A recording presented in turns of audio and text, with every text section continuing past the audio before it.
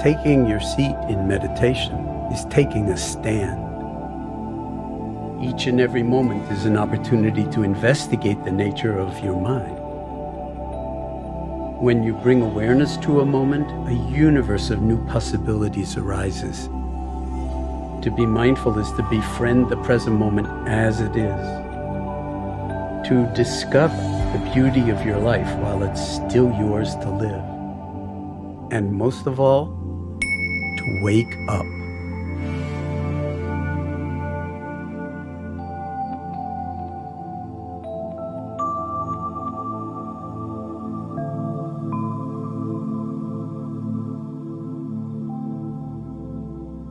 I realize that it's very important, since you've enrolled in this course, that in some sense you have a framework for understanding why, at least I think, mindfulness is important to cultivate in one's life. And over the past 40 plus years of offering mindfulness-based stress reduction and all sorts of other mindfulness-based programs, we've learned a lot about how the mind-body connection can actually influence well-being and healing. And now it's spread to medical centers and clinics virtually around the world, pretty much every continent. And it's very gratifying to see mindfulness spreading in the world where people's lives actually light up. I've worked with thousands of medical patients over the years, and they always say basically the same thing. My meditation practice gave me back my life.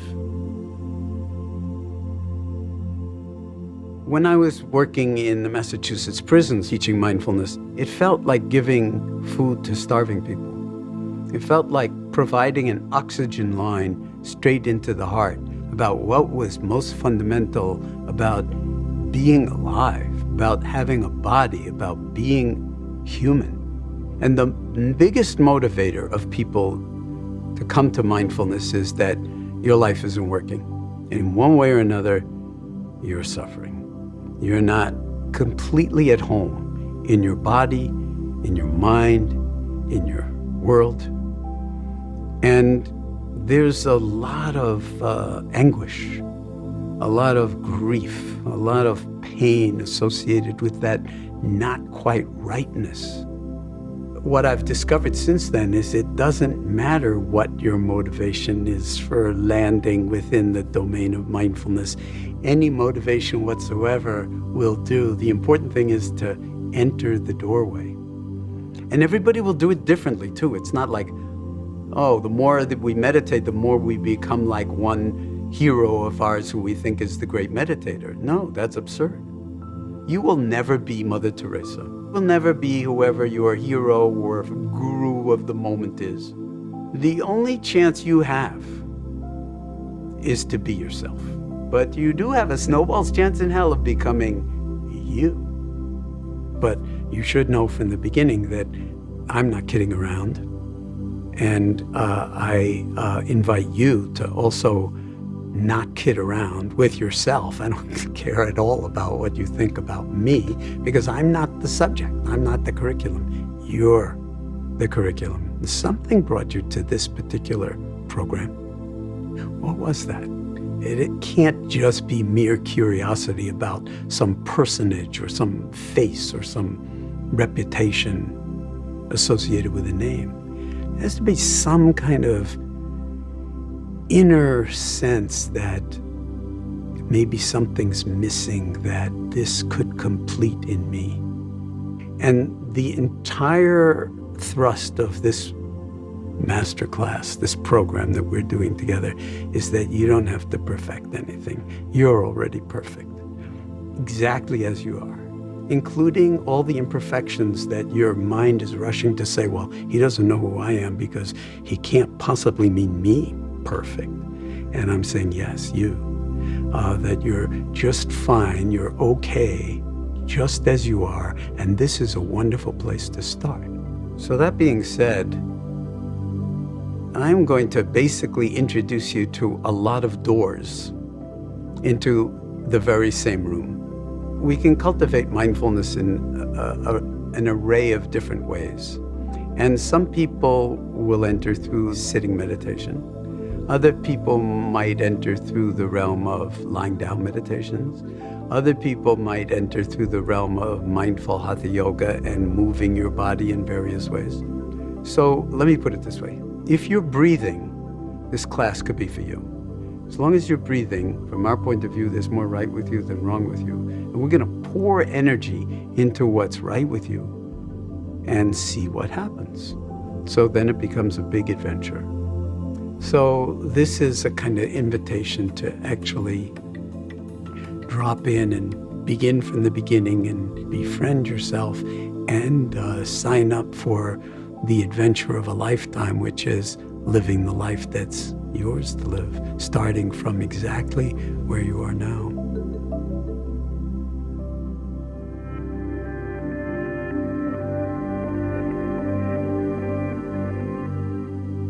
What mindfulness is has been in dispute for thousands of years. Different traditions speak about it in slightly different ways.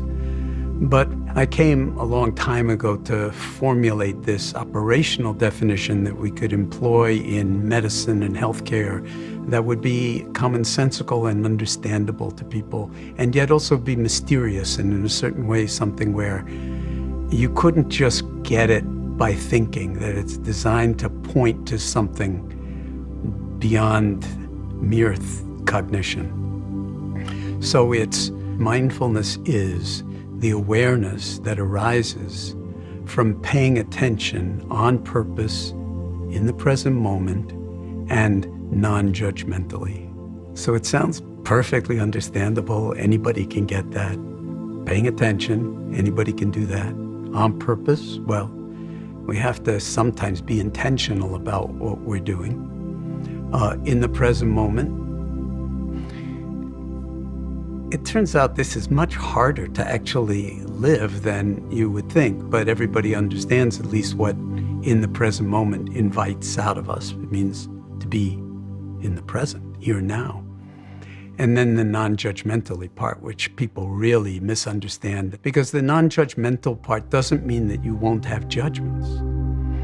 The non-judgmental part means that you'll, in some sense, become aware of how unbelievably judgmental we all are. And we've got ideas and opinions about virtually everything, likes and dislikes.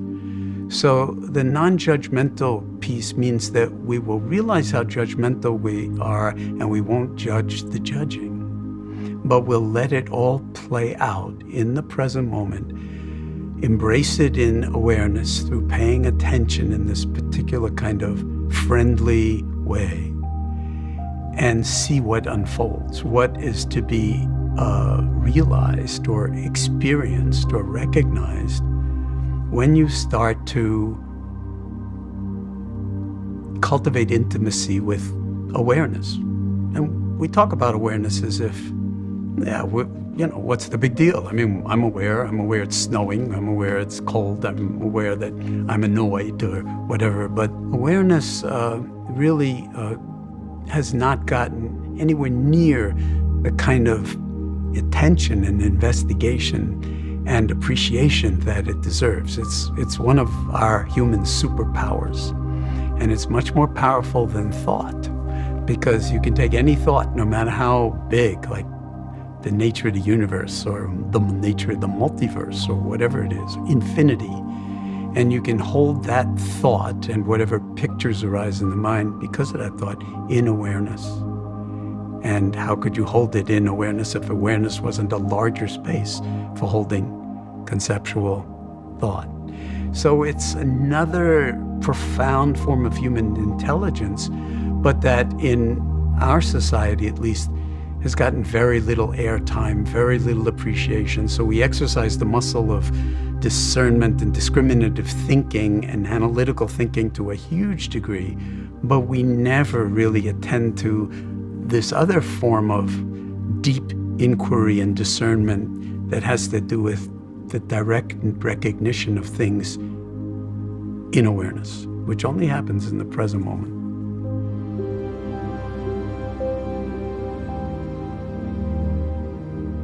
There are a lot of misconceptions and preconceptions about meditation and about mindfulness.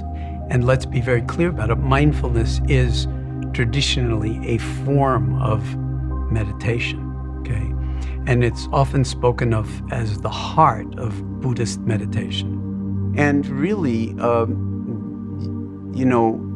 word Buddhism to describe this was coined by Westerners. The Buddhists, the people who've been doing it for all those thousands of years, they did not actually call themselves Buddhists. But I think what happened was various kinds of scholars of one kind from Europe wound up in Asia, and they saw all these Buddha statues, and they just made a one-to-one correspondence with Christ in churches. And they thought, well, they're worshiping this divinity, not understanding that actually there is no divinity technically speaking, in Buddhism. It's about wakefulness. But what the Buddhists are pointing to is something that's not Buddhist. I mean, that's like saying that the law of gravity is only, Italian. It only operates in Italy, for instance, because of Galileo. But no, the law of gravity is universal. And attention and awareness are universal. Compassion and kindness are universal. So why sequester them in particular locations and say, no, we are the people that do this and you are, heathen in one way or another. So that's part of the universalization of mindfulness. To call that appropriation would be, I think, really a misnomer. What it is sort of really a profound honoring of what's come before and attempts, just like in science, to build on the shoulders of giants. And that's basically what we're doing. And it just turns out that everybody's a giant. The practice is inviting us to recognize just how big and beautiful and whole, W-H-O-L-E, we really are.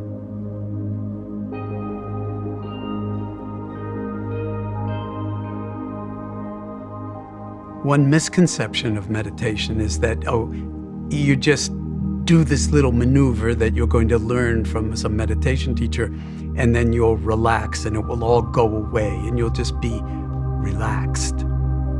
And you'll be in the meditative state. Very desirable. So let's get it straight right off the bat. There is no the meditative state, okay? And I don't like to use the word state at all associated with meditation, because as soon as you do, whether it's in neuroscience or whether it's in common parlance, then if there's a mindful state, then hey, let's get it on, let's get there. And you see already we're not okay the way we are, and we have to get to some special state, and then we'll be okay. Who says it's special? Then you have to take that on faith. Then all of a sudden, like, you are in a space where you don't even know what you're doing, but you've idealized some special way to being that would be a big improvement on you, and that's what you're going to invest in? No. We're going to be doing the exact opposite. We're going to explore how it is in this moment. The cliche is we're called human beings, but if you were to actually follow us around for a day, it would be more accurate probably to call us human doings. But the being element of being human, or a human being, is incredibly important, and it requires inhabiting that space of being. And that means non-doing for a bit. It's not about some special state, relaxation of mind or body or anything like that. Sometimes you may feel unbelievably relaxed and at home in your body, and it will feel very, very special. And it is very, very special. But it's just one of a number of different configurations of the body and the mind in this gigantic space of awareness. And even the E word, enlightenment, that people have, heard, like meditation and mindfulness are about getting to enlightenment, some, again, special state that you idealize and then strive for. It's the exact opposite of what any kind of real liberative unfolding would involve.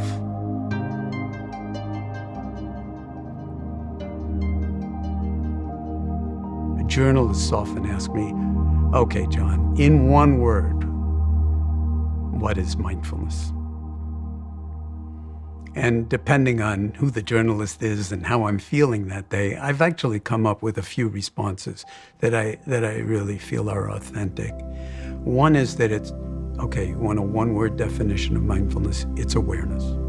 On other days, I might say, instead of that, I might say, mindfulness in one word is relationality.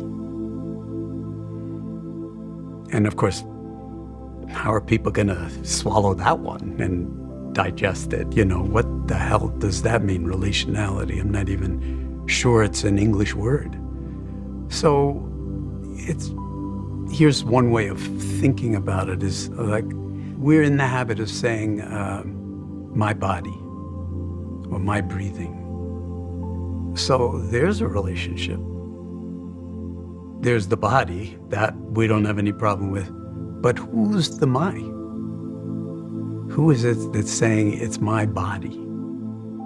And this is where the personal pronouns come in, and they're very, very interesting to start to become mindful of, and how often we generate I, me, and mine, and then contract around those personal pronouns and self-identify in small ways, not with the body, although we do that all the time too. My body's not, and then fill in the blank. Young enough, old enough, big enough, small enough, radiant enough, luminous enough. We have a lot of problems with the body, and if you want to substitute face or you want to it doesn't matter. And in a very real way, mindfulness could be thought of as a laboratory in which we get to investigate over a limited period of time whether, in fact, it is possible to get a handle on who you actually are in a way that would promote ongoing learning. And whenever we're really learning, I mean, hopefully learning doesn't end with formal education.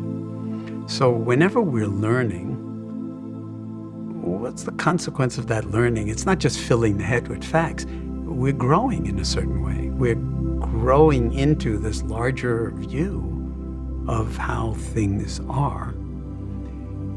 And out of that growing, especially if you're dealing with stress, pain, or illness, or some kind of major challenge in the moment that could be chronic and long-standing, then when you start to learn about yourself through the practice of mindfulness and you start to grow, then you can begin to see that you can change how you are in relationship to whatever the chief complaint is, or the problem, or your pain, or your particular form of suffering.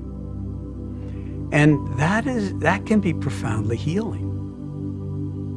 And my working definition of healing is really important because most people think that healing is the same as curing.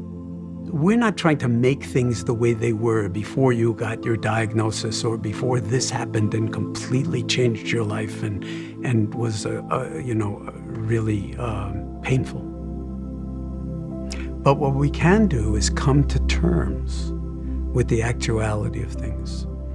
We can come to terms with things as they are by embracing them in moment-to-moment awareness. And then we see how turbulent our emotions are, what kinds of narratives are still running in the head about the injustice of it or whatever it is, how much the suffering is actually driven by the grief, the loss, the constant rumination about what happened and the narratives we build around it. And when you can hold all that in awareness without trying to make any of it go away or fix it, but you just see this as an unfolding, then what happens is you're actually coming to terms with the actuality of the way it is. And then out of this coming to terms with things as they are, something shifts. You remember that you're much bigger than the stories you tell yourself about who you are. which are very often diminishing stories. They're very often straitjacketing stories.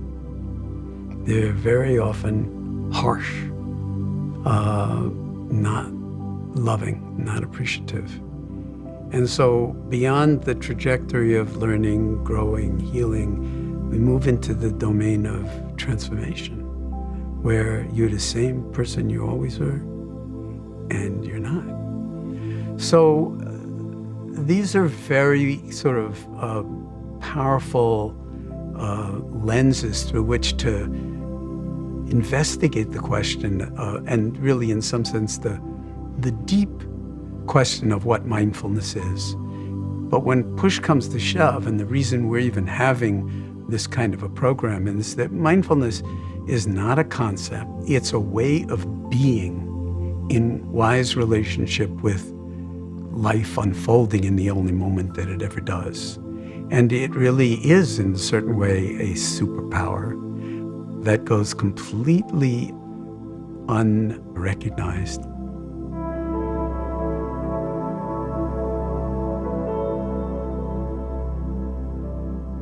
When you set about bringing mindfulness in some kind of disciplined way into your life as a love affair with the unfolding of life itself, and an experiment in making sure that you're not missing your moments or driving through your moments to get to better moments, or constantly caught up in reactivity, it's helpful to keep certain elements in mind. So these factors that are sometimes called attitudinal factors, they really set the stage for taking your seat or taking a stand in the present moment. So they, in some sense, really round out the practice and are essential to the practice. They're not things that you force on yourself, but rather that you just keep in mind, so to speak. Or maybe it would be even more appropriate to say, keep in heart.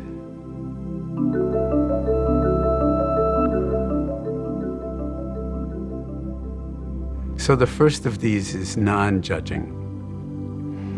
And as I've said, non-judging does not mean that you won't be judging. It means that in some sense you'll become really mindful of how judging you and I and all of us are constantly. And we won't judge that judging. But the awareness of the judging and the intention to not be caught by it is in itself a kind of beautiful and very gentle practice of,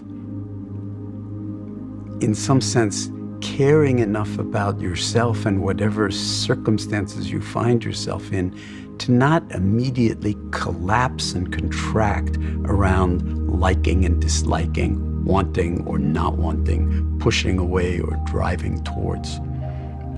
Because really, we're prisoners of our own judgments when it comes down to it, because it reduces our possibilities for responding to challenging situations instead of reacting mindlessly, more or less, habitually, every time certain things come up and we contract into a view that may not be the whole story, the whole view. So this is actually the heart of meditative practice. And this is a fundamental, I don't even want to call it a skill, because then it just sounds too pedestrian or mundane. It's an adventure. It's part of the adventure of seeing that we don't have to be imprisoned by our own likes and dislikes. And in fact, that we can liberate ourselves from our unconscious attachment to our likes and dislikes and our wants and our fears. And this then just seamlessly integrates, as do all these other factors, and many more besides, into the practice itself.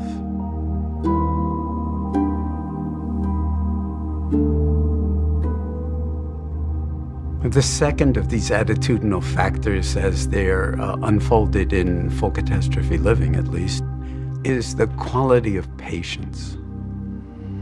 And the beauty of keeping patience even as a possibility in mind, not some kind of ideal, but just the possibility in mind, is that we immediately become aware of how impatient we are and how at times we want to get to an end result, and we'll drive through whatever is between us and that end result. And so we kind of forcing ourselves to get out of the present moment because we're anticipating some better present moment in the future. And this is, in some sense, unwise and creates damage sometimes because other people have to live with your impatience, and it has an aggressive element to it sometimes. The victims, let's say, of our impatience are often the people that we live with and love the most, or people that we work with, and might actually feel that a steady diet of my impatience is in some sense really disregarding, if not abusive. So impatience isn't just something that you benefit from recognizing and then cultivating patience in yourself, but other people around you will benefit from it enormously as well. Now, it doesn't mean you have to be satisfied with things as they are. Of course, we all want change in a direction that's truly transformational, beneficial, and healing. But as the old Zen sayings goes, you can't push the river.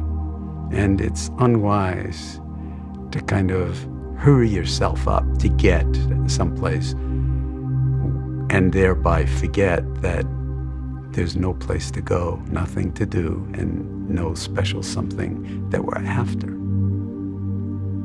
So patience as a quality that we could cultivate is even more important now as we move deeper and deeper into the digital world and our seductions and addictions around our devices. And so we have become a kind of click-attached society where everything that's presented to us on our phones or on our laptops is often what's described as clickbait. It's out there hunting for you, looking for you to want something. That kind of clickbait and likes on Facebook and things like that actually trigger neuronal connections in the brain that stimulate the release of dopamine, which is generates a very, very satisfying feeling for one instant, that you get this dopamine hit of satisfaction because somebody gave me a thumbs up on Facebook, a like on Facebook, and I said something and someone else liked it. And that lasts a fraction of a second, that feeling of satisfaction. And then guess what? We want more. Only one person like that, and we start to sort of survey the landscape, and then we get seriously not only impatient, but it's an element of actually addiction that we may not be aware of. So patience actually cultivates a certain kind of immunity to this kind of thing because you recognize the impulse to actually want to get something else, and you can slow yourself down. So throughout the course of the day, mindfulness of how impatient we are actually helps us to cultivate its opposite. So you're not trying to force yourself to be patient under certain circumstances, but more we're willing to look at those moments where we really get caught and we really fall into our own kind of constantly accelerating intention to get some result that then leads to the next result, the next result, and the next result, and we're never actually satisfied. This will all become extremely important in sitting, because the interesting thing about sitting meditation or any other form of meditation is that you actually bring your mind with you. And so you sit down with every intention to be like a calm, happy, sort of deeply insightful person. And then this stuff starts to happen, almost as if you have your phone in there with you, in your brain. And it's one thing after another. And you can get seduced by that, as we've been seeing.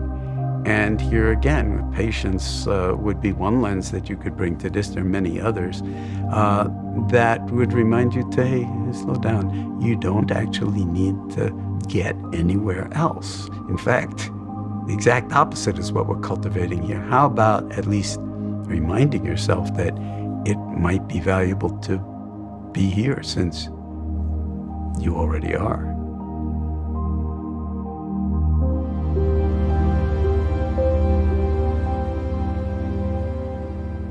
Another factor, attitudinal factor in mindfulness is what Suzuki Roshi, this wonderful Japanese Zen master, one of the major people responsible for bringing the Chan Zen tradition to America,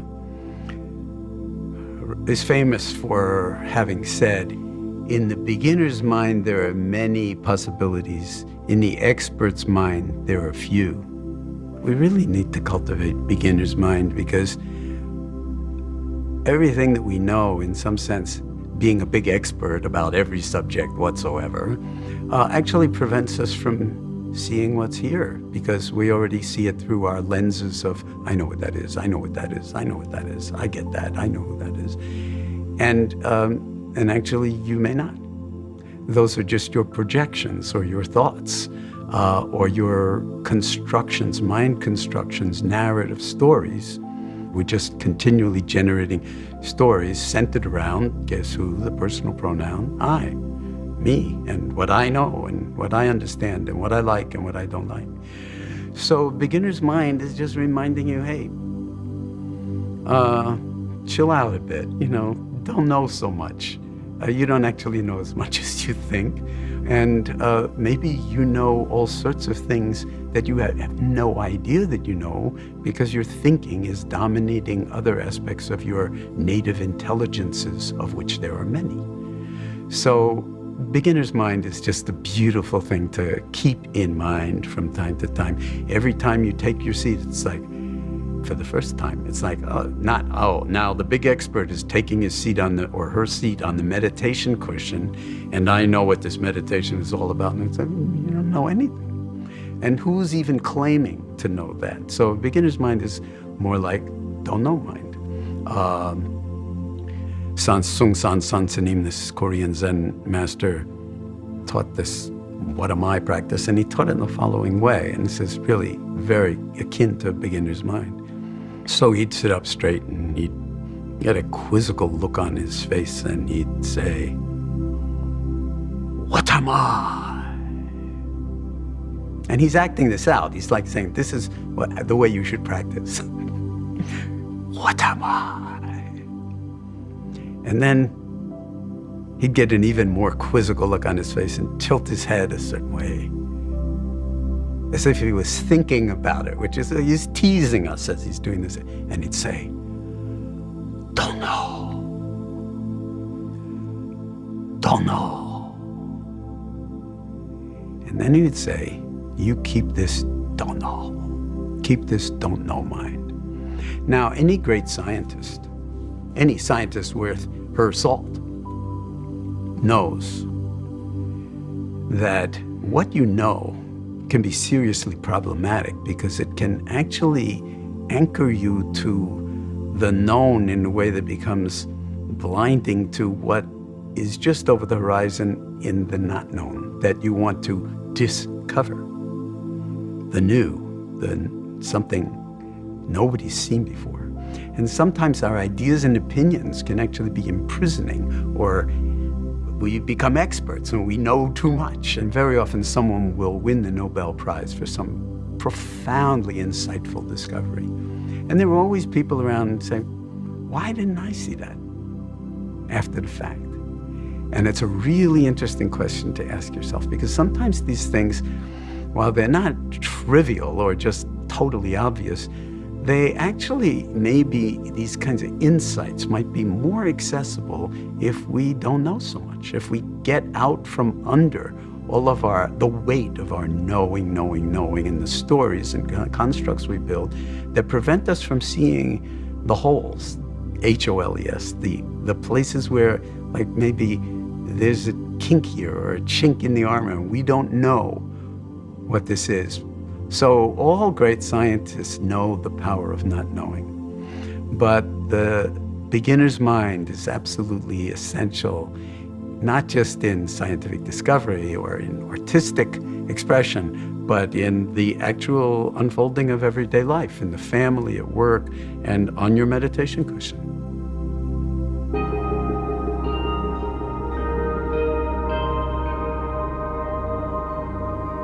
Another of these attitudinal foundations is trust. Trust in what? Well, how about trust in your own trustworthiness? Trust in your intention to live the life that's yours to live, to be 100% authentic as best you can. And trust is a capacity that we all have to actually be at home and allow this moment to be as it is, and to have it be trustworthy, even if it's scary. And so that doesn't mean that you're going to sort of naively walk into very harmful situations because you're so trusting. I mean, you have to be aware of when it's time not to be trusting, okay, and trust that. So to bring trust into the equation is to kind of really remind ourselves that, well, there's a lot that we can actually trust. Like we can trust that, you know, our breath is moving in the body. That's, for now, trustworthy. That our feet will carry us. That our heart will continue to beat through the night. That our eyes actually function. All these things we never think about at all, but they actually can remind us of how much is going on in any particular moment that's really reliable, that's really trustworthy. And the most important element of this is whether your heart is trustworthy. And the only way I know for your heart to be trustworthy, for my heart to be trustworthy, is to trust myself, to trust that it could be, if I'm paying attention to all the ways that I might betray my own trust or other people's trust. So you can see that mindfulness will function on a lot of different levels here, so that these are not kind of cliches that we talk about, like how important it is to be trusting or trustworthy, but they're really sources of deep embodied insight about how to be in wise relationship with experience unfolding inwardly and outwardly. And that, of course, is the practice of mindfulness, what mindfulness is all about.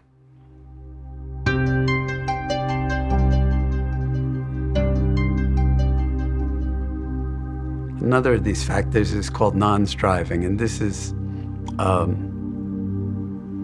certainly one that on its face can sound really anti-American, anti-go-getter, anti-get the result, because non-striving really hinges around recognizing this deep non-dual insight about reality, and that is that fundamentally in the unfolding of our moments, and in the meditation practice as well, which is a reflection of the unfolding of all our moments, that there is no place to go, nothing to do, and nothing to attain.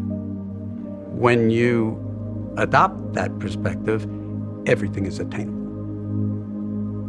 instantly. So there's plenty of paradox here, and that paradox is actually like a vortex of potential insight, of realization, of embodied clarity. But it can't translate into thought. And thinking will never bring it to the fore. So non-striving is really deeply related to trust, that it's really a reminder that you can probably get more work done. I've had this experience many times.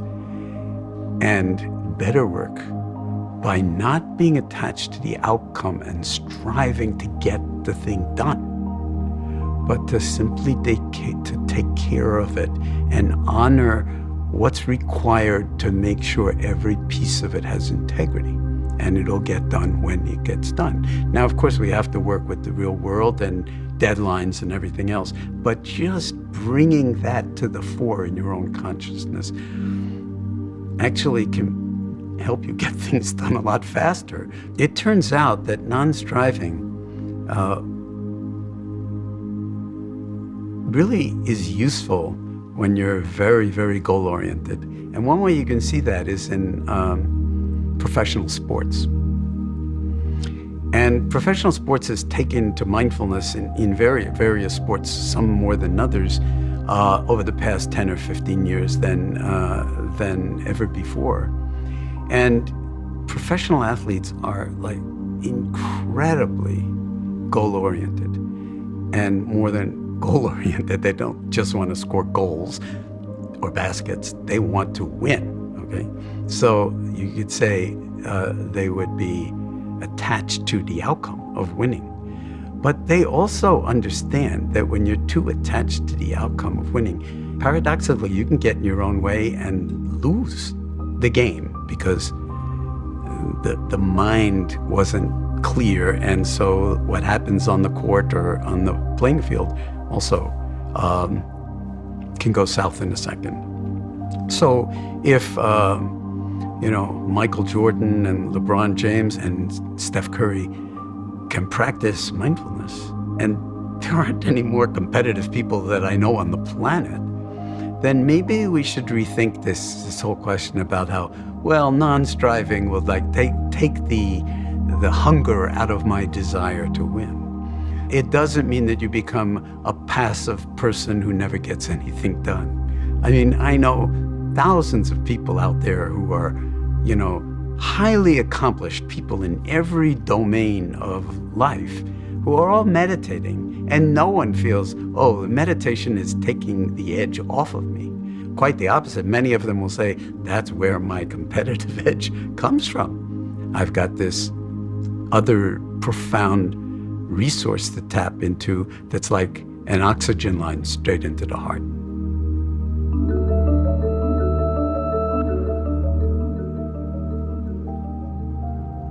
So acceptance is another one of these attitudinal factors. So let's think about acceptance for a moment. So acceptance really means seeing the actuality of things and recognizing and accepting that they're like this. Acceptance doesn't mean you can't work to change them. If I'm just going to accept, being a witness to murder or social injustice of any kind. Acceptance doesn't mean, it's not my business, not me, not my family.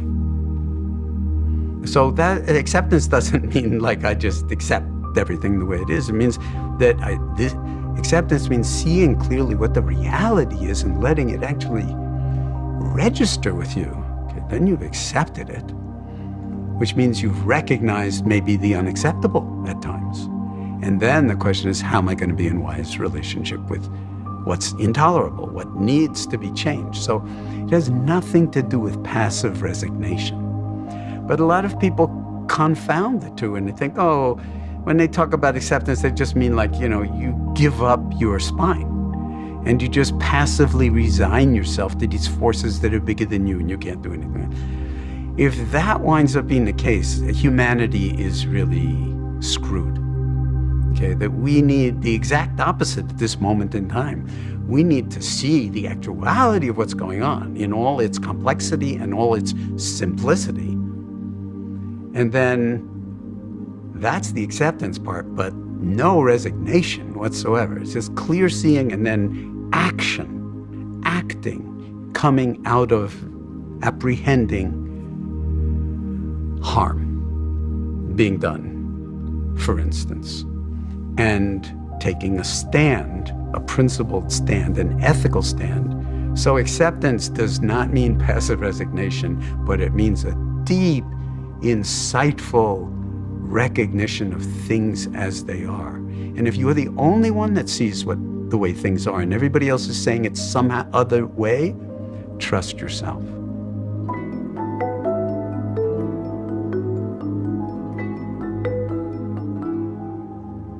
So sometimes I use the terminology of formal meditation practice and informal meditation practice.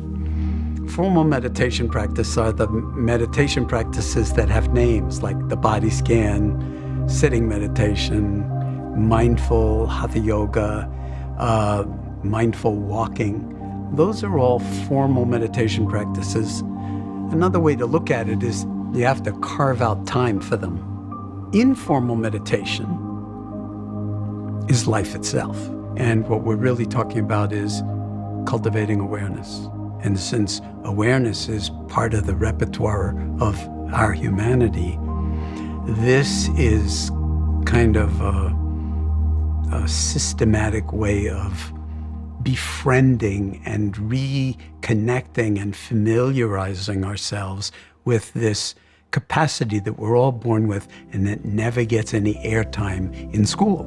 Again, I'm not saying that we need to cultivate awareness. We already are aware, so we don't have to exercise the muscle of awareness. It's a gift, and we have it. What we need to do is cultivate access to that awareness because it's so easily eclipsed by thinking. Because that's what we learn in school, is how to be really, really good thinkers. So awareness is like an incredibly powerful human faculty.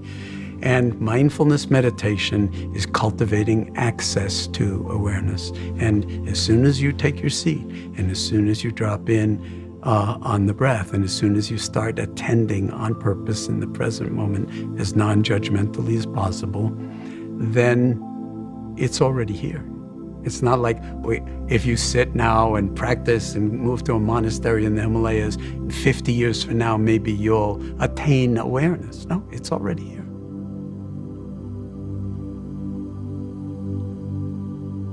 And so, there's a way in which meditation really is not what you think.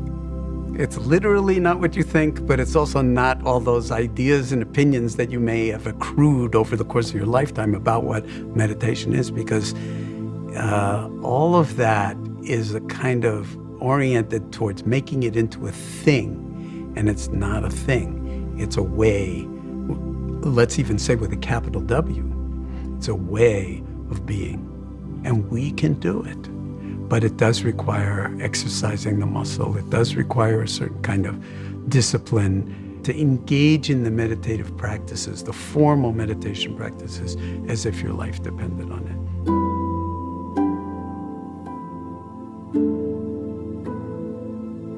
it. There are people who will say, well,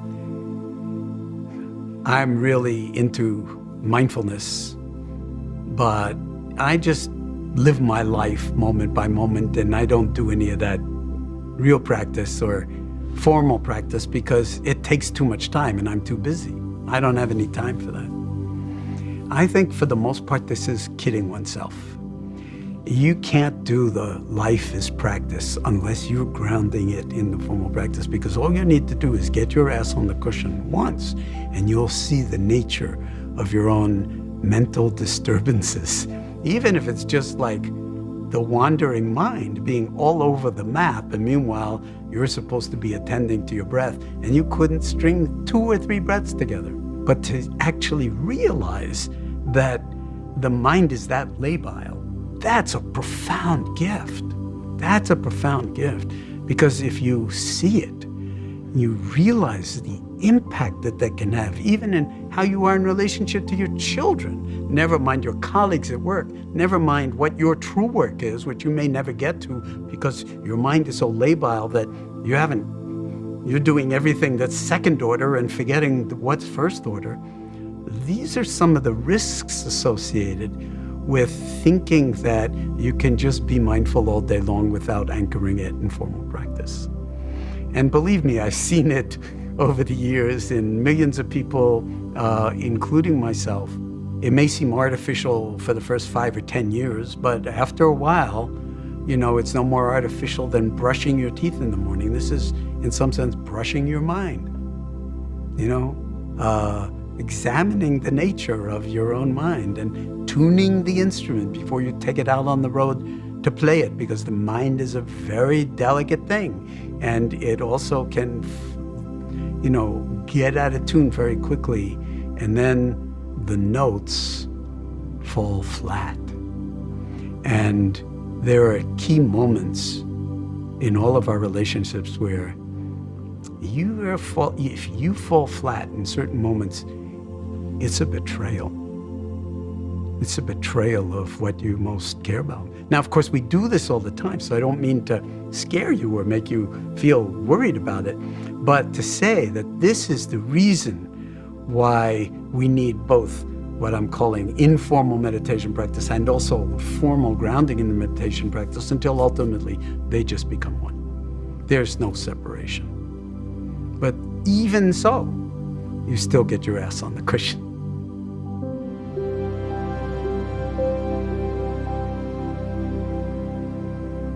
Ultimately, there's no separation between, this meditation and playing with your children, or preparing dinner, or cleaning the house, or going to work, or it's all, life unfolding, and we can bring awareness to all of it. So if you start to pay attention to how your day unfolds, I know it's certainly true for me, it's very easy to fall into trying to get everything done, or everything checked off the to-do list, for instance.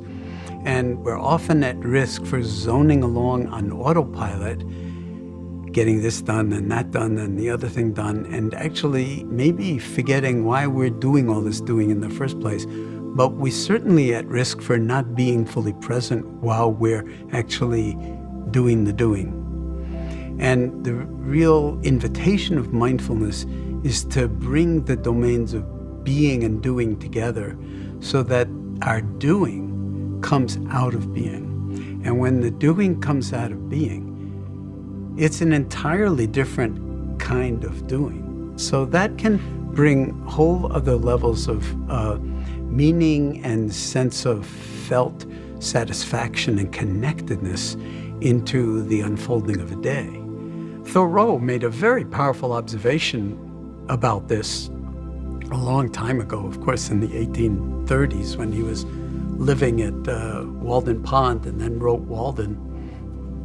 And he said, because he went off to live there, and explained it by saying, "I went to the woods because I wished to live deliberately, to front," which means confront, to front only the essential facts of life and see if I could not learn what they had to teach, and not, when I came to die, discover that I hadn't lived. And if you're just getting things done, the risk is that at the end of the day, you won't have been there for any of it, because you'll have been blasting through your moments to get to the end, or to the next something and the next something and the next something. And that's where his observation that if you're not careful, you'll live your life, and then at the moment that you die, you'll actually realize, whoops, I got the whole agenda wrong, and I missed everything important, and then dead. Be fully awake to what's unfolding now. Whether it's pleasant, unpleasant, or neutral doesn't matter. So it's like, well, I don't mind being awake for the good stuff, but why do I want to be mindful of the bad stuff? Well, because when you are fully present with that, then your relationship to it inevitably will change, and the levels of suffering that arise from the quote-unquote bad stuff is something that you have enormous control over, even if you don't have any control over the bad stuff and what unfolds. Again, it's the same old. How you are in relationship to it makes all the difference. And there you have a very large numbers of degrees of freedom for how to be in wise relationship with the unwanted.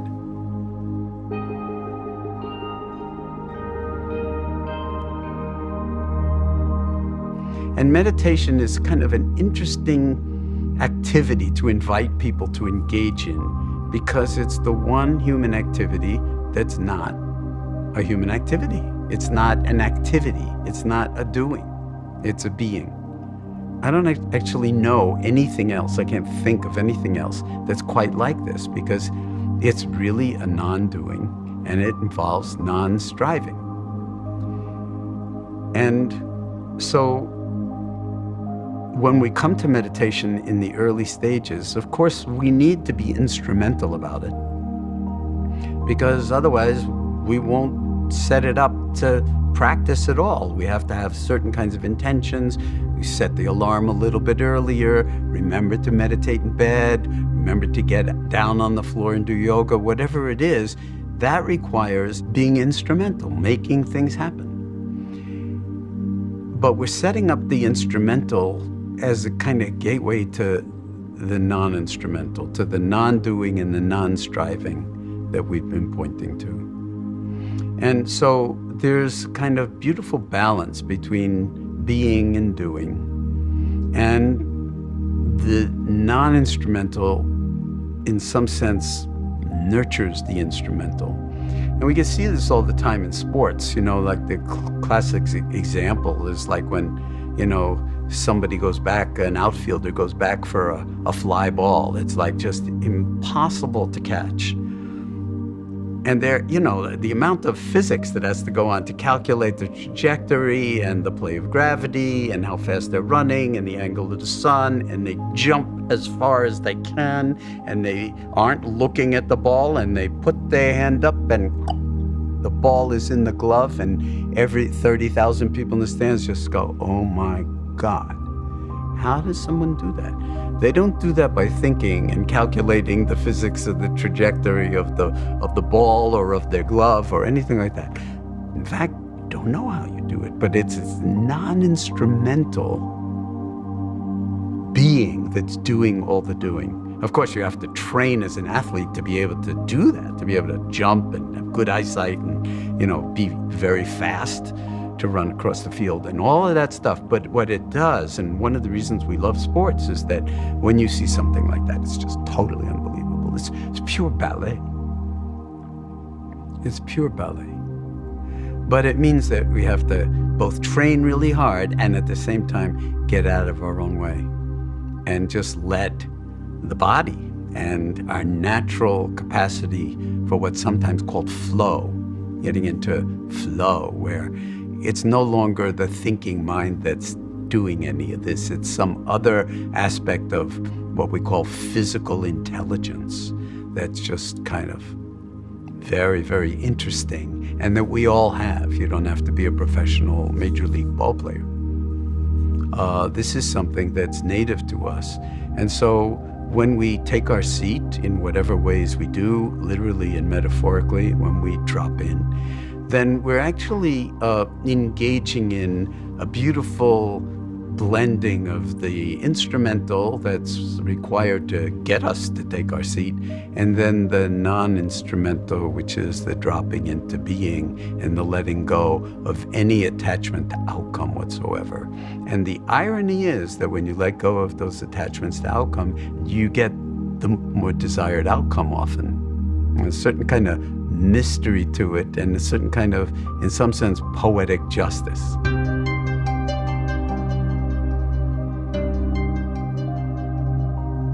Well, the thought may be arising in your mind of like, my God, what a giant commitment this must be. I don't have the time to commit to something this grandiose, so to speak. And that's a very valid thought. Here's another thought to, in some sense, parry it. You got nothing but time. The whole question is, how are you going to use the time that you have? The stakes are actually extremely high. They're so high that it's important not to take this whole thing too seriously. So I like to say that this is way too serious to take too seriously. And so we have to approach it with a sense of humor. It's too serious to take seriously. And I'm serious about that.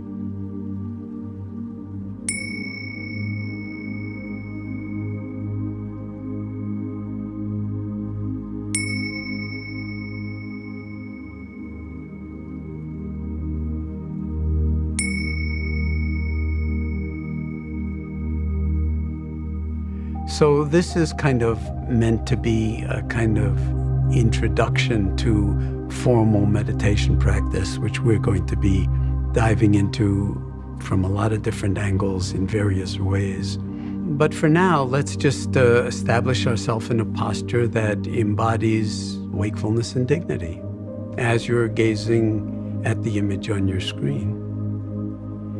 And the invitation is to kind of just drop in, feeling your body. If you care to, you can bring awareness to a sense of the carriage of the body, how the body is sitting in space on the chair, how the spine comes out of the pelvis, how the shoulders are on the rib cage, how the head and neck are positioned. There's no one right way to do it, and it's not about sort of ramrod stiff or anything like that, but to simply drop into the body as a whole, sitting, and guess what? Breathing.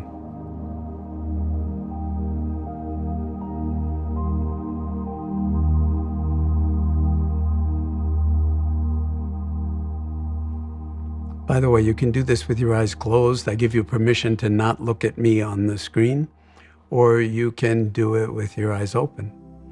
The important thing to remember, although I've used the verb doing, is that it's not a doing.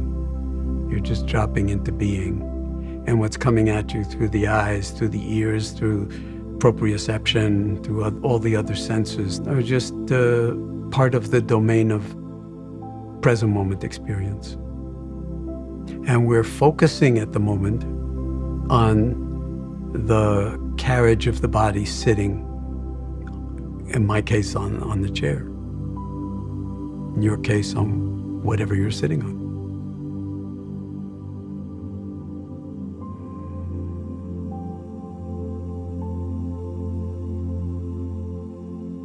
And let's just drop into one element of the experiencing of the body sitting here, and that is that it's breathing.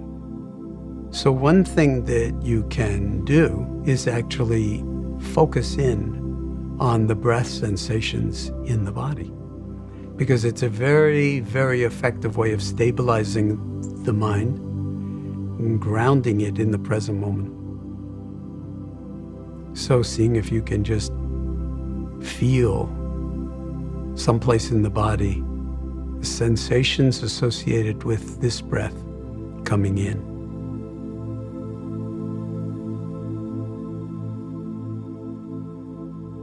And then this breath leaving the body. And then this breath coming in. And then this breath leaving. Now, we're not trying to push or pull the breath. We're simply being breathed, so to speak, letting it simply flow in and out of its own accord.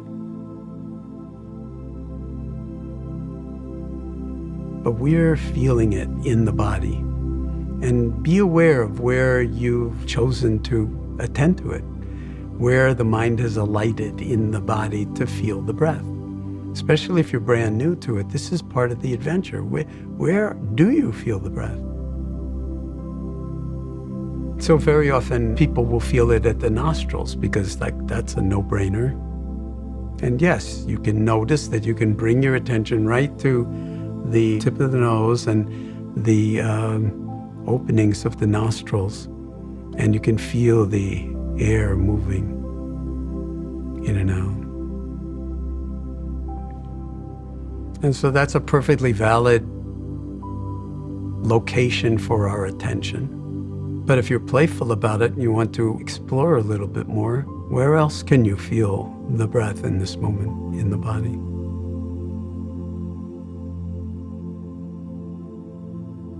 As I do it,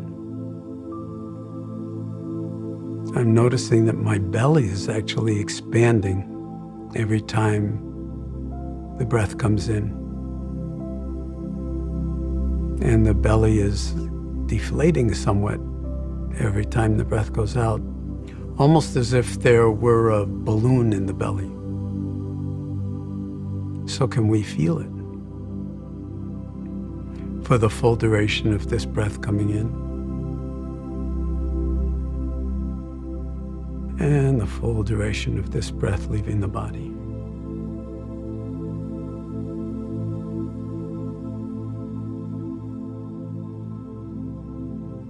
Another place you might feel the breath would be in the chest. So there are sensations associated with the breath in all of these areas of the body. And you should feel comfortable with finding the place that feels most right for you, and then zeroing in there and staying there. So it's good not to flit around too much, although that's fine too, ultimately. But let me just suggest, if you care to play with it, that for now, in part because it's the farthest away you can get from the head, where all this thinking seems to be located, that we drop down into the belly and see if you can feel whatever's going on here as we sit. So we're basically riding on the waves of the breath as it comes into the body and as it leaves the body with full attention.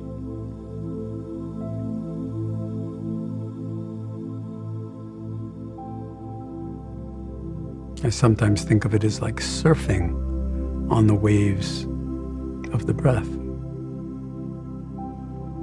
And there's the in-breath. And then there's the moment when the in-breath stops and the out-breath hasn't begun yet. So we note that, feel that, and then we ride the wave of the exhalation. And then at the bottom, there's another moment where the breath is all the way out, but the in-breath hasn't come in yet. And so we just rest in awareness of the entire cycle of breath moving in the body, moment by moment by moment as we sit here.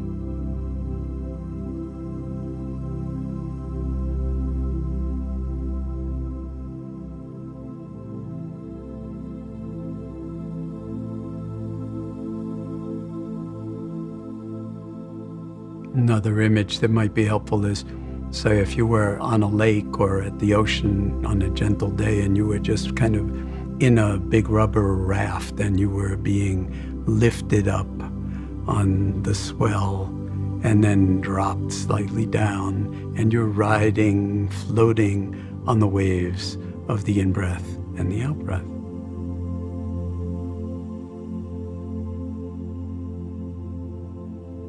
But any kind of an image is just meant to be a kind of glide path into the actual experiencing of the sensations in the body, of the breath coming in and moving out, moment by moment by moment, and breath by breath by breath.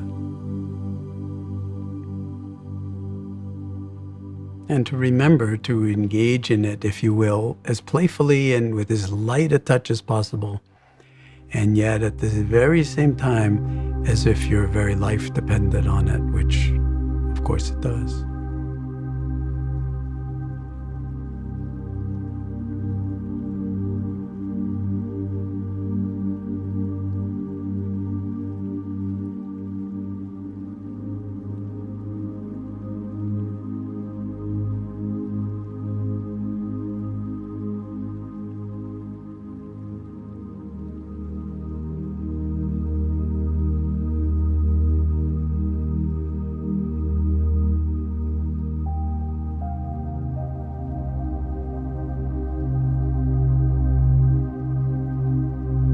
Now, it won't take all that long for you to realize that your mind has a life of its own. And even if you've given it this assignment to stay on the breath and ride with the in-breath and the out-breath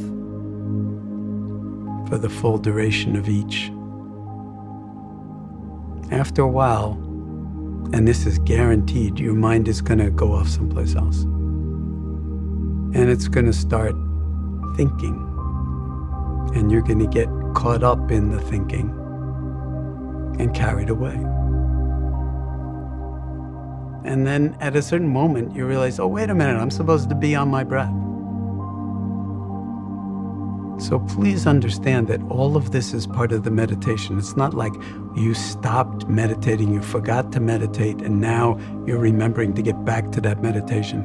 It's all part of the curriculum, because this is the nature of the mind that is revealing it to yourself, that it's not necessarily going to stay on one object because it's not used to doing that. It's in the habit of generating stories, narratives, falling into planning or worrying, thinking about the future, falling into remembering this or that and who did what to whom or why, and then completely caught up in narrative storylines about the past. And the breath in the belly that we were so intent on feeling with each in-breath and each out-breath, long gone. And at a certain moment, you'll recognize this. That recognition is also mindfulness. It's awareness that the mind has a life of its own and that it's kind of wandered off into the future or the past or thinking of one kind or another. So here's another instruction to include in your repertoire of practice instructions. When you notice that your mind is not on the breath, your chosen object of attention for the moment, notice what's on your mind. That's as valid an object of attention as your breath sensations in the body. So what is on your mind in the moment that you realize that you weren't on your breath? And then seeing, and this is very challenging at first, if you can just note what it is that's on your mind and then come back to where the breath is in the body in this moment, whether it's an in-breath or an out-breath, and here you are back again, riding on the waves of your breath at the belly or at the nostrils or in the chest or in the whole body or wherever you're feeling most congenial about attending to the breath sensations.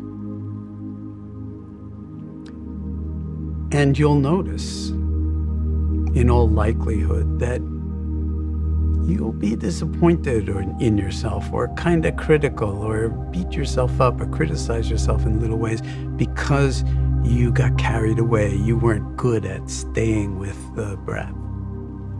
So please, this is a very, very important instruction. Not to judge yourself or condemn yourself in any way, shape, or form because your mind wandered off the chosen object of attention. That's what minds do. This is a discovery. This is a really good thing. You're discovering that your mind is all over the place because this is not going to be either the first time or the last time that this will happen. This is going to happen endlessly. It's part of the practice. So the instruction then becomes, as you sit and ride on the waves of your breathing in the belly or wherever the sensations are most vivid for you in the body, moment by moment by moment, and breath by breath by breath, noticing every time the mind gets lost.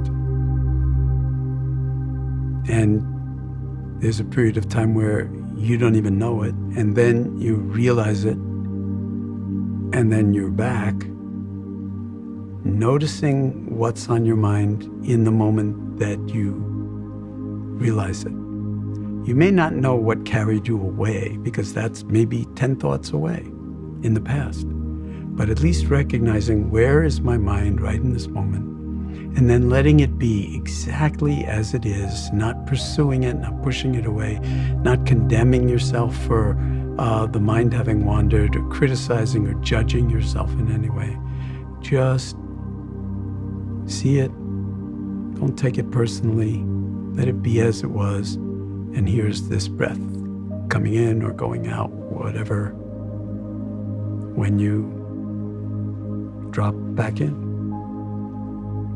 And if the mind wanders 100 times in the space of 5 minutes or 10 minutes, every time you ask yourself, you invite yourself to simply see what's on your mind in that moment and come back without pushing anything away or condemning anything, or without pursuing what was on your mind, because it's so much more interesting and enticing than your breath sensations.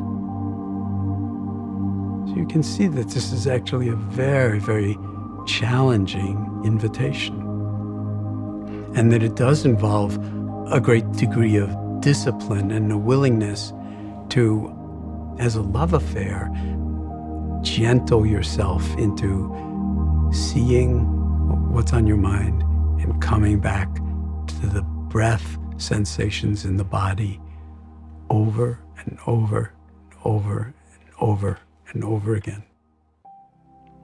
Every time being the first time, because we're taking up residence in this only moment we call now, and learning how to inhabit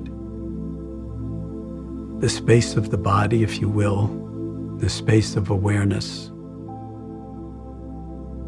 until they're not two, no separation. Embodied awareness. You simply dropping in on this moment as it is, and resting here, moment by moment by moment, with things exactly as they are, inwardly, in the mind, in the body, and outwardly in the world. Sounds, whatever kinds of activities may be going on in the environment. And you're at home.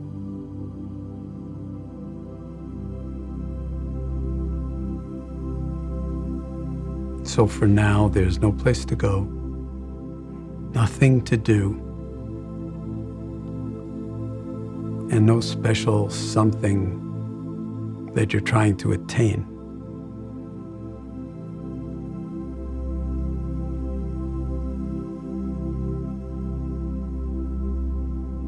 Just this.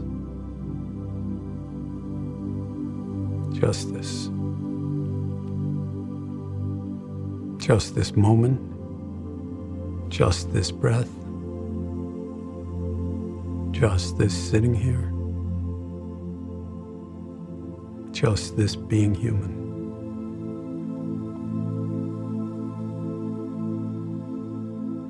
Just this. Just this.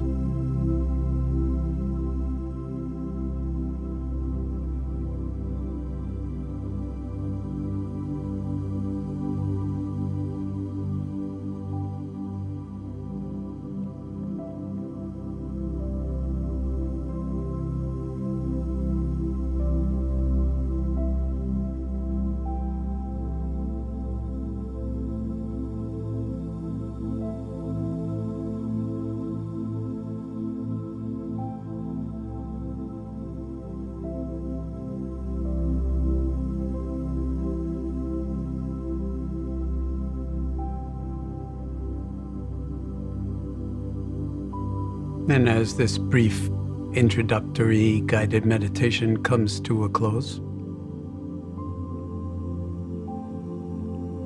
If your eyes have been closed, then slowly inviting them to open. Staying in touch with the body, breathing. Maybe shifting your posture a little bit.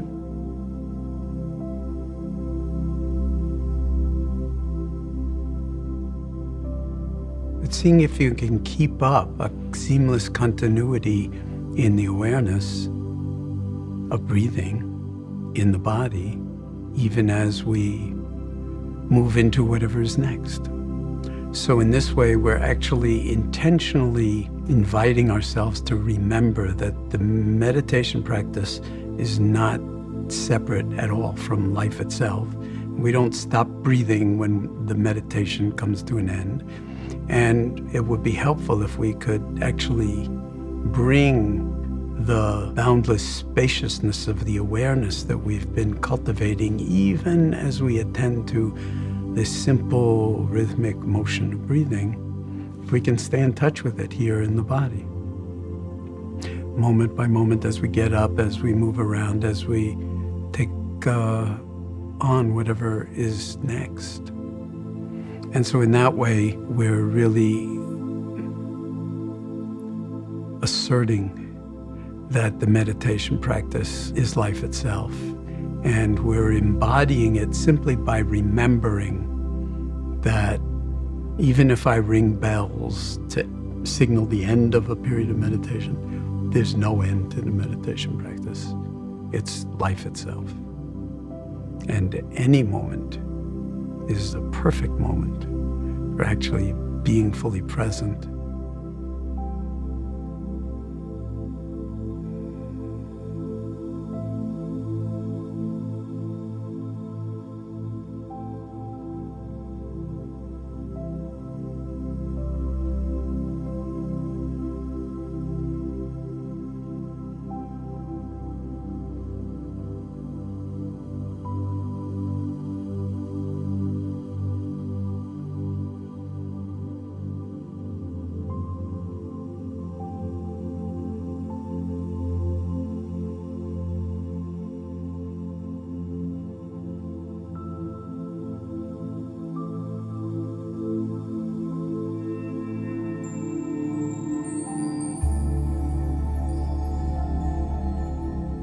Among the misconceptions about meditation is one where, like, if you're meditating, your mind will be blank or will be clear, that you'll make your mind blank, which is, of course, ridiculous. First of all, you can't make your mind blank. And if you try, you're just going to wind up with a gigantic headache. And second of all, I mean, it would not be desirable, because a blank mind, what is that? There's no awareness whatsoever. But when we're sitting, for instance, and we're attending to experience, especially in the early stages when you haven't practiced a lot with mindfulness of thinking, your thinking can seem like an obstacle. Damn, I'd be a great mindfulness practitioner if it weren't for the fact that these thoughts just won't leave me alone. They're just like buzzing around me like, flies, like mosquitoes. Sometimes a classical analogy is that the mind is a lot like a large body of water, like the ocean. And depending on atmospheric conditions, it can be totally calm. And we've all had moments, at least glimpses, where we were so calm that it felt really, really, really special. And we can even remember those very few moments in our lives when we felt so calm. And then the mind starts going and becomes sometimes seriously oppressive, and we want to be freed from it, liberated from this oppressive mind. And the idea is like, if only I could learn to meditate and just shut off my mind, then everything would be great. Make my mind go blank. Well, that's tantamount to taking a body of water like the Atlantic Ocean or Pacific Ocean or whatever it is, and expecting that it should always be flat. Yes, when atmospheric conditions are just right, as sailors know, you could be calmed for days, that there's no wind and the water is like glass. That same ocean, the next day, can have waves 100 feet high, enormously turbulent. It's just like that with the surface of the mind. The thoughts are the waves. They're turbulent and they're driven by emotions. So depending on circumstances and how caught up you are in the emotional valence of whatever you're thinking about or the circumstances you're in, it can be really tumultuous and really stressful and really disorienting. But we all know this too. If you drop down under the surface of the ocean, 20 or 30 meters, even in the midst of hurricane force waves and winds, gentle undulation, just total calm. It's the same with the mind, that the more you learn to drop in, even though things are agitated up here and caught up and so forth, when you drop into awareness itself, that agitation is already in a much, much bigger space, almost as if to reverse the direction, instead of going down where there's nothing but stillness. If you go up 30 or 40,000 feet in an airplane, those waves look like just little ripples in the mind. Well, that's what the meditation practice can offer, is a new way to be in relationship with the waving of the mind, so that one, we don't get caught up in it. Two, we don't take it personally, because the content is really very often extremely emotional and turbulent and challenging. But then we can find the calmness right here, right now, stabilize that calmness by exercising the muscle and practicing. We get better and better at actually dropping into stillness. And then not trying to fix or make it all go away, but to just let it do its thing.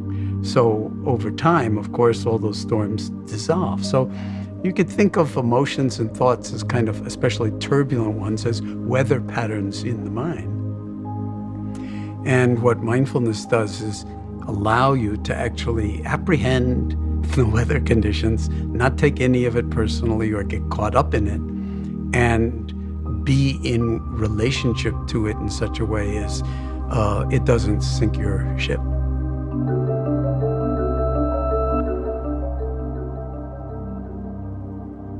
If you recall, my working definition or operational definition of mindfulness, it's the awareness that arises from paying attention on purpose in the present moment and non-judgmentally.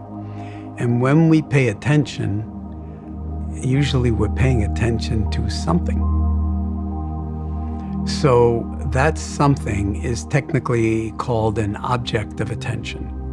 So for instance, the breath sensations in the body could be thought of as a kind of object or range of objects of attention, because it's always changing. Hearing, if we're practicing attending through the ears to hearing, then sounds would be the object of attention. We could make thoughts the object of attention. Any kind of body sensation, not just breath sensations, but any sensations in the body, pleasant, unpleasant, or neutral, objects of attention. Maybe we can do it right now. Let's just sit for a few moments, establish yourself once again in a posture that embodies wakefulness and dignity. This won't take very long. Tune into the breath moving in the body and a sense of the body as a whole, sitting here breathing. And with no agenda other than to be awake. So we're not trying to get anywhere. We're just inviting ourselves to be where we already are.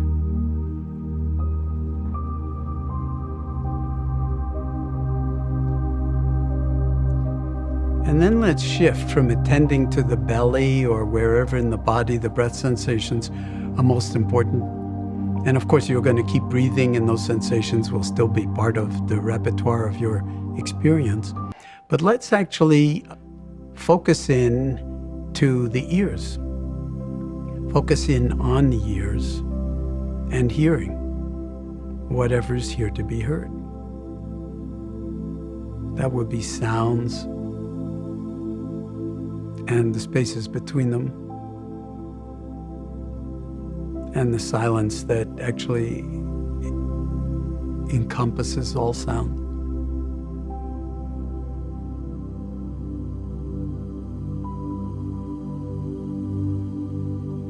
And noticing if a sound arises, how quickly the mind is going to label it, where it comes from, what the source is, whether you like it or don't like it. So let's see if we can write ourselves a little restraining order on that score, not that we're forcing anything, but to simply hear what's here to be heard. And not adorning it with our usual kind of overlay.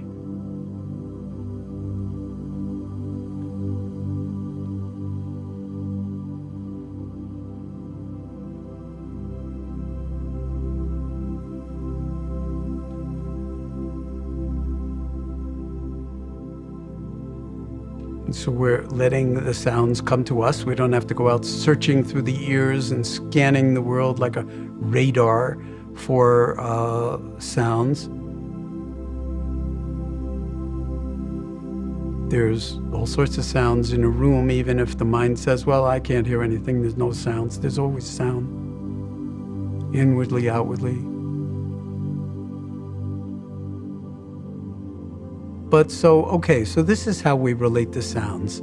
The cardinal thing to keep in mind with the entirety of this course, and if you remember nothing else and quit the course before you go anywhere else, just remember this. The meditation practice is not about the objects of attention. It's about the attending itself. Okay? So even the breath, which we pay a lot of attention to the breath, but it's not about the breath. We're utilizing the breath as a way to ride herd on and lasso in and befriend and familiarize ourselves with the nature of what the mind and the body is doing and the world. So it's a very, very broad palette, and the objects of attention are vehicles or pathways or, sort of conduits by which we can actually learn how to attend. That's the function of awareness. Okay, so the flashlight of attention, shine it on the belly, shine it on the breath sensations or whatever. But the object, we're not interested primarily in whatever the object of attention is. It could be anything. But what we're very interested in is the attending.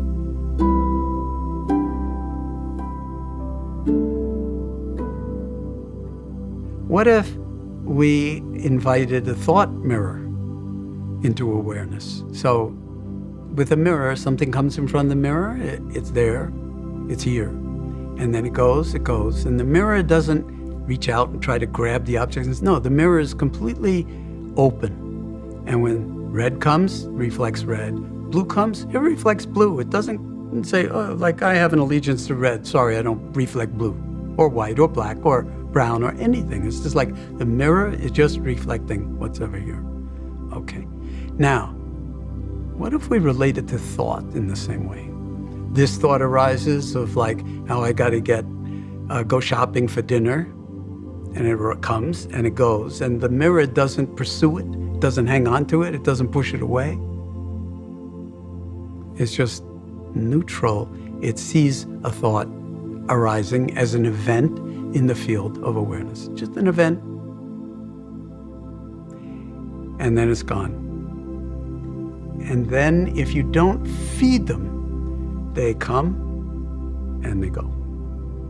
They arise and they pass away. And very, very quickly.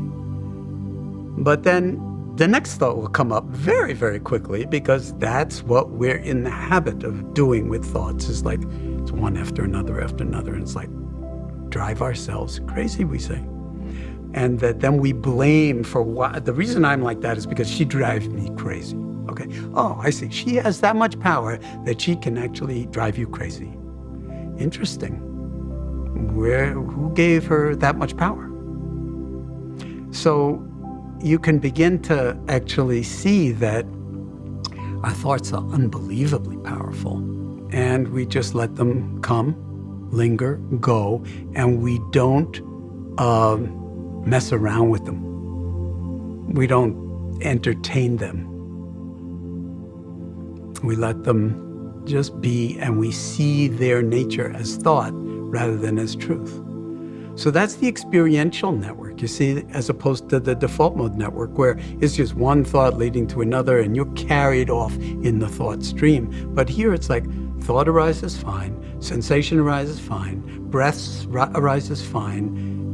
Another thought arises, no problem, because you're cultivating equanimity and balance of mind and not identifying with the narratives or the emotional charge that a lot of thoughts so strongly carry.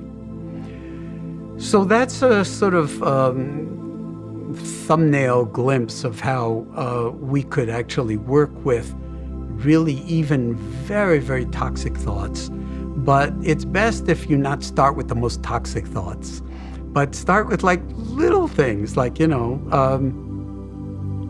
even how long you'll meditate. Like,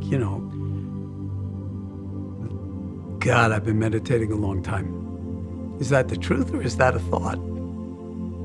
And why is that thought arising in the mind? Well, maybe you had a little twinge in your backside or in your lower back or something like that. Or some thought came through your mind and you realize, oh my God, I got things to do today. And here I am practicing all this non-doing. But meanwhile, the world, it keeps going.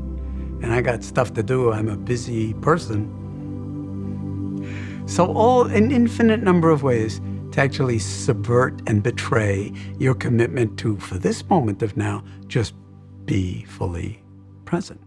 But when you put out the welcome mat for thoughts, then we can just watch them with as much dispassion, so to speak, as a mirror reflecting whatever comes before it. And the mirror doesn't say, wow, they put me in a closet and I'm so lonely, I have nothing to reflect and it's dark in here. The mirror is just being itself no matter what. And you can too.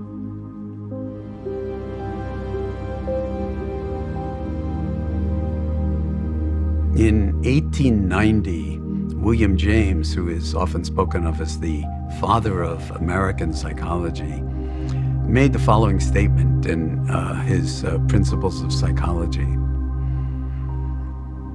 The faculty of bringing back a wandering attention over and over again is the very root of judgment, character, and will. Nobody is compos sui if he have it not. Compos sui means master of herself or master of himself. An education which would improve this capacity would be the education par excellence. But it is easier to define this ideal than to give practical suggestions for bringing it about. The faculty of bringing back a wandering attention over and over again is the very root of judgment, character, and will. The education par excellence. So the mind goes off, you bring it back over and over again. And he says nobody is, in his right mind without this. And it would be the education par excellence, but it's easier to define it. It wasn't that easy to define it. William James was a total genius to recognize this. But practical instructions for bringing it about, you know what the practical instructions for bringing it about are called? They're called mindfulness. And so here's a little, sort of acting out of it. You're sitting here and you're intending to be Mr. Mindful or Miss Mindful, I'm going to really throw myself into this. Because even William James said this would be the education par excellence.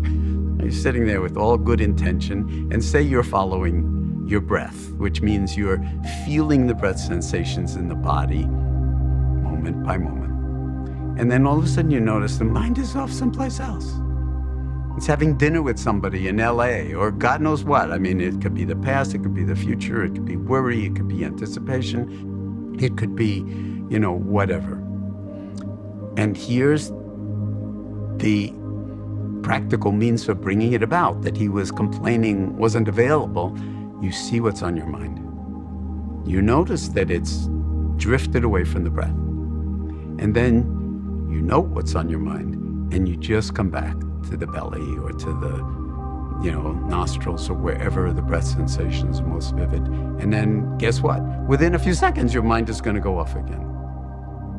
And you bring it back again, and you bring it back again. And over time, bring it back, goes off, bring it back, goes off, and bring it back. It's just as if you had a weight in your hand, because sometimes, it goes off and you don't want to bring it back because you're fatigued, you're tired. It's like, this is so boring. I hate meditating. You bring it back anyway. That's the discipline. You're working with the weight if you're lifting weights. Nobody likes to lift weights at a certain point, but you lift the weight because the weight is your collaborator in strengthening and growing something. So the mind wandering is actually your ally in showing you how unruly the untamed mind is, but it's actually trainable. It's tameable.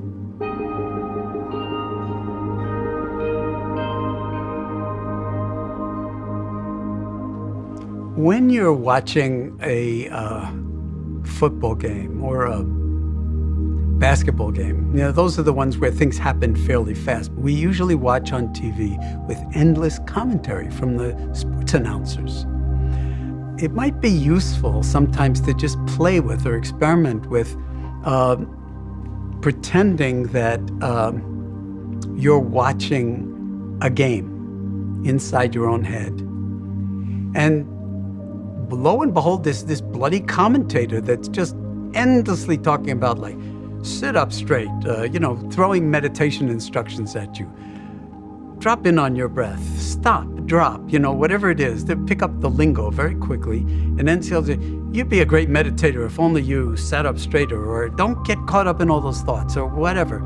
And this could all be seen as kind of like commentary that's totally unnecessary. It's not the meditation practice at all. It's you doing commentary on yourself about how bad a meditator you are. But if you only listen to that voice of the commentator, then you'd be sitting up straight and riding on the waves of your breath and letting go of thoughts as they arose and seeing them as they are and not getting caught in them and all of that stuff. So there are two ways you can work. One is, okay, commentator, if you're so good at this, why don't you take over and you do the meditation practice? But the best way to do it is to just shut down the volume, turn down the sound on the commentator, and watch the game. Apprehend the game. Let the game of whatever your experience is in the present moment come to the fore. And then it turns out that there's nothing that's not part of the game. If it happened, it's part of the game. It's part of the adventure. It's part of the love affair. This thought arose. You don't want to deal with that thought, but it arose. So can you just see it as a thought and see you're not wanting to deal with it? That's called aversion. So aversion has arisen, but the awareness is not at all touched by either the thought or the aversion. So there, you're already free. If you don't feed it, it will just attenuate on its own. Next. And it will be a steady stream of stuff that now you don't have the commentator's volume up, so you can just watch the game.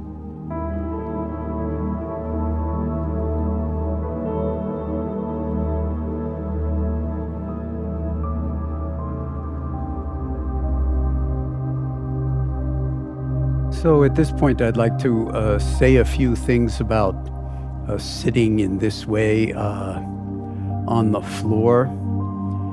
You don't have to sit on the floor. That's point number one is this is optional, and any way you sit is fine, and not sitting at all, lying down would be fine, or standing on your head.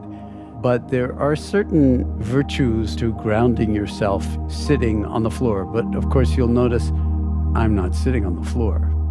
I'm sitting on something that's actually providing a good deal of padding for my knees and my legs, wherever they would be contacting the bare wood. And this thing is called in Japanese a zabuton. It's basically just a large cushion. And then I'm sitting on a cushion which is called the zafu, so that my pelvis is rooted on the zafu. And because I'm not sitting on the top of this thing like that, but I'm sitting on the forward part of it, my pelvis naturally tilts forward. Okay, it's a forward tilting rotation, which allows my spine to actually have that natural lordotic curve come out of the pelvis and right through the lumbar vertebrae and the thoracic vertebrae and the cervical vertebrae and right through the top of the head. So the entire spine is positioned so that it can do its natural curves that optimally carry the head and the body on the pelvic girdle and the entirety of the legs and feet, of course. You can pull pillows off the couch. If they're a little too squishy, you can fold them over. I mean, there are a lot of different ways to get your pelvis up so that above your knees. And then you may find like the knees are like this, and it's like, hey, how do you get them down here? By practicing, by sitting like this a lot. And by doing the yoga that we'll also be engaging in, gradually the musculature in here that's keeping your knees up here will get the message and extend itself and lengthen and relax to the point where you can comfortably sit like this. Now, this may be a kind of acquired art, that sitting on the floor like this may be uncomfortable for you, and you can play with it to whatever degree you like, but if the discomfort gets to be too much, please sit on a chair, okay? The real meditation practice doesn't have anything to do with how the body is configured. The most important thing is that when you take your seat, whether it's on a chair or whether it's on the floor, that you establish yourself, however you care to do it and whatever these words mean to you, in a posture that embodies wakefulness and dignity. Like if I'm sitting like this, how alert does that seem to you? Do I seem like at my most balanced sitting like this? Obviously not. I'm falling forward. I mean, if I wasn't catching myself, gravity would take me down and fall on my face. If I was leaning back like this, I'd be falling backwards. If I was leaning this way. So to take one's seat is to actually find a way to actually be really balanced so that one's not falling forward, one's not falling backward. And the muscles of the body are exquisitely designed to do this, so that rather than being tense, they just have their natural tone, but they're in exquisite balance from side to side and from front to back. And so what you're doing is you're creating a friendly environment to stabilize the body so that you can drop in and experience life unfolding in this moment, in this posture. And then there's a whole range of different things you can do with your hands. Even looking at it from a distance, just look at my body and my hands in particular. Does this convey something different from this? Does this convey something different from this? Does this convey something different from all those other ones? How about this? So does this feel closed or open compared to this? So obviously it's like more open, receptive. If I turn the hands down, sort of more like self-contained energy. Okay, don't need any more from up here, thank you very much. So all of these different positions of the hands, which are called mudras, have a certain kind of signature to them, an energy signature, proprioceptive signature, whatever you want. And they can actually help you tune your meditation practice or your intention before you take your seat. And I'll just stress that the meditations we're doing in this class are long for a reason. You're supposed to get bored and uncomfortable. Working through boredom and discomfort is part of the curriculum. But the most important thing is that you come to it with a kind of intentionality, and really that it's a radical act to take your seat at all. It's actually a radical act of sanity to get off the train of constant doing and just take a few moments at least to drop into being and maybe even explore through awareness and through thought. Who's doing all this doing? And why? It's a radical act. I mean, to do this, not to sit down, but to wake up. We sit down all the time, but we don't sit down with the intention to wake up. And it's not like now I'm going to strive to wake up once I've sat down. Maybe sitting down actually is being awake if you come to it with this intentionality, that you're already awake. Again, there's no place to go, nothing to do, nothing to attain. You're already here. This is it.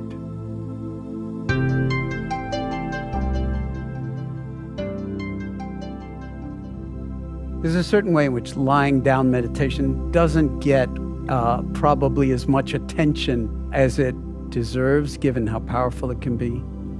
Now, this is probably nowhere near enough cushioning for many of you. So you may want to get several of these and pile them on top of each other, or something softer and more foam-like, thick rug lying on your living room carpet. You can do this in something comfortable that lets you recline or be most at ease, because sitting's hard, and for many people, much harder. So I'm going to actually walk you through a little bit of what is involved in lying down meditations.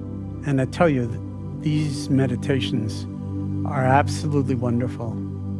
For one, we do an awful lot of lying down in our lives because we usually sleep in the horizontal position, and sleeping is very important. But actually taking time, rather than to fall asleep, to fall awake, and training oneself to fall awake in this position is really powerful. Now, if you feel uncomfortable and it's helpful to bend your knees and put your feet flat on the floor, that takes an awful lot of pressure off of the lumbar spine, the lower back. And so every once in a while, if you want to do that, and we'll get into that more when we do mindful hatha yoga and play around with some pelvic tilts like this. But for now, as best you can, however you can, lying down in the posture that feels right to you. And I'll just say right now that falling asleep is an occupational hazard of all lying down meditation practices. So we have to actually train ourselves and learn how to fall awake when we come to that fork in the road where one way is sleep and the other way is more and more awake, but at the same time, more and more present. So we're not striving or forcing wakefulness, we're just naturally falling awake with the same kind of ease that we could easily fall asleep.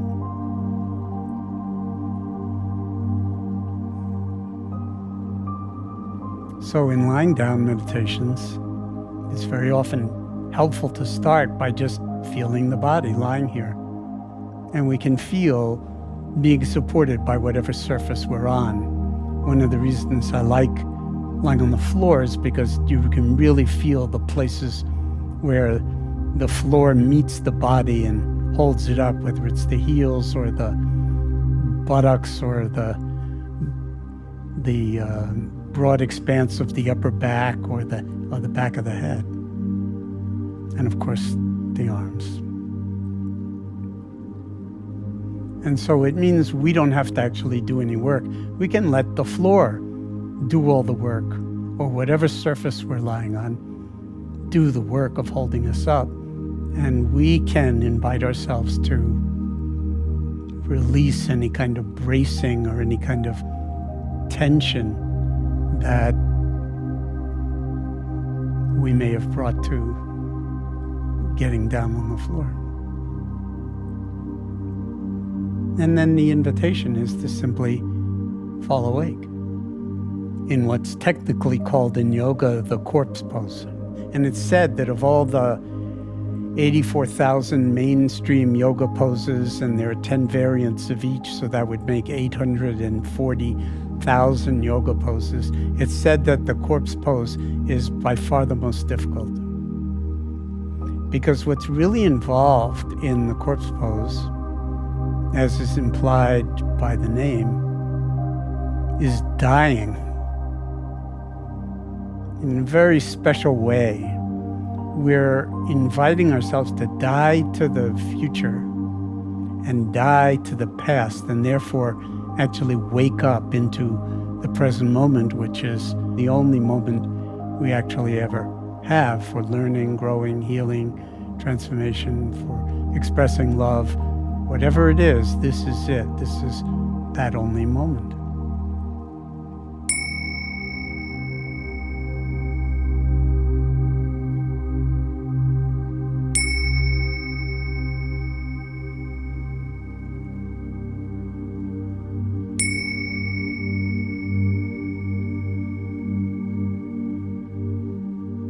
So when you wake up in the morning, first of all, it's questionable whether when we say we woke up in the morning, whether it's actually true that we've fully woken up. Very often we might jump up out of bed on autopilot before we hit the floor, where we're being driven. Why not actually not jump out of bed the moment we are awake? What about maybe even setting the alarm clock 10 minutes earlier than you need to? And when it goes off, finish the job of waking up by rolling into this corpse pose and just feeling the body as a whole lying here, breathing.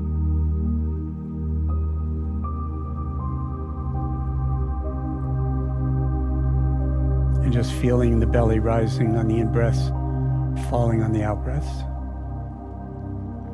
And the invitation is to fall awake. How might we do that? We can tune into the breath sensations in the body. And in this posture, of course, there's nothing to constrain the belly, so you can actually feel the belly ballooning up and out on each in-breath without forcing or pushing it at all, but just the natural expansion as the diaphragm contracts and the volume of the chest expands.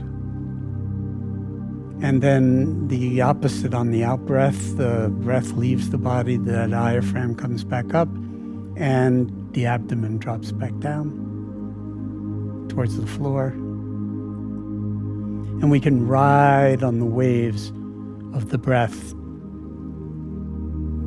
wherever the breath sensations are most vivid for you. So, of course, practicing in this way, the mind will not stay with the belly or with the flowing movement of the breath, but it'll wander off. It'll get caught up in the thought stream. When you notice that your mind is not here in the body, in the belly, feeling the breath moving in and out in a natural flowing movement, then noticing what is on your mind. The body's still doing what the body's doing. You're just not paying attention because you've gotten carried away, you've gotten distracted. So can you notice what is on your mind now that you noticed it?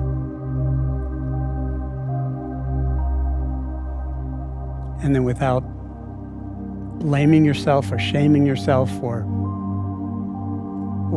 actively pursuing whatever it is that you got caught up in, can you come back to the belly? Can you come back to simply lying here on your back and experiencing the breath flowing in and out effortlessly through the body, moment by moment by moment, and breath by breath by breath as we lie here.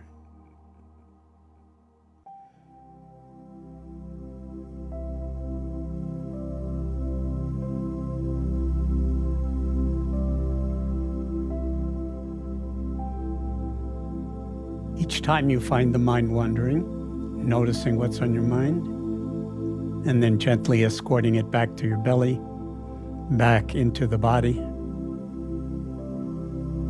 and right back into this moment.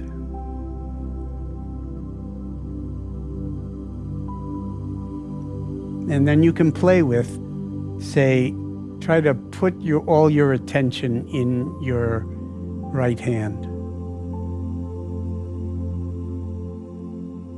And what are you experiencing as you put your mind in your right hand and feel what's here to be felt?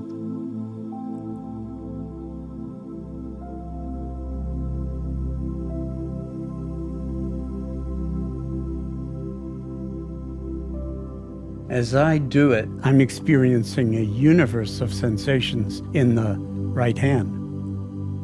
Mostly in the palm, but also in the fingers and the back of the hand and the thumb, of course. It's just a very rich sensory landscape. And so now, let's take our attention and just see if we can drain it out of the right hand and bring it over and let it fill the left hand. And just seeing what the result of that intention is, to pay as close to 100% attention to the sensory field of your left hand, having let go of the right hand. How does it feel in the left hand right in this moment? And how does it feel in the right hand? And can you hold both hands and see if there's any difference between the two? And then if there is, can you let that difference equilibrate so that both hands have the same degree of attention? We're holding them both in awareness to the same degree and feeling what's here to be felt. However vivid or however dull it may be, that's not important, but just feeling whatever's here to be felt, including nothing. If you're not feeling anything, not a problem. All interesting data. Now let's move down into the feet.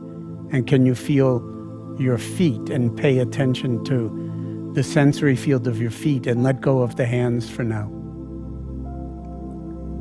And just feel what's going on in the feet.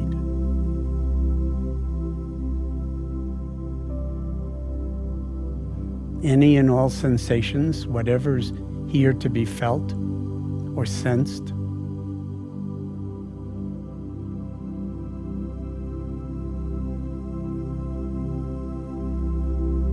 And then, just as we did with the hands, could we focus entirely, say, on the right foot?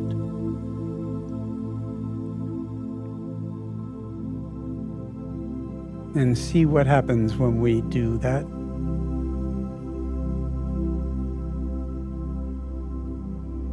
As if you're really attending really listening, however you want to frame it metaphorically, to all of the messaging, let's say, that's coming out of your right foot, all the neural messages, all the sensory domain of this end of our right leg, the foot, what we call the foot.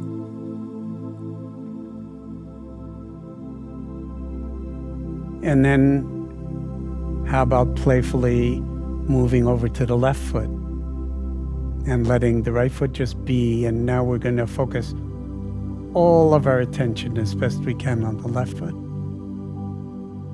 and just feel what arises. We're not trying to force anything. We're not hunting for some ideal. We're simply seeing what our experience is as we play with paying attention in this way to our extremities. And then can you let the right foot and the left foot equilibrate so that we're giving them equal attention?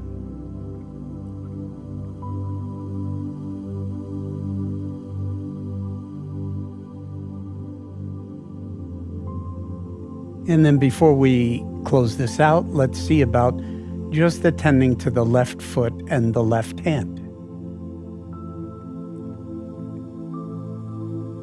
What happens then? And maybe the whole left side of the body, including the entire left leg and the left arm and the whole left side of the body right up through the middle of the head.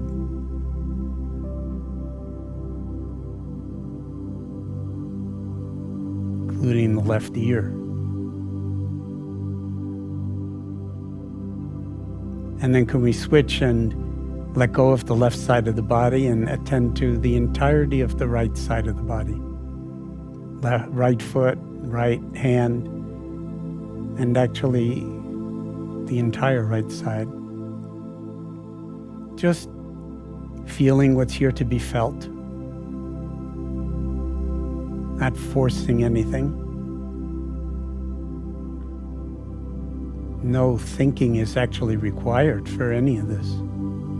We're just apprehending how it is in the body. And then finally coming back to feeling the entirety of your body lying here in this corpse pose. Breathing.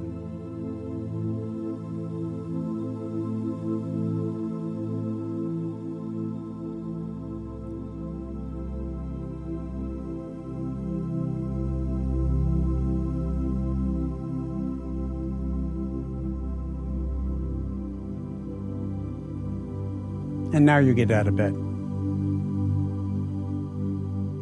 So that in a certain way you've at least experimented with or explored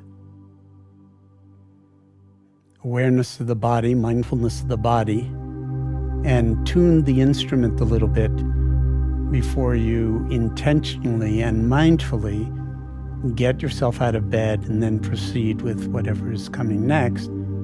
And maybe some of that mindfulness will carry over into the bathroom or to waking up the kids or to making breakfast or whatever is next. But in that way, if you engage in this virtually every day, it takes almost no time. And you don't have to do it exactly the way I did it. You can play around with sensing the body in all sorts of various ways.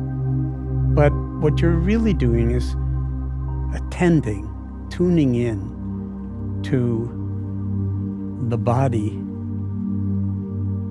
as it begins its day. And you can see whether this in some sense doesn't prime your ability to carry the momentum of this meditation practice through the entirety of your day, moment by moment by moment, until you're back in bed at the end of the day. And then tomorrow morning, a new day, new beginning, same thing. Checking to see when you say, I woke up, whether it's actually true or whether we can in some sense, tilt things in the direction of greater embodied wakefulness before jumping out of bed. Lying in bed meditations also have the virtue of they deal very effectively with the excuse that we don't have any time. Once I'm out of bed, it's like I'm already too busy. Of course, that's not true, but that's one story we tell ourselves. But here you've already taken care of it in a relatively short period of time, and at least you've primed the pump. You've set the tone for the entire day. And you're also beginning to explore the territory of falling awake in the lying down corpse pose, which will be very, very important when we come to practicing the body scan, to be fully present and outside of time, moment by moment by moment. Not just as the practice unfolds, but actually this is your life unfolding. And we're discovering that there's no separation or difference between your practice and your life.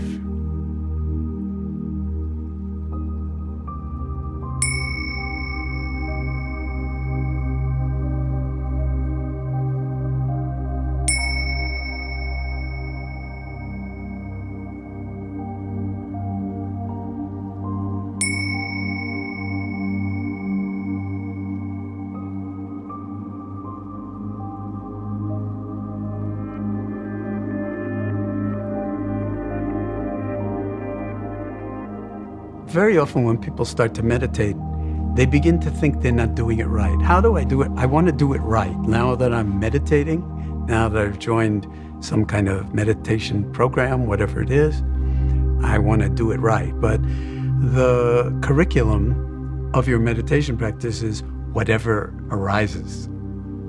So you can easily think, I'd be having a great meditation if only this wasn't happening. But this is, whatever this is, that's a perfect occasion to put out the welcome mat for that, because guess what? It's already here.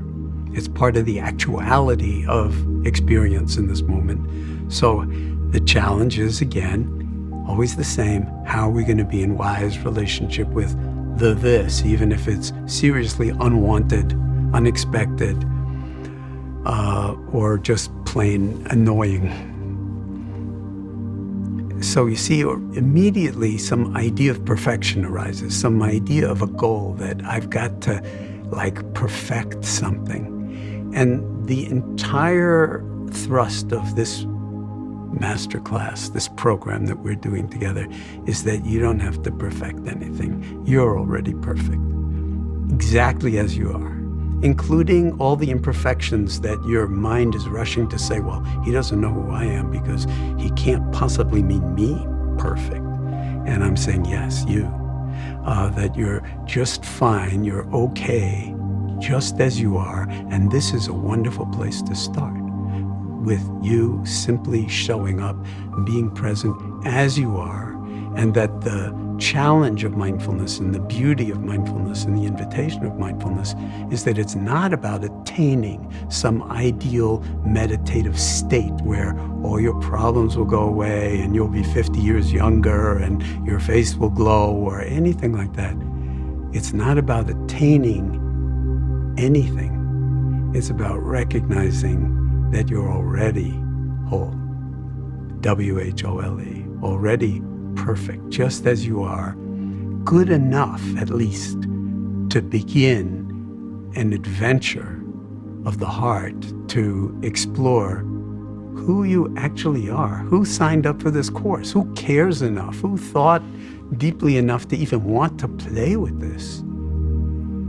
And I want to just dispel any notions about this program being about you improving yourself. There's no improving on the deep dimensionality of who you are as a human being. You're already whole, you're already good enough. You're already perfect. And what the meditation practice, what mindfulness will be offering us, is an opportunity to drop down into the actuality of our life unfolding as it is, in the conditions we find ourselves in the face of what I call, after Zorba the Greek, the full catastrophe of the human condition. So it doesn't have to be pretty. In fact, it's going to be messy at times. And if you say it's not, you're not alive. It's going to be messy. And that's part of the curriculum. It's not something to pretend isn't happening. It's something to, in some sense, put the welcome mat out for, and then embrace in awareness whatever arises. And maybe this would be a good time to actually recite a poem that can sometimes encapsulate what is meant by putting out the welcome mat in terms of gravitas and feeling tone. And this poem is over 900 years old, and it's by a man named Jalaluddin Rumi, who many of you may have heard of, who's often described as a Sufi wild man or poet, but he recognized an enormous amount of the beauty and complexity in the world, and how easy it is to miss the treasures that are already in your possession that you may never actually realize are resting right in your hands or in your heart or right under your feet, because often they're buried treasures, or you have to actually realize that they're available to you. Or otherwise you look everywhere else in the world for what's right beneath your nose, so to speak, both metaphorically and literally. So this poem has been called The Guest House, and it goes like this. This being human is a guest house. Every moment a new arrival, a joy, a depression, a meanness, some momentary awareness comes as an unexpected visitor. Welcome and entertain them all, even if they are a crowd of sorrows who violently sweep your house empty of its furniture. Still treat each guest honorably. She may be cleaning you out for some new delight. The dark thought, the shame, the malice, greet them at the door, laughing, and invite them in. Be grateful for whoever comes, because each has been sent as a guide from beyond. Now, laughing is advanced practice. You don't have to greet them at the door laughing. You can greet them at the door crying. But this is what I mean by putting out the welcome mat. It's here. Now, it's your move. Like a chess game. It's here. How are you going to be in wise relationship with it? The key question that we've been asking from the very beginning. So you don't have to laugh. This is not about some kind of perfect way to greet the full catastrophe of the human condition. But that opening line, this being human is a guest house, says it all. Every moment, something or other, a new arrival. And then he doesn't, he says the dark thought, the shame, the malice. He's not saying happy, smiley faces. Dark thoughts, shame, malice. That's the human condition. We're working with that. And if mindfulness were not capable of holding that with deep compassion and kindness, then it would be worthless. But that's woven into the actual absolute heart of mindfulness practice. It's not like there's mindfulness and then there's compassion. In all Asian languages, the word for mind and the word for heart are the same word. So when in English we hear the word mindfulness, and we're not also simultaneously not just hearing but feeling, sensing the word heartfulness, we're in a conceptual realm that has nothing to do with what I'm talking about and what we're trying to cultivate. So mindfulness and heartfulness is like two wings, one bird, two doors, one room, but they're not separate. And so compassion and self-compassion and kindness are absolutely woven into how you take your seat, how you are in relationship to this breath coming in, and to whatever arises in the field of the mind, in the field of the heart, in the field of the body, or in the field of the world that requires some kind of meeting, response, appropriate recognition in the moment, so that life itself is the guest house. It's just happening, and again, how are we going to be in wise relationship to it? Now, Rumi has another poem that actually comes at this from a slightly different angle, but it's the same teaching. Today, like every other day, we wake up empty and scared. That's an interesting way to start out. And maybe it's true. We've been focusing a lot on that moment when you wake up in bed. Very often, if you're not aware of it, you'll wind up in the bathroom before you know how you even got there. Or you'll wind up in the shower with your entire Monday morning first meeting in the shower with you, in your mind, as if you're not really in the shower, you're not feeling the water on your skin, you're not in the present moment because you're already at work, even though you're in the shower. Today, like every other day, we wake up empty and scared. Then he offers a bit of advice. Don't open the door of your study and begin reading. Take down a musical instrument, closest at hand being right here. Let the beauty we love be what we do. There are hundreds of ways to kneel and kiss the earth.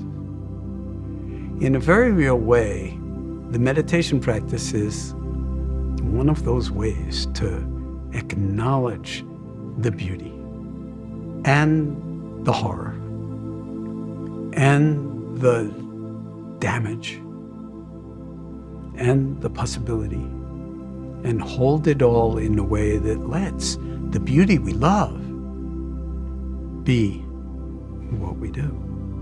And there's no one right way to do it. There are hundreds of ways to kneel and kiss the earth. But what's your way? What is your true way?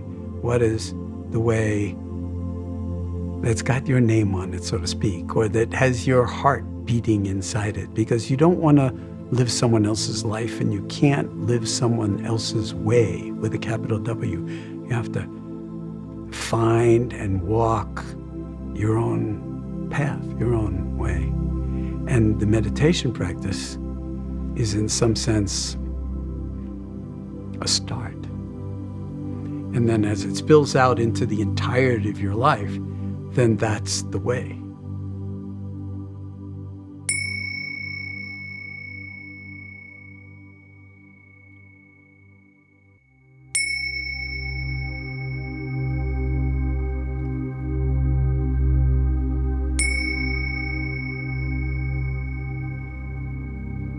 As you hear the sound of the bells dissolve into silence, settling into a posture that for you in this moment embodies wakefulness and dignity, and your motivation for coming to the meditation practice in the first place, and allowing this moment to be the first and only moment of your life, because it is for now.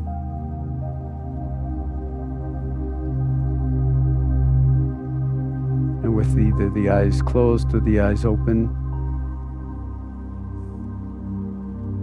featuring the breath sensations center stage in the field of your awareness.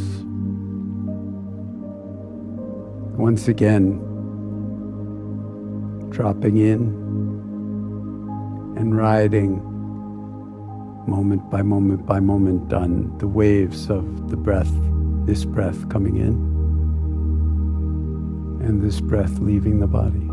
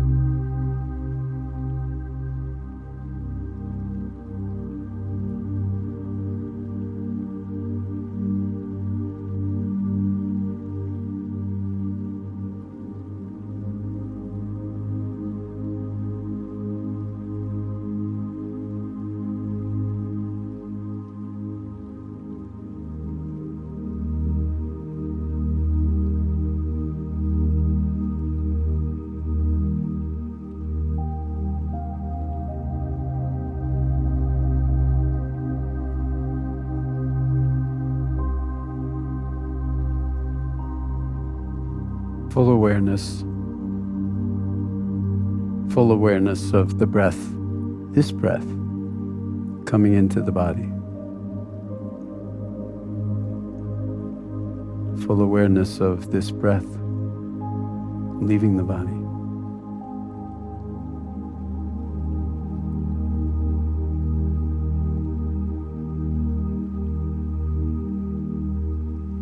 Sitting with the stability of a mountain, whether you're on the floor or on a chair.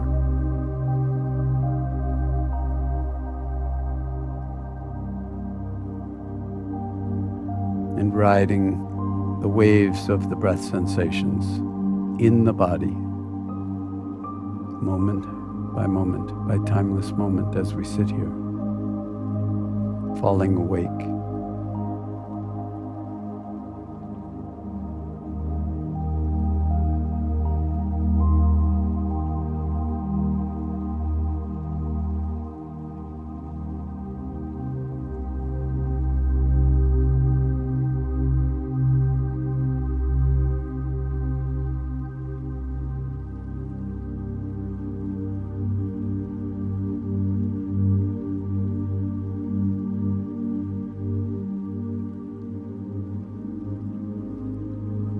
And the instruction is very simple. You've heard it before. When you notice that the mind is no longer on the breath sensations unfolding in the body, but is off someplace else, lost in thought, ruminating about the past or the future, caught up in some mind stream or other, noticing in that moment what's on your mind, because you've already realized that your attention is no longer in your belly or with your breathing. Noticing what is on your mind in this moment. And then with kindness and gentleness, just letting it be as it is and bringing your attention back into the body, into your belly, to wherever in the body the breath sensations are most vivid for you. And here we are again. This breath coming in, this breath leaving the body.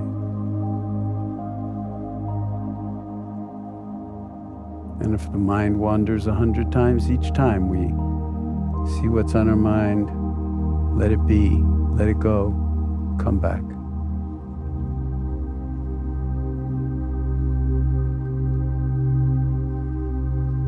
And we do this as a non-doing. We do this with an enormous degree of gentleness and non-forcing, non-striving, not pursuing any goal at all or good feeling, even relaxation.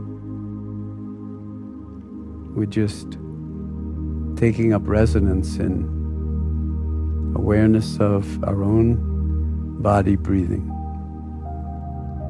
moment by moment, by timeless moment, as we sit here, falling awake.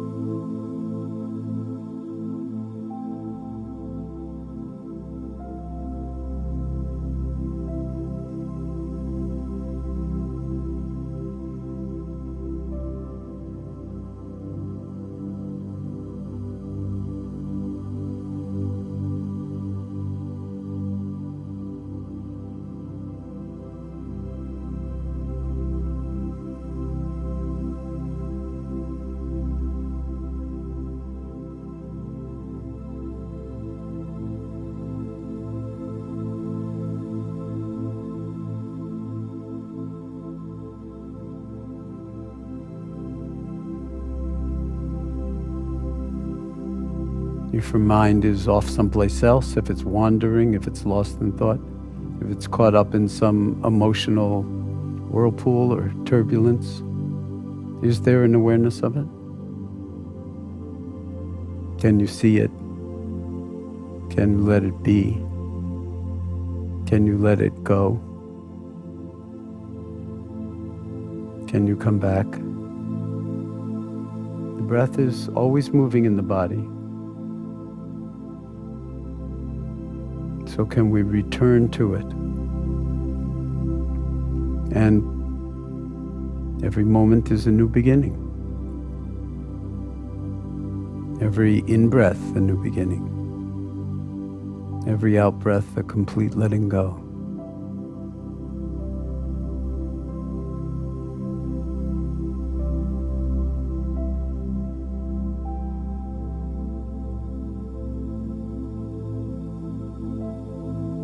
Befriending silence,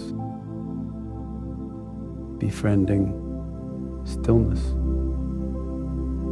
as we ride on the waves of the breath sensations in the body, moment by moment by moment, as we sit here.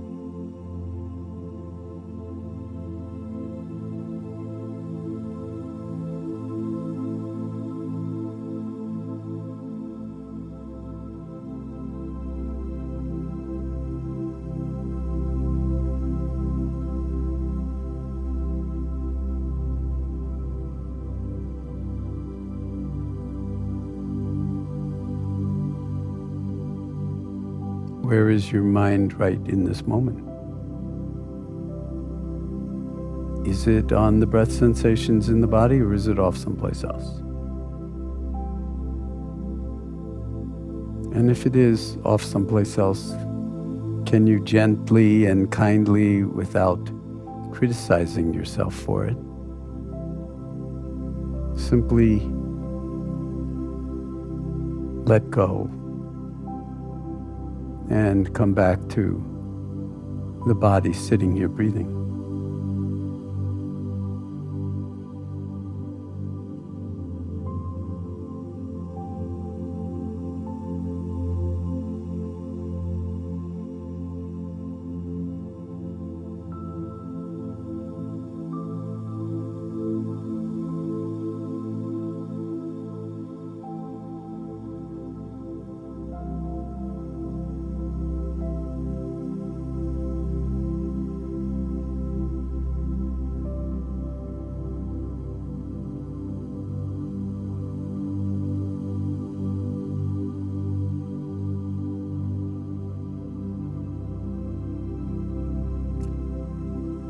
So at the moment, we're very intentionally cultivating mindfulness by attending to the breath sensations in the body.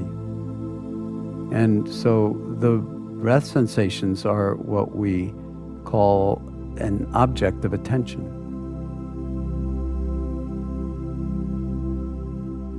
And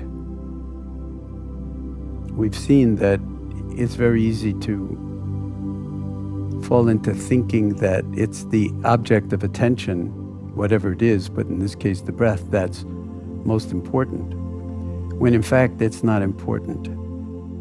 It's not most important, at least.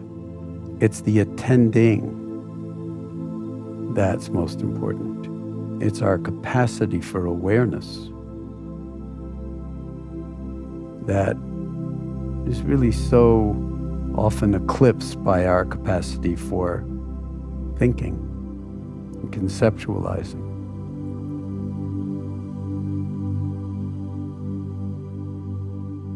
But now that we've cultivated a certain degree of stability in the attending, let's expand purposefully, intentionally. Let's expand the field of awareness. And we can do that in lots of different ways within the domain of mindfulness practice. We could expand it to other sensations in the body besides breathing, especially sensations of discomfort. We could expand it to the whole domain of hearing, sounds, and the spaces between them, and the silence inside and underneath them. We could expand even beyond sounds, which are going on all the time anyway, so why not include them in the field of awareness, to thoughts and emotions, which are also going on anyway, in all likelihood, and that, as we've seen over and over again, often wind up carrying our attention away from whatever object, like the breath or the body, that we've designated as the main focus of our attending. But at this juncture, I'm going to invite you to actually let go of any and all objects of attention and engage in what we sometimes call choiceless awareness. In other words, where whatever arises, we just invite that to be part, or recognize that it already is part of the field of awareness in this moment. And so it's seen and met and known non-conceptually, even as a mirror reflects whatever it is that comes before it, but it doesn't, call on things to come before it. It doesn't push things away if it doesn't like them. It's relating in a choiceless fashion, so to speak, to whatever arises and passes away. And so in this phase of our meditation together,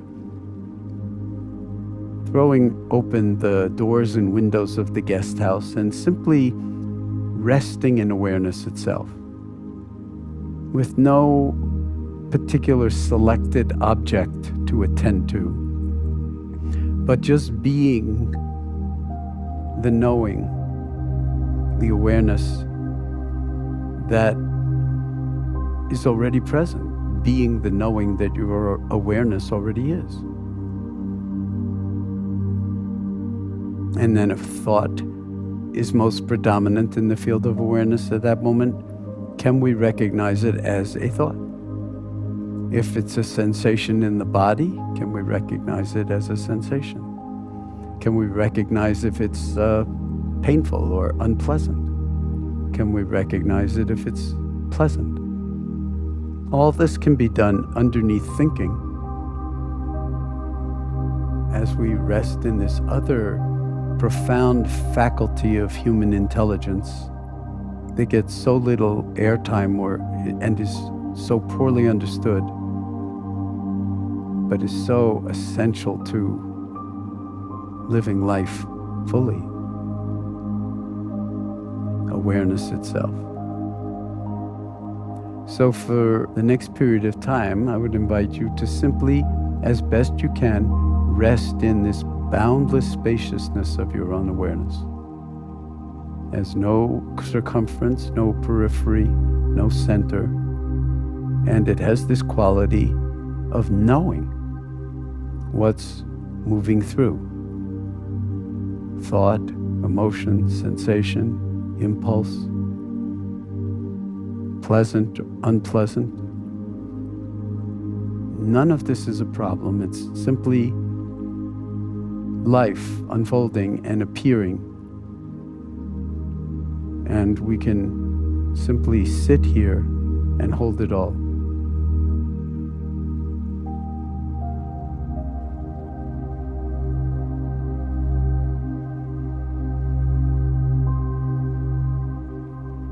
Moment by moment by moment.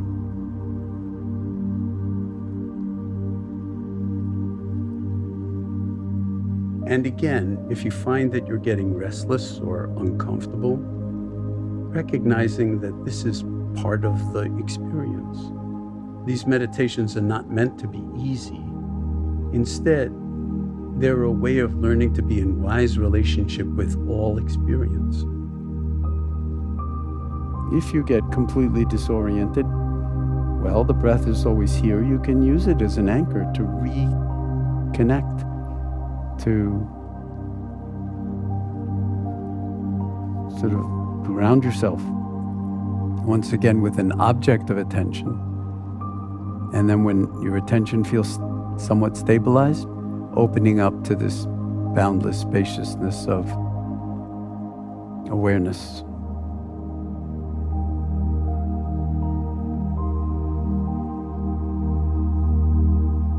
And seeing if you can simply take up residency right here in your own capacity, miraculous capacity for wakefulness.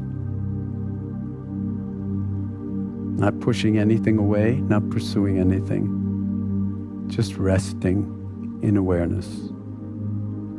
And as I said, being the knowing and the not knowing and the knowing of not knowing, that all three of those, that your awareness not only already is, but always has been.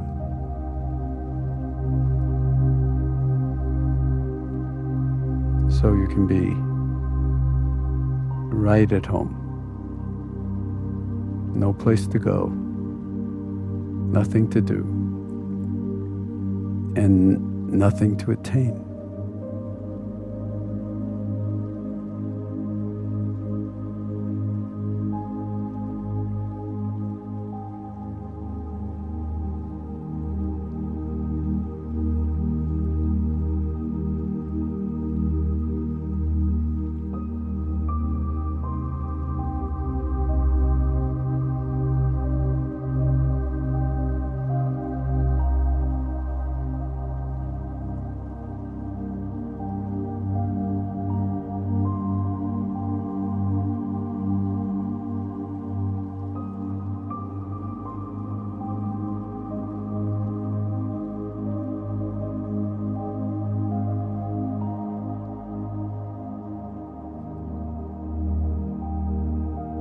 And seeing if you can sit in this way with the lightest of touches. We're not forcing anything. It's a love affair with the unfolding of life itself.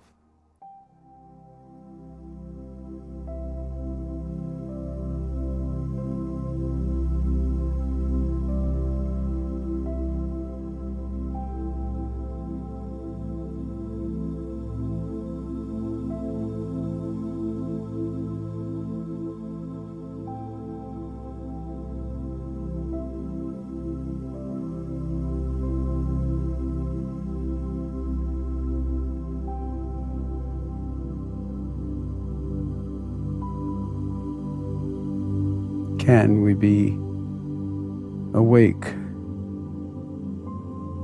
with no agenda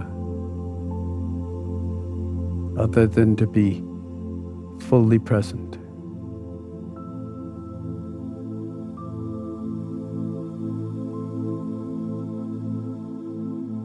In the boundless spaciousness of our own heart, our own mind, our own sentience, right here, right now.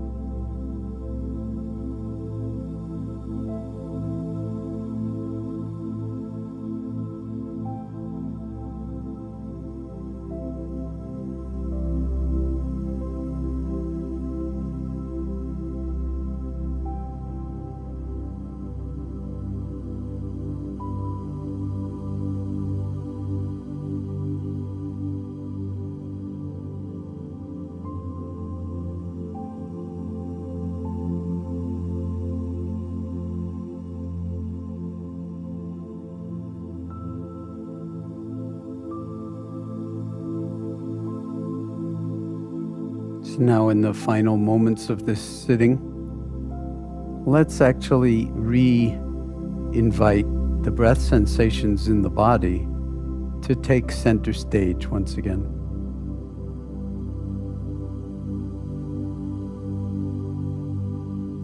Of course, awareness of the breath sensations and awareness in terms of the choiceless awareness practice, it's the same awareness. The awareness is always boundless, is always spacious, is always capable of holding whatever it is that arises. In its arising, in its lingering, and in its inevitable passing away.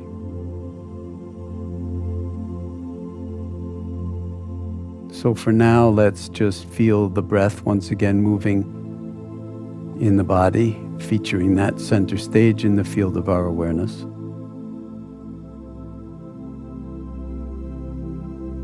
knowing that the choiceless awareness practice is something that really is a remarkable asset in every aspect of everyday life. That you can just be open-hearted and rest in awareness throughout the day. And if you lose it and then you become aware that something is lost, you're already back. It's the same awareness. And over time, practicing in this way, maybe you'll discover that it is trustworthy, that it truly is a place to reside, a place that you can truly inhabit, that is your home in some very real way. Not separate from the body, not separate from the heart, not separate from the mind and thought and emotion, not separate from experience out there beyond the body. The entirety of the universe, the world.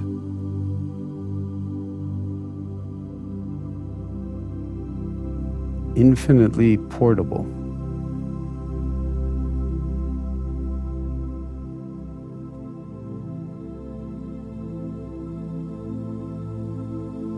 And so for now, full awareness of this breath coming into the body. Full awareness of this breath leaving the body. And a sense of the body as a whole.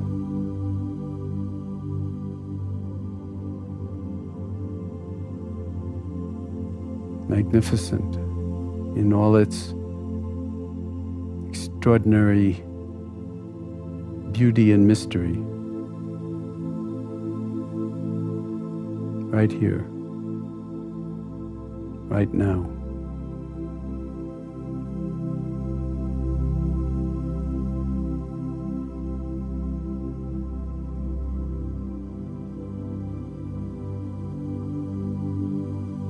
Fully embraced, fully embodied in awareness.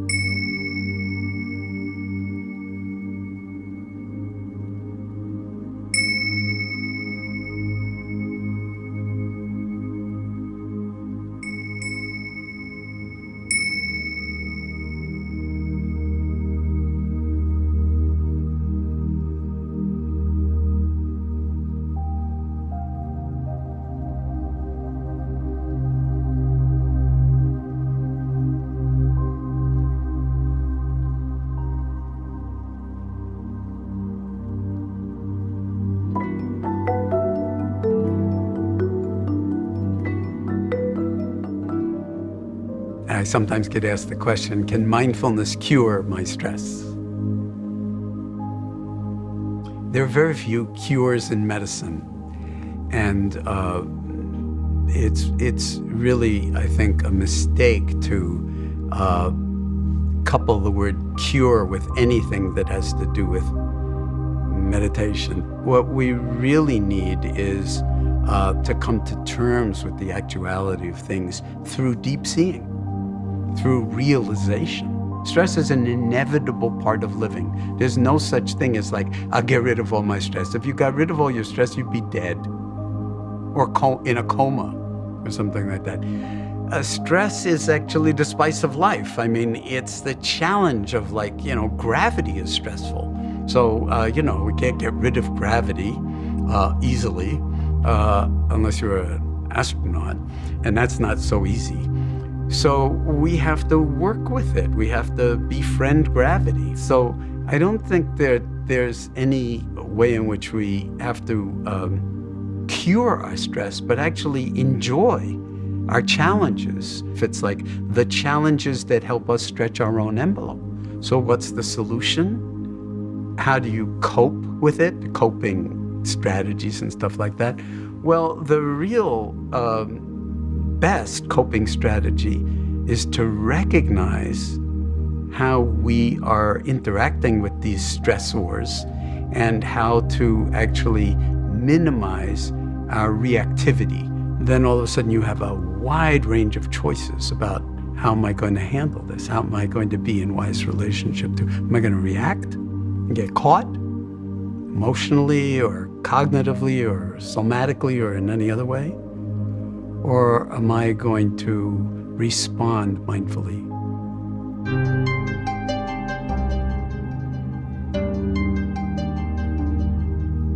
At this point, I'm going to walk you through what I call the stress reaction cycle.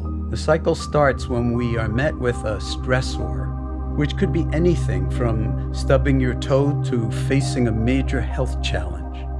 Anything that happens in your life that produces some kind of need to respond to it, and often that exceeds our capacity for responding and for effective coping. So we are burdened by that.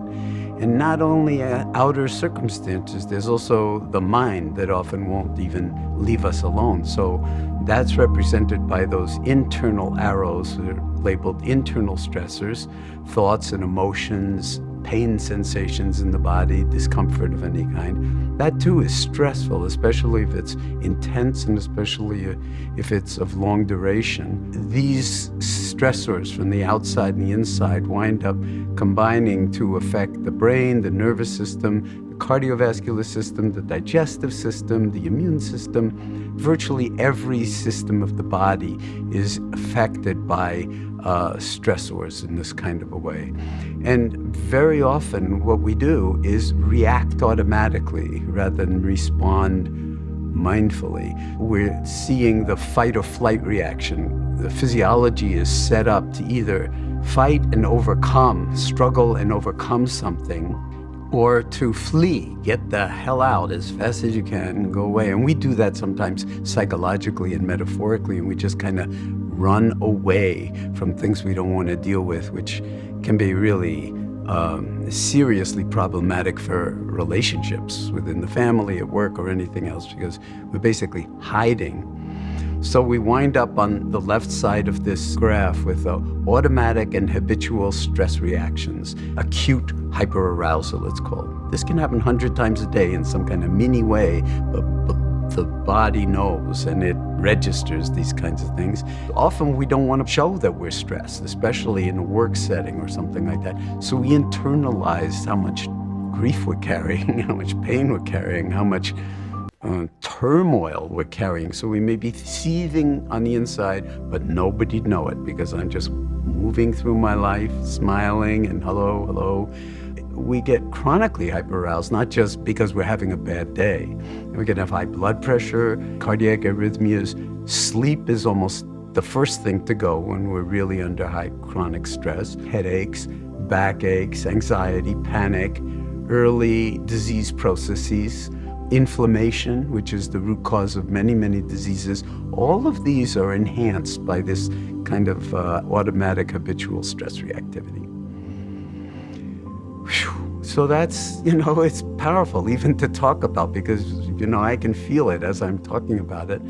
And so what happens at that point is that we usually revert to maladaptive coping strategies. We will self-medicate, or we'll overwork, or we'll get into hyperactivity, or we'll overeat. Self-destructive behaviors that are meant to either mask or regulate for myself a sense that I'm dealing with this. But of course, I'm not dealing with it in a good way. So maladaptive coping strategies just make more stress and more stress and more stress. So all of these just compound the problem. And you can cycle round and round for years, basically, managing to get through the day, managing to get through your life. Maybe even it becomes your default mode so that it feels normal to you. But sooner or later on this kind of trajectory, something's going to give. And then we have either physical or psychological exhaustion. It's like, I just can't go on anymore. I don't have any energy. Often it just feels like you don't even want to get out of bed. So depression can be a part of it, burnout, loss of drive and enthusiasm. So our motivation is high, the stakes are very high to be able to sort of do something about this rather than just feel like this is the way life is. This is not the way life is at all.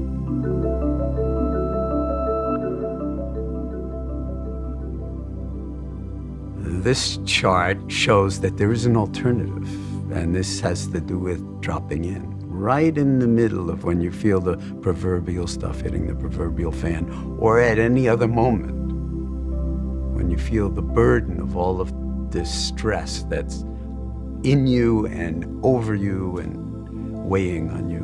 And that is the mindfulness-mediated stress response. So a very big difference between an automatic, mindless reactivity and mindfulness coming into the picture, awareness, detecting what's going on and saying, wait a minute, I have a whole universe of new ways to respond to what's going on in my life, as opposed to simply feeling like a victim and my only alternative is reaction.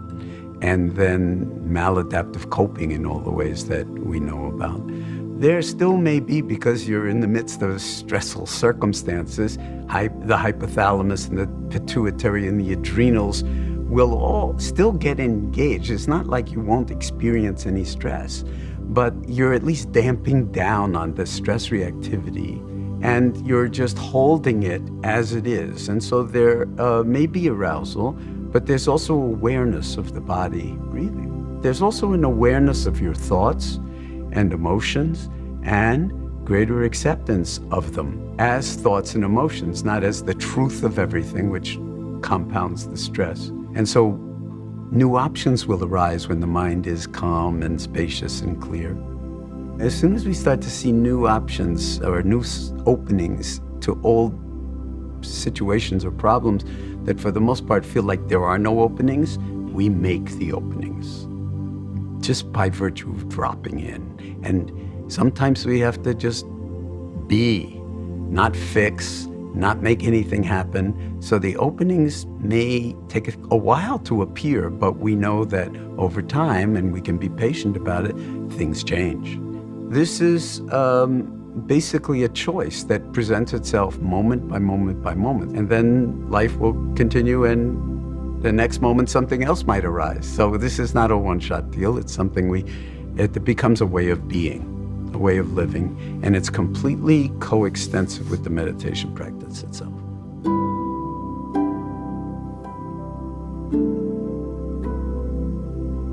So I've been speaking about dropping in to the present moment, or dropping in on the present moment, or however you want to put it. And sometimes I actually act it out a little bit.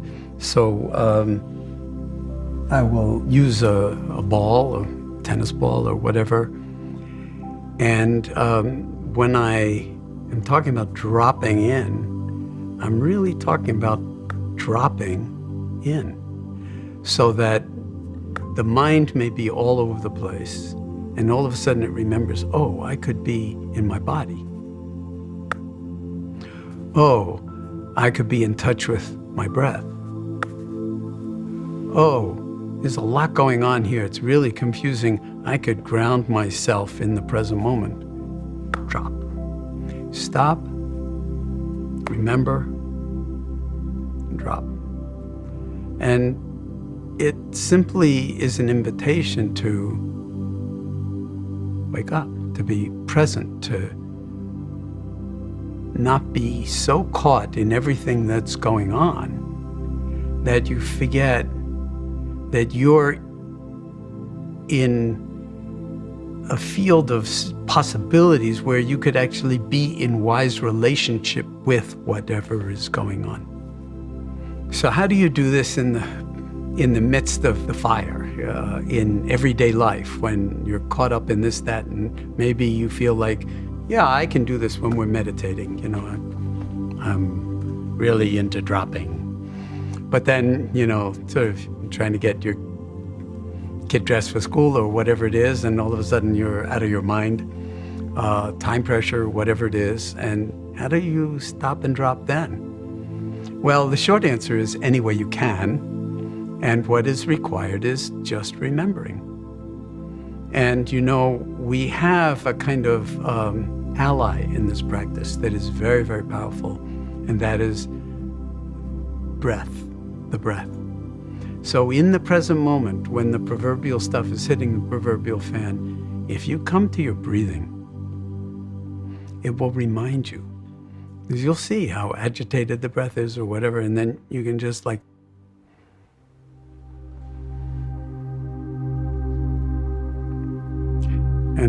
it's all you need. Not even a full breath, but a full breath's not bad, but in and out. Stop, drop. And when I say stop, as soon as you stop, what actually does that mean? It means you see with a bigger perspective. It means you actually apprehend that you're losing your mind, and how important is it that you lose your mind at this moment with your 3-year-old or with your boss or with your spouse or partner or, or whatever. And then you realize you have a choice. You can actually stop and drop. So the stopping is actually a moment of wakefulness. It's a moment of remembering. I have choices here. I can navigate this.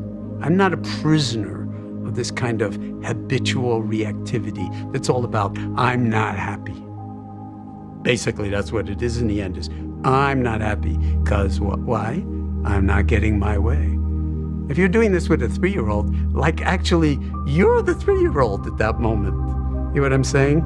So this is something that we can really play with as part of the adventure. It's start to be on the lookout for how many times during the day we actually lose our minds.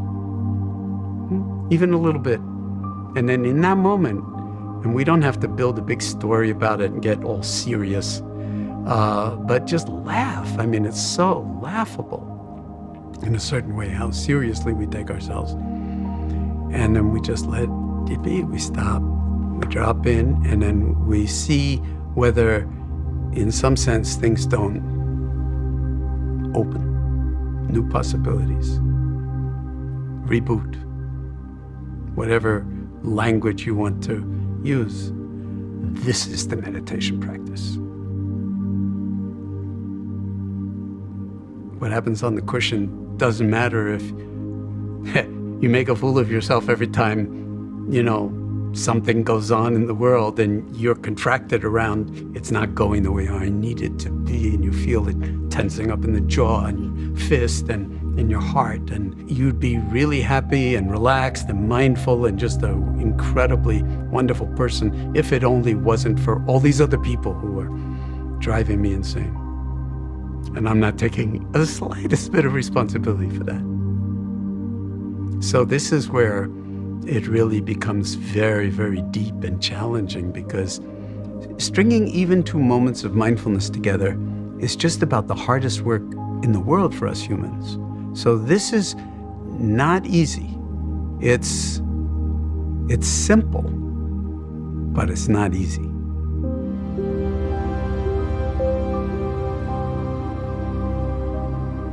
You should treat whatever thought arises in your mind with about the same degree of importance as what you had for breakfast 3 or 4 days ago.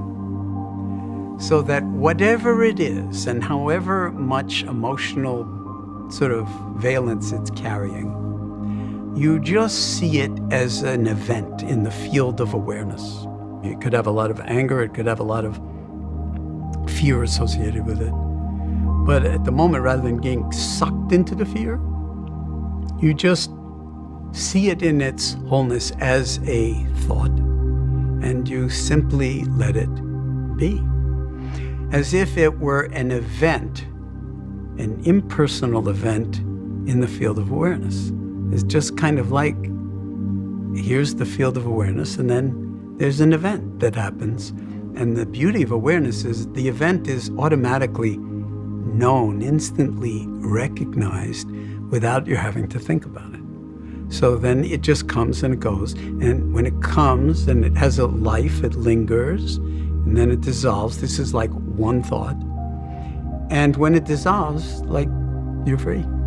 It's like, and you've been free the whole time because you've been attending to it rather than being sucked into it. So there's a certain amount of freedom associated with actually recognizing that your thoughts are not the truth of things.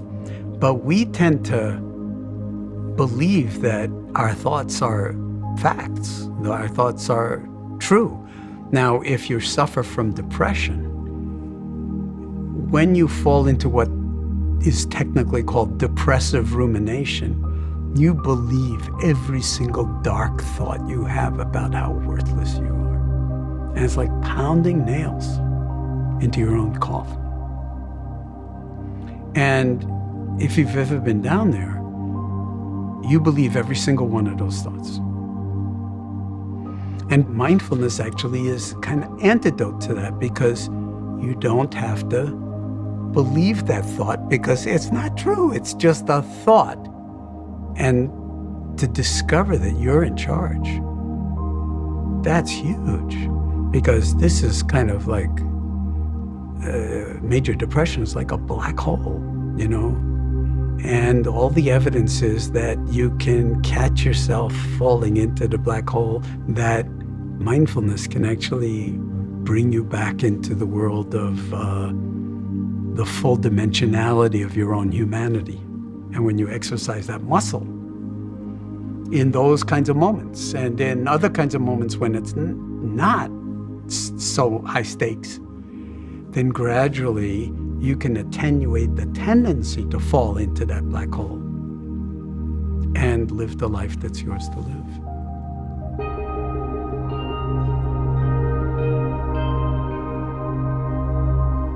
This brings up the whole question of selfing, the stories we tell ourselves around ourself and our experience, and how much we're hurting, or how stressed we are, or how hopeless we are, or how unlovable we are, or all of those kinds of thoughts that, of course, you don't have, but everybody else in the world has. So when you see yourself caught in the personal pronouns around your emotional pain or around your physical pain, and the stories that generate out of that about a failure, about the end of everything, or this is, you know, all of those doomsday stories, that you actually recognize that that's a process that we call selfing. That's the I, me, and mine just generating narratives that are not true, or maybe even if they're partially true, they're not true enough. The narrative about who we are is an infinitesimal part of who we actually are and what we actually are as a fully embodied human being. And the more you cultivate mindfulness, the more I think you'll realize that very fact, and that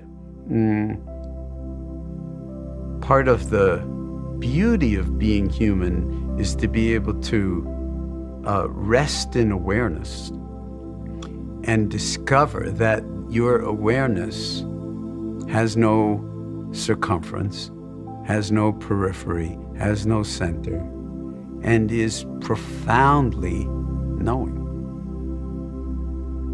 Profoundly knowing, and therefore a trustworthy place to actually reside, so that instead of our default mode being not just stress reactivity, but mindlessness, our default mode where we live most of the time is moment to moment, open-hearted presencing, or mindfulness, or awareness, but it's underneath all the narratives and the chatter in the mind. It's not that we still don't have narratives and chatter in the mind, but we don't take it that seriously because there's no me to take it that seriously. That me is just a story or a figment of our habitual selfing habit that makes me the center of the universe. And you know what? It's okay for you to be the center of the universe. We're all the center of our own universe, but so is everybody else. Ancient Hindus and Buddhists used an image to illustrate this concept beautifully. It depicts the net that covers the palace of the great god Indra. The net is made of multifaceted jewels, and the structure of the net is such that every facet of every jewel reflects every other jewel. So the notion of our profound interconnectedness and all being nodes in Indra's net is a very, very beautiful, I think, way of recognizing each other's humanity, and that we, in Thich Nhat Hanh's words, we inter-are. And even people who are very, very different from us, recognizing their humanity and recognizing that we can't actually be human without them being human because of the interconnectedness and the relationality, really is a profound vision of what might be possible when we get out of our own way, drop the selfing, and see if there's not some other way in which we can live our lives, causing the least amount of harm and, in some sense, generating the greatest amount of beauty and well-being.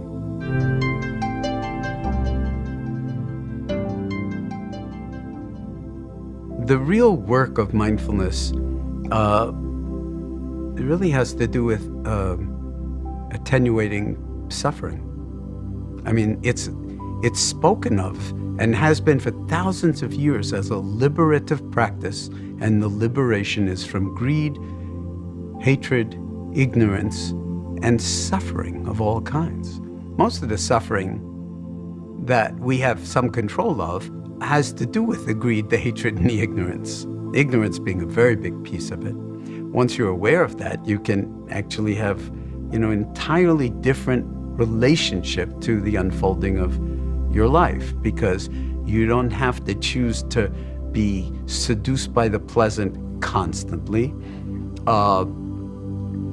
running away from the unpleasant constantly. So it's like we're off balance. Going for this, pushing that away, it's like that's a prescription for more and more stress and pain and discomfort. So to pay attention to our likes and dislikes is a path of freedom and liberation, because the source of our suffering is craving, is wanting, is a desiring of a certain kind. That's actually toxic to us, but we don't know that. We just think that when we get the end result, then we'll be happy, until we're not happy, and then we need another something to satisfy that. And so one might ask the question, what is it that drives me to hold on to the way I want it to be? So what is my own way to become a real interesting koan? What is my way meditation, What is my way? What is my way? And just keep asking and not knowing. Don't know. What is my way?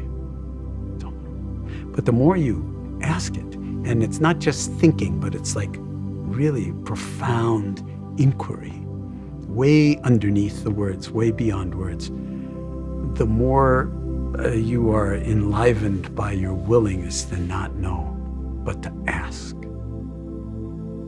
and to wonder. And then wonder of wonders, very often, by asking those kinds of questions, you actually uncover, or recover what your deep longing has been ever since you were born, ever since you can remember.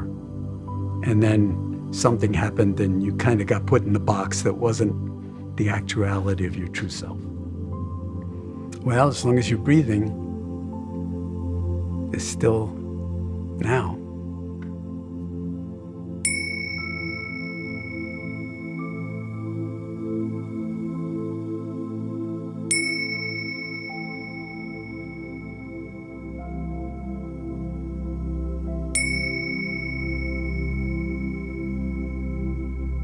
let's settle ourselves in a seated posture, like this, on the floor if you care to, or on a chair.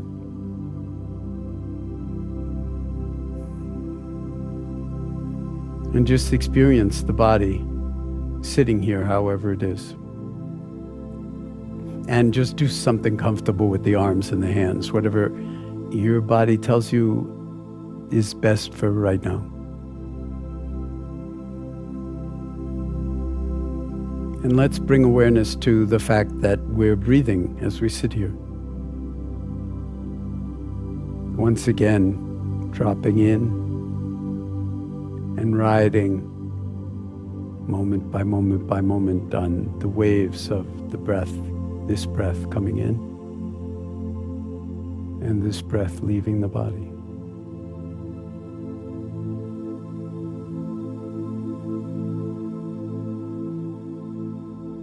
I'd like to now invite you to picture in your mind's eye, and it may be very helpful to have your eyes closed for this, to picture in your mind's eye a mountain.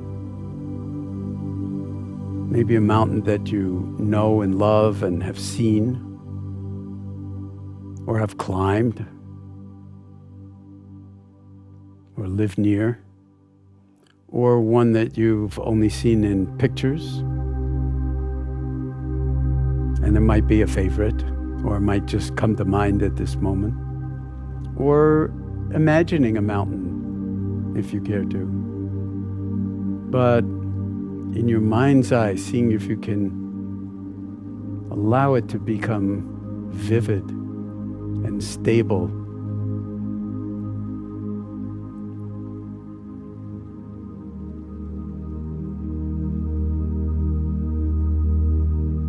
And noticing its features. How it rises up out of the earth.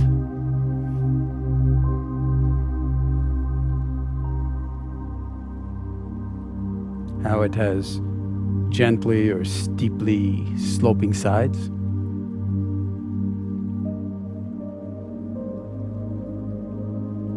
Its lofty peak or mesa-like, top if it's a flat expanse.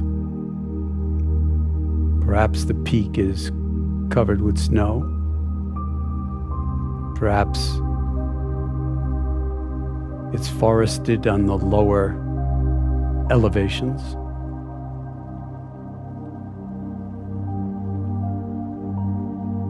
But seeing it from a far enough distance in your mind's eye so that you can see the entirety of the mountain against the sky.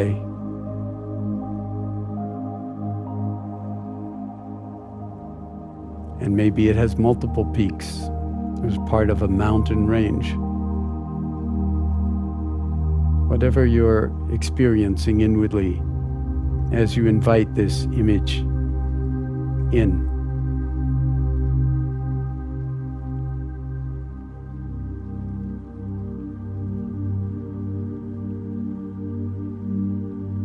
And now, as best you can, without forcing anything, seeing if you can actually bring the image of this mountain to coincide with the felt sense of your body sitting here, so that you actually become the mountain.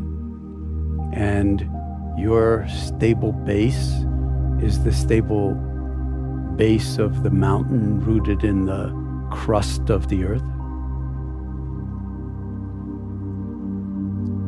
And your arms and sides and shoulders and neck are all the various angles of the sides of the mountain.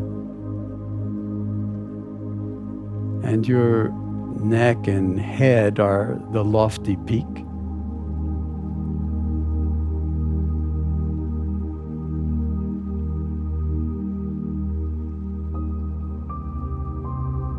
And just sitting here as the mountain. No separation.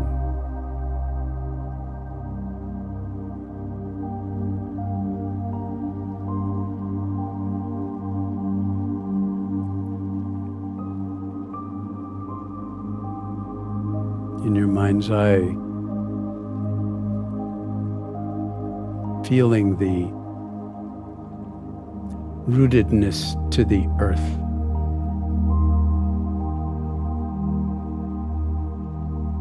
The grounding.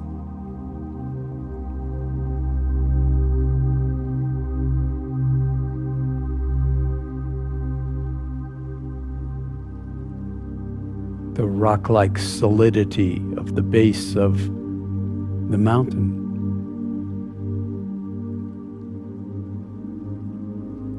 And feeling that solidity and stability in all the areas of your body that are supporting your sitting.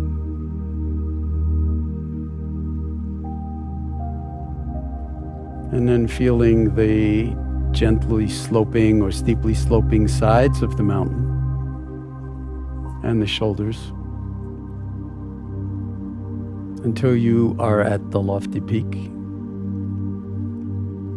in the head.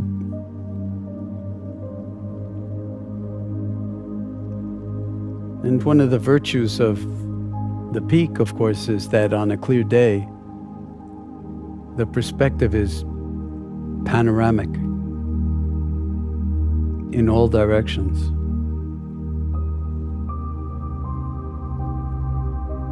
And seeing if you can actually feel that as we sit here, that you are the mountain, and on a clear day, in this moment, you have that vast, inclusive, spacious, open perspective.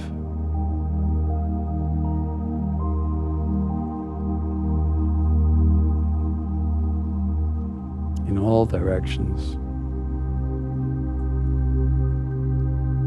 And that you're completely at home. You completely belong right here, rooted to your cushion, stable in your body.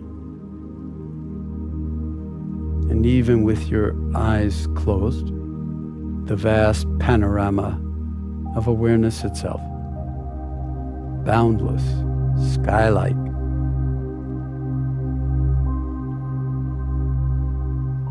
extending out forever. Now, as the mountain sits, being itself, of course, in every moment, the sun is moving across the sky. And so the light and the shadows are constantly changing. And the mountain actually looks different from moment to moment and from hour to hour.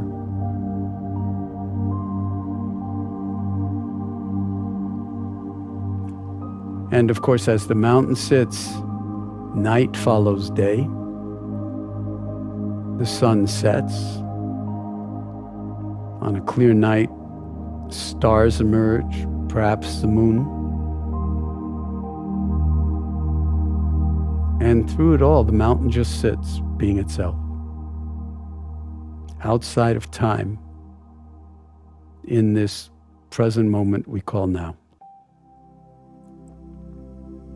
Just being itself. And just as night follows day and day follows night, the mountain sits through all the seasons of the year. In spring, things warm up, the snows in the upper regions start to melt. The streamlets and brooks and rivers start to flow more and more. Flowers emerge in the lower meadows and the higher meadows. The deciduous trees grow more leaves. The snows at the upper peak start to melt. And the sun shines down on many cloudless days on the mountain. And through it all, the mountain just sits, being itself. As the season moves into summer, things get hotter. The bird life and all the animal life gets more active. Colors changing. The snow may be all gone or only in certain areas depending on their elevation and how much they are shadowed. And through it all, the mountain just sits. Day and night, on clear days and not such clear days. And sometimes the mountain can be enshrouded with fog or mist. Tourists may come and are disappointed because they can't see the mountain at all, or it doesn't look the way it does in the postcards. The mountain could care less. It just sits, being its essential self. And after the summer comes the fall, and the leaves on the trees start to turn glorious colors.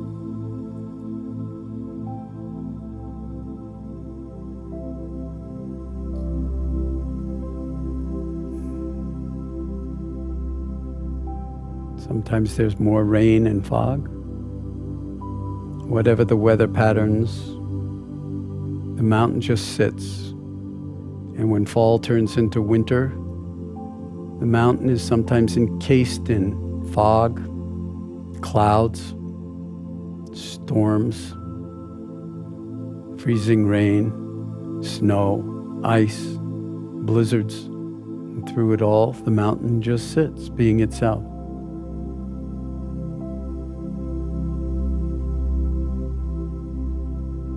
And winter once again gives rise to spring. Flowers bloom again, snow melts again. Night and day, the mountain just sits, being itself. And so can we. As we sit here, you may notice that the mind has its own weather patterns. The body has its own seasons.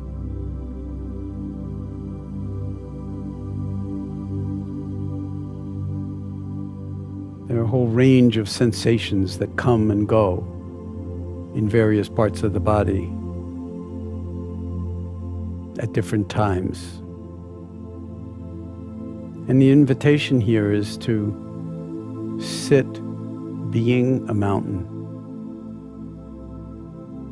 bringing that kind of rootedness and stability and majesty and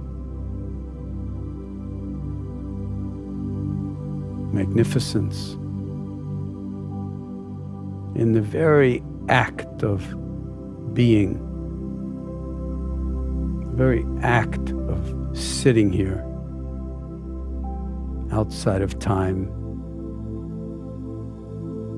with the weather patterns of the mind, the seasons of the mind, the changing circumstances of the mind, thoughts and emotions and sensations in the body, all fluxing and changing, sometimes pleasant, sometimes seriously unpleasant, sometimes neutral. And through it all, we can sit. We can put the welcome mat out for it all just the way the mountain experiences all the conditions of its environment. It's still essentially the same mountain, being itself, true to itself, going nowhere and needing nothing. Can we sit in this kind of a way, with this kind of attitude, for whatever time by the clock we've given ourselves for sitting? Can we sit like a mountain? Can we become the mountain? Can we experience the stillness and rootedness and majesty of the mountain sitting here? The stability. In spite of the weather conditions in the mind, whatever they are, not to turn away from them, not to shut ourselves off from them, but quite the contrary, to sort of let them do their work, whether it's snow or freezing rain or difficulties of any kind. That for now, as we sit here in this timeless moment we call now, to simply sit with things exactly as they are. No need to run, no need to hide, no need to change, no need to do. Just letting everything be as it is and settling moment by moment into this new, fresh unfolding of experience, moment by moment, by timeless moment, as we sit here, fully awake, awareness, embracing our sitting mountain the way the sky and space itself embraces the mountain of rock. And in the same way, our awareness is boundless like the sky, like space itself, and it can hold whatever weather patterns emerge in the mind. With the same kind of equanimity, with the same kind of open presencing that the sky provides for the mountain.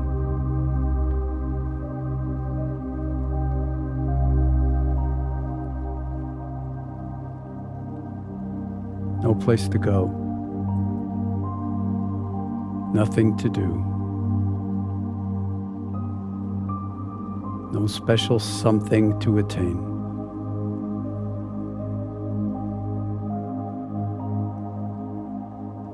The attainment is already here, in the body, in the mind, in the heart, in your intention, in your sitting posture.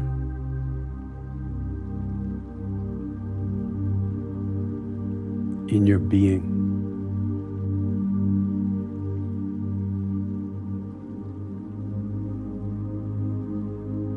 So in the remaining minutes of this sitting, just being the mountain. You can let go of all of the thoughts or images about mountains. This mountain doesn't need any of what I just said, and neither do you. Just being your essential mountain-like adamantine, stable, beautiful, majestic, rooted, grounded, you.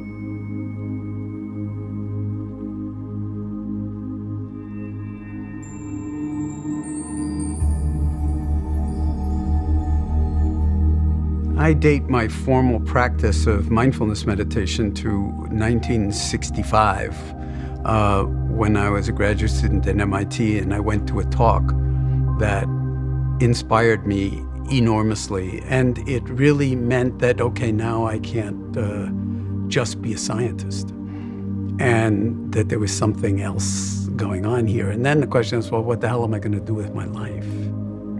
And so I would say that for the next 10 years, both in the front of my mind and in the back of my mind, I was really meditating on what is my job on the planet.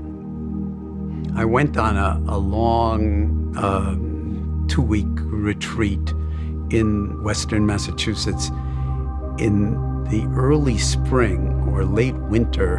It was freezing. I mean, absolutely freezing. And we were taking vows not to make any voluntary movement for, an hour or two. And between the cold and the vow not to move, and sitting on the floor, after, say, 20 or 30 or 40 minutes, some kind of discomfort would arise. And sometimes it would get unbelievably intense.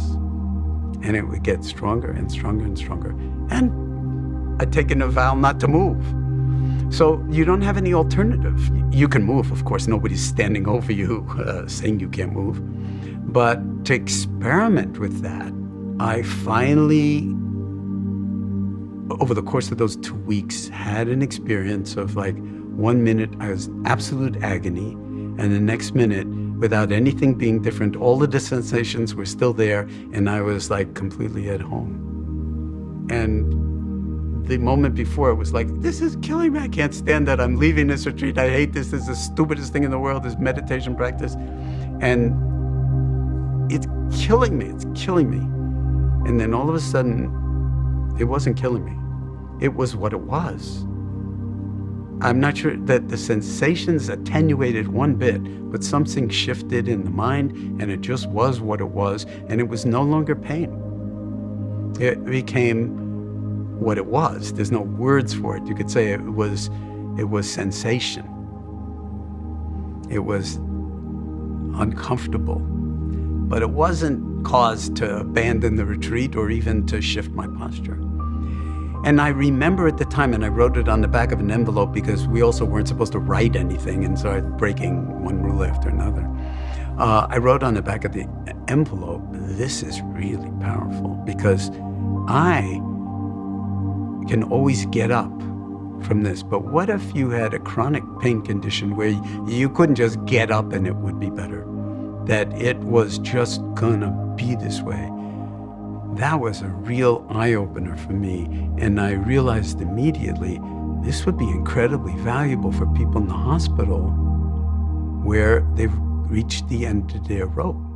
That was really a stretch in those days, because the idea that you would bring meditation into the mainstream of Western medicine was kind of tantamount, I often say, of the Visigoths are at the gates of the citadel of Western civilization, about to completely destroy it. We're going to let these lunatics in to teach meditation within our august, scientifically grounded medicine.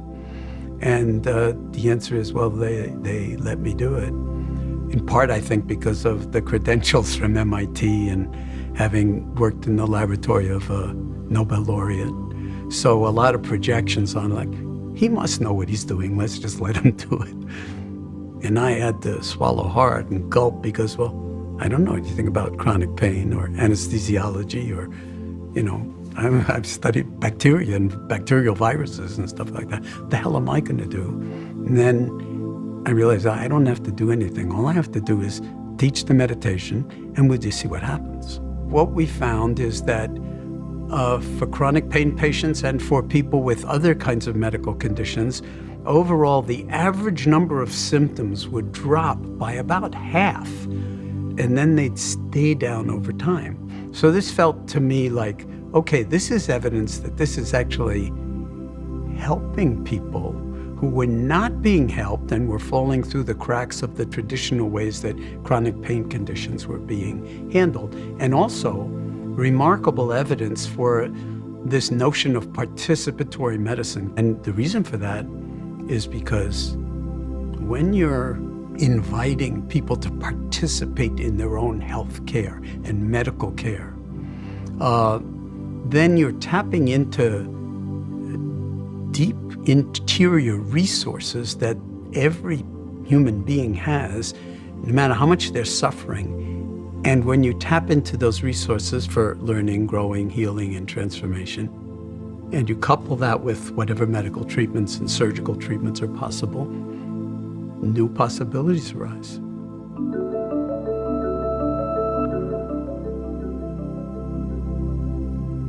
It's very interesting how dualistic we can be about suffering. So we can divide it up into my body is suffering or my mind is suffering. But even the term physical pain doesn't make any sense because there's a sensory aspect to the pain experience. This is very well known. But there's also a cognitive aspect to the pain experience, what we tell ourselves about it, and then the emotional aspect of a pain experience, and that is how we react to it. So, for instance, you could have a pain, someplace in your body, and then the thought, this is killing me. I can't stand this. So that's a cognition. That's not the pain, but it compounds the suffering because that thought, I can't stand this. And it's going to affect everything I do. And then you get angry or depressed or, or even more anxious. That's the emotional component. So once we begin to see that there's an emotional component and cognitive component, in the very seeing of it, it's almost like touching a soap bubble, and the cognitive component can go poof. Because you say, this is killing me, this is like cognition, this is killing me, it's gonna affect everything I do. Is that true? Do I even know that? Or is that just like some habitual story, narrative that I'm telling myself that's just compounding my suffering? So once you entertain that notion, you can see, I don't need that right now. I don't need that cognitive component. So you uncouple it from the sensory component. Same with the emotion. I don't need all the emotion around this. It's not doing me any good. Let it simply be, but don't feed it. And you know what? Like touching another soap bubble, it goes poof. It self-liberates. Just like that. And then you can ask yourself interesting questions. It's like, is this really killing me in this moment? And if you look, you actually take that question seriously and you look and say, well, at the moment, actually, it's not killing me, but in the next moment, I can't stand, this is just gonna go on, it's endless. Well, wait a minute, none of that's your pain. What is that? That's all thinking. That's all emotion. So all of a sudden, this is almost like an equation for liberation. We've liberated pain from suffering. There are two different domains, and we have some fungibility, some flexibility for how, again, I keep saying the same old thing, are we going to be in wise relationship with what nobody asked for, we don't want it, but here it is.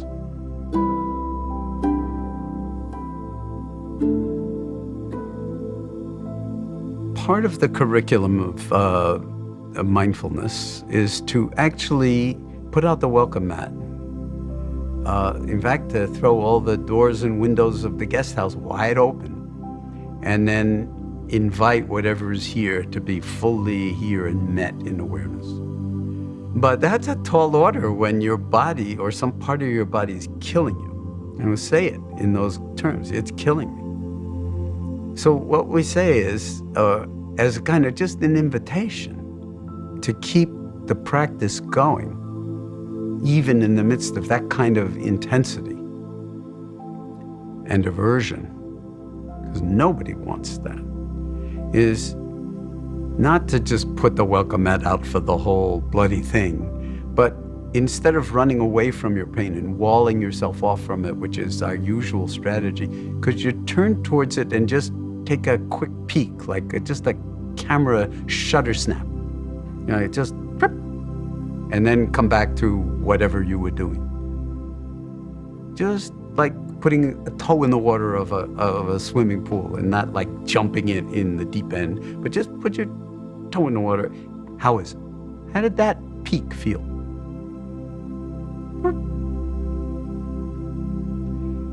And then maybe try it again. Try it again. Multiple peaks, many times, but not for any long duration. You begin to actually feel stuff that is interesting, because it's like, how do you feel after that peak? Well, I can manage the peak. So you peak again, you peak again. And over time, it may be, everybody's different and every moment is different, that you can actually turn towards what you most don't want to experience and begin to have what you might call a silent conversation with your pain, and befriend it. If, 4 surgeries later and all sorts of other therapies, it's still here, maybe we really do have to befriend it, tend it and befriend it. And how do we tend things? We tend to things by attending to them, by paying attention. And even with a certain degree of tenderness, so that it's not the enemy. And you can play around with these kinds of things, and in a certain way, as I've said multiple times, begin to some degree, reclaim the territory of those parts of the body that you've walled yourself off to because they are so painful to look at. And in this way, we can actually learn a lot about not only pain, but the distinction between pain and suffering.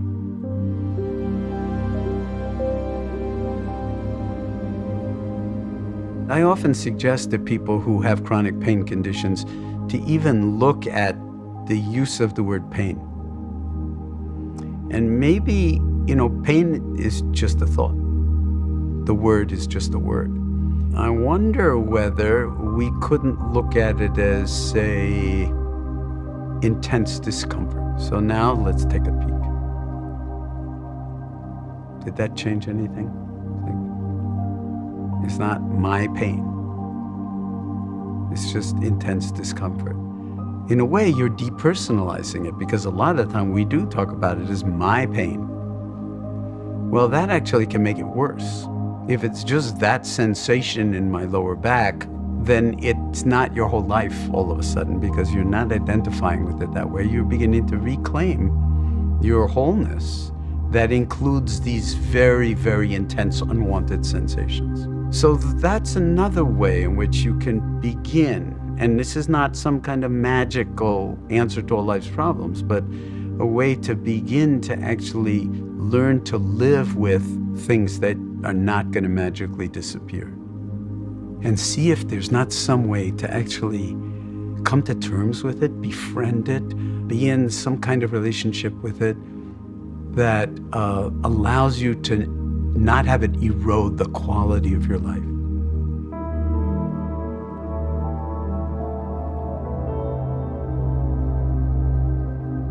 So the body scan, of course, can be done in any posture. You could do it standing on your head, but the way we usually do it is lying down on our backs in what's classically called the corpse pose. It's a way of actually reclaiming your body, revisiting the body, and attending to it without any kind of intermediary, like your story about how old you are, or how much your body doesn't work in some way or other, or how much pain you're in, or anything like that. We start like fresh every time. Here's the body. And it doesn't matter how it is. What matters is how we're going to be in relationship to what we find when we move through it. So every time we practice any meditation, but in particular the body scan, it's as if it's for the first time. And you say, oh, this is a big adventure. What will it be today when we embark, feeling whatever is here to be felt? And it could be intense sensation, it could be mild sensation, it could be unpleasant sensation, it could be pleasant sensation, or it could be dullness and no sensation. And all of that is perfectly fine. But what we're doing is we're actually befriending the body part by part by part.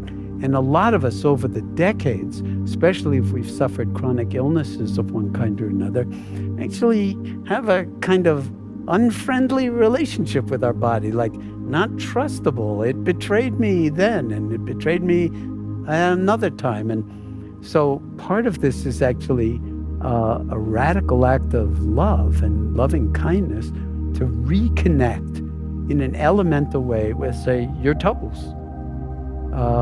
Can you feel them? Can you feel the big toe of the left foot?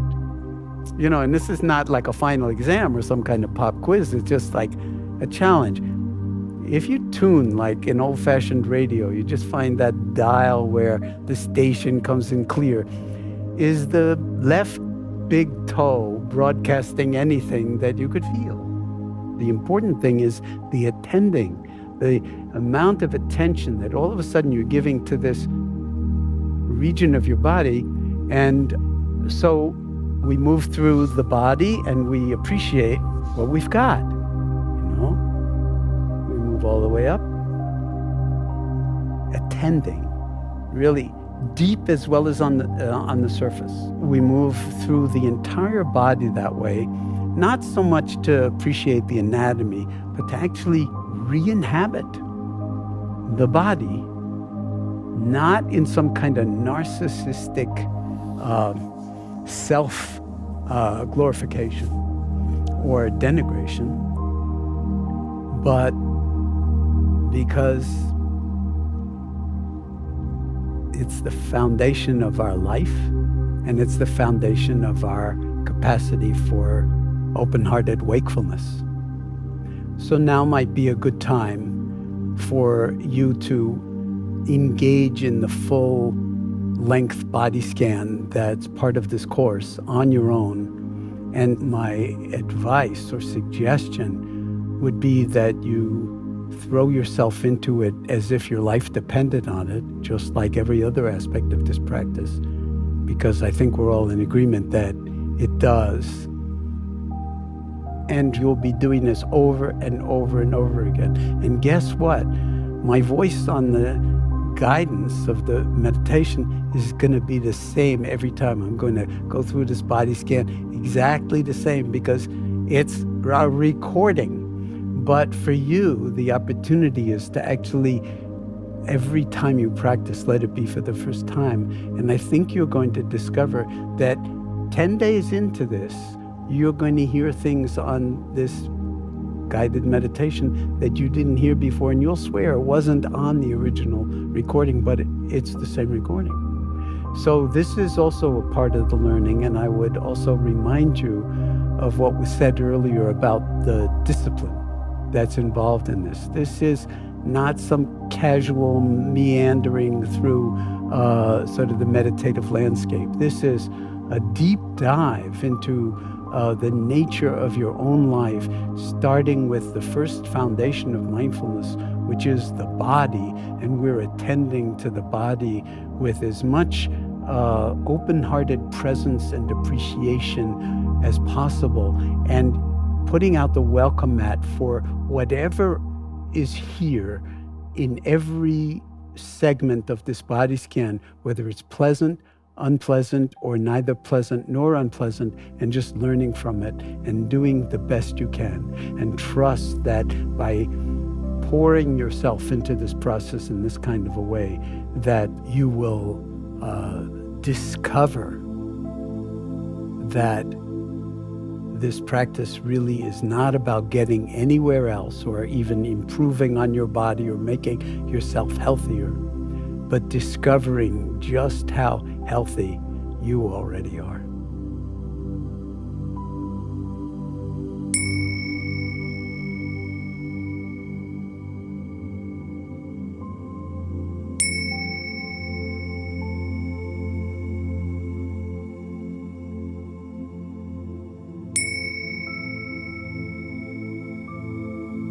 So now let's arrange to lie down on our backs if possible, on a rug or a mat, or on or even in your bed.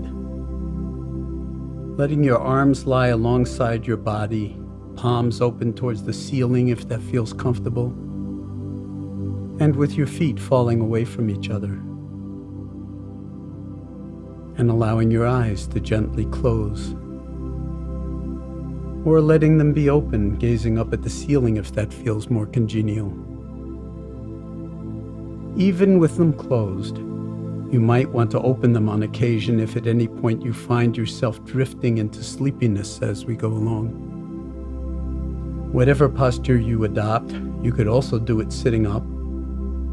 The invitation is always simply to fall awake, to take up residency in awareness itself in this very moment, grounded in the body. That said, falling asleep is something of an occupational hazard of lying down meditations. And that, of course, is okay too. But over time, through practice, we can learn to fall awake in more of our moments. And that can happen here by just following along with my voice as best you can throughout this body scan.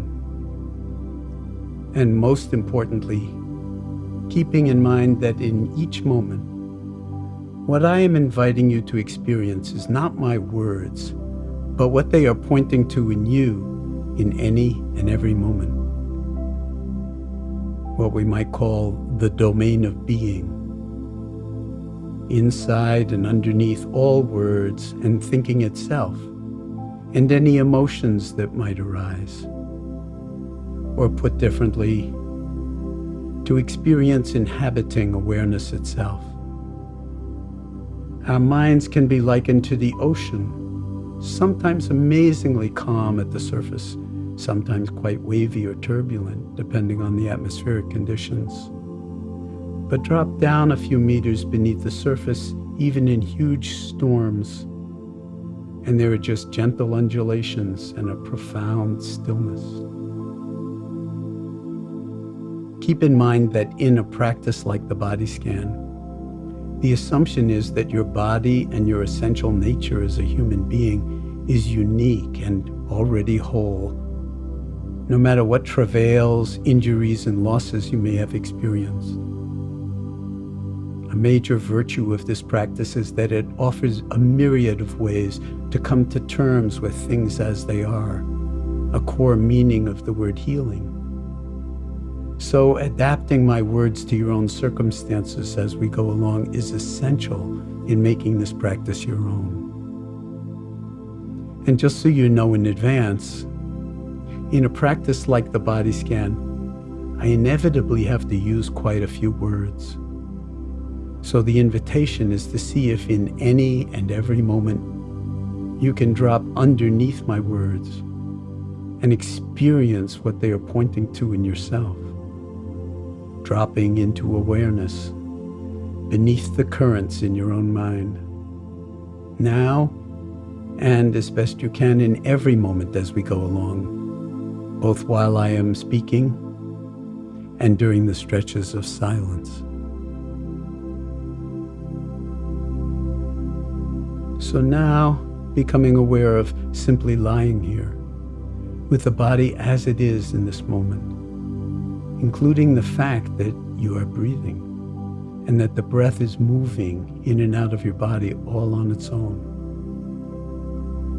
It's best if you can avoid manipulating your breath in any way, but rather simply experiencing it as the air moves into the body and out of the body all on its own.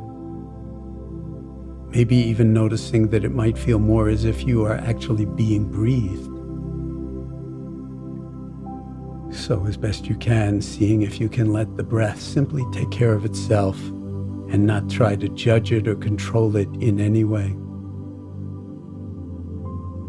Just feeling whatever sensations may be present in the body moment by moment as the belly rises somewhat on the in-breath, stops for the briefest of moments, and then falls back somewhat on the out-breath, followed again after a pause by another in-breath. Simply riding on the waves of the breath, moment by moment by moment, and breath by breath by breath, with full awareness as you lie here.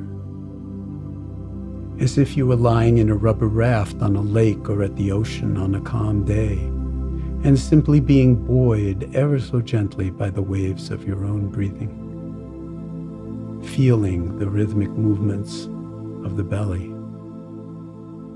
rising on the in-breath, falling back on the out-breath. And on each out-breath, allowing your mind to simply let go of whatever it might be pursuing as you ride this wave of the breath coming into the body. And as you ride this wave of the breath leaving the body, the one after the other, and maybe sensing the body sinking a little bit more into whatever you're lying on with each outgoing breath. As best you can, just bringing full attention in each moment to the experience of breathing, to this breath coming in, to this breath going out, with no agenda other than simply being present, awake and aware, moment by moment, as you lie here.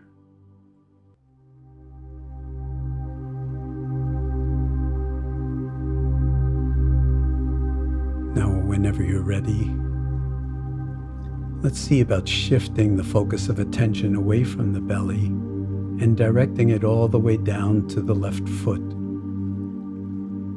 becoming aware of whatever sensations can be detected here, in the toes, the sole of the foot, the heel, the top of the foot, and let's include the ankle as well. Feeling whatever is here to be felt, moment by moment by moment. If you like, seeing if you can feel the big toe all by itself, and the little toe, and maybe the toes in between. There may be sensations of tingling or moisture, of itching, of warmth. Whatever they are, it's not important, but just playing with whether you can feel your toes however they are in this moment. And also all the rest of the foot, the sole, the heel, the top of the foot, and the ankle.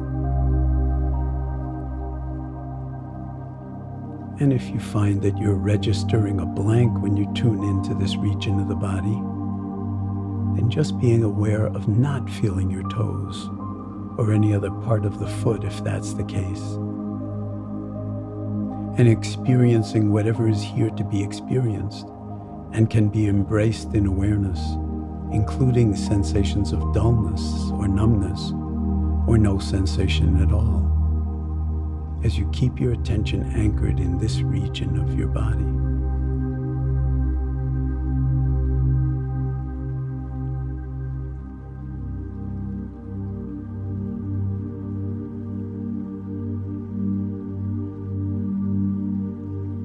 And as you breathe in, just imagining that the breath can move right down through the lungs and through the torso and into the left leg and down all the way to the left foot and all its various parts. And as you breathe out, imagining or feeling that the breath is moving back up from your foot and ultimately out your nose, so that you're breathing in down into your foot and breathing out from your foot all the way up and out through your nose.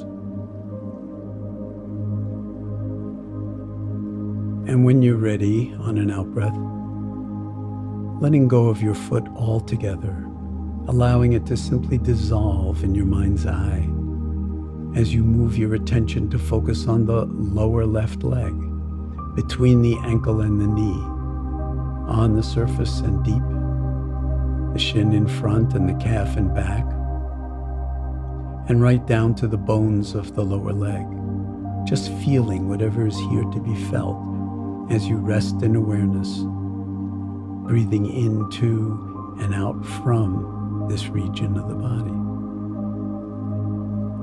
and putting out the welcome mat for any and all sensations that might be here. Again, as best you can, without judging anything that you might be sensing or feeling. Simply accepting whatever it is that you are feeling, because it's already here in this moment. And gently, even tenderly, holding it in awareness. And when you're ready, taking a deeper and more intentional breath in, directing it down into the region of the left lower leg, and on the out-breath, letting go of this region, allowing it to be as it is, and watching it dissolve in your mind's eye as we move now into the left knee, the kneecap, and the sides and back of the knee, and the interior of the joint, opening to any and all sensations or lack of sensation in this region, whatever is present in this moment. Holding it all in awareness, breathing with it, and again, whenever you're ready, on and out breath, allowing this region too to dissolve in the mind's eye as we move into the upper left leg. From the knee all the way up to the hip on the outside and the groin on the inside, feeling whatever is here to be felt in this region of the body, on the surface and deep. Letting it simply be as it is as you hold it in awareness. If you like, inviting it to soften to whatever degree it might on each out-breath. And when you're ready, once again, taking a slower, deeper, more intentional breath in, directing it down into the entirety of the upper left leg. And as the breath releases, inviting this region of your body to soften and dissolve in your mind's eye as well. As we now direct our attention to the right foot, becoming aware of the sensations in the toes, the sole of the foot, the heel, the top of the foot, and the right ankle. Any sensations, all sensations, no sensations, or a sense of numbness or dullness, whatever is here to be felt, it's all okay as you tune to this region of the body and take up residency here. And once again, if you like, seeing if you can distinguish between the big toe, the little toe, and the toes in between, and sensing whatever sensations are here to be felt, recognized, and held in awareness throughout the right foot. Not judging them or thinking about what you should be feeling, just allowing the whole of your right foot to be exactly as you are experiencing it right now, however that is, as you tune into it moment by moment by moment.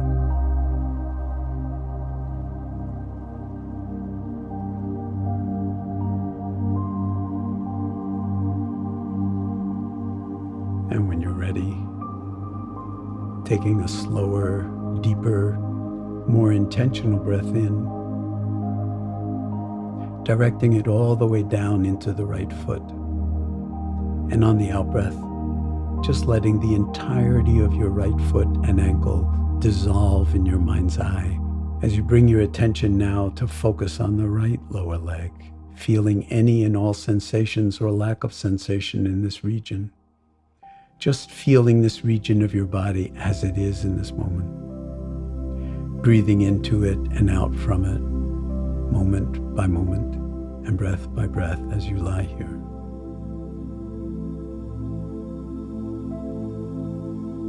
And when you're ready, breathing in down into the right lower leg. And as you breathe out, just watching it dissolve in your mind's eye as the breath lets go and the mind lets go. And as we come now into the region of the right knee, embracing it in awareness, feeling whatever is here to be felt in this region as we breathe into and out from the knee,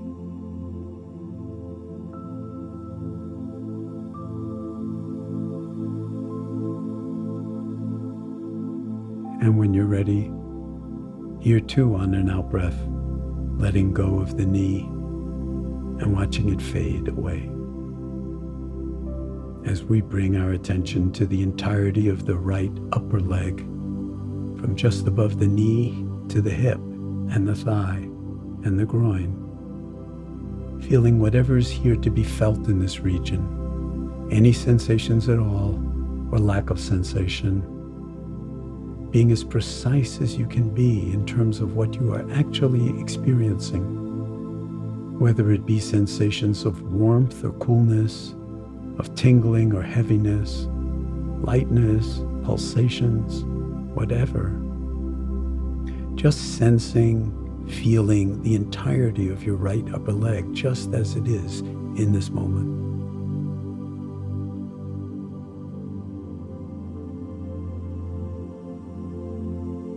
And when you're ready, breathing into this whole region, and on the out breath, letting go here too. As we move into the region of the lower torso, bringing awareness to the pelvic basin, from one hip to the other, and from front to back. The feeling of the buttocks in contact with the mat or the floor or the bed. The genitals and whatever sensations or lack of sensation you may be experiencing in this region. Becoming aware of the hips once again, and simply breathing with the entirety of the pelvic basin.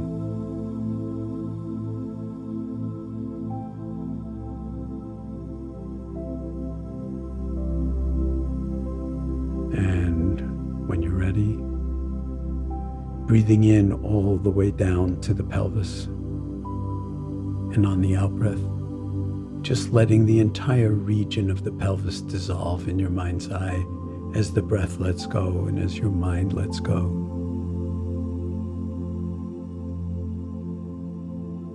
And as we move now into the region of the lower back and the abdomen, experiencing whatever sensations are here to be felt in this region.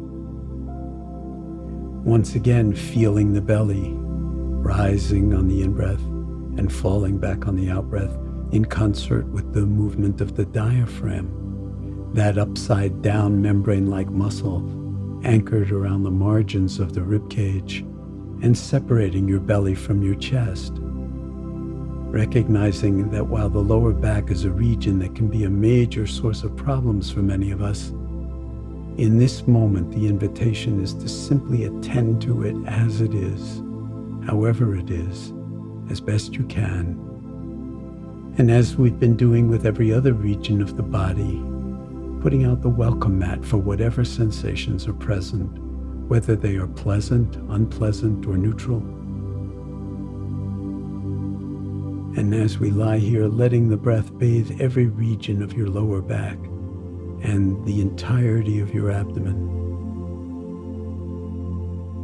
And now on an out breath, letting go of the lower back and the belly as they too dissolve in your mind's eye.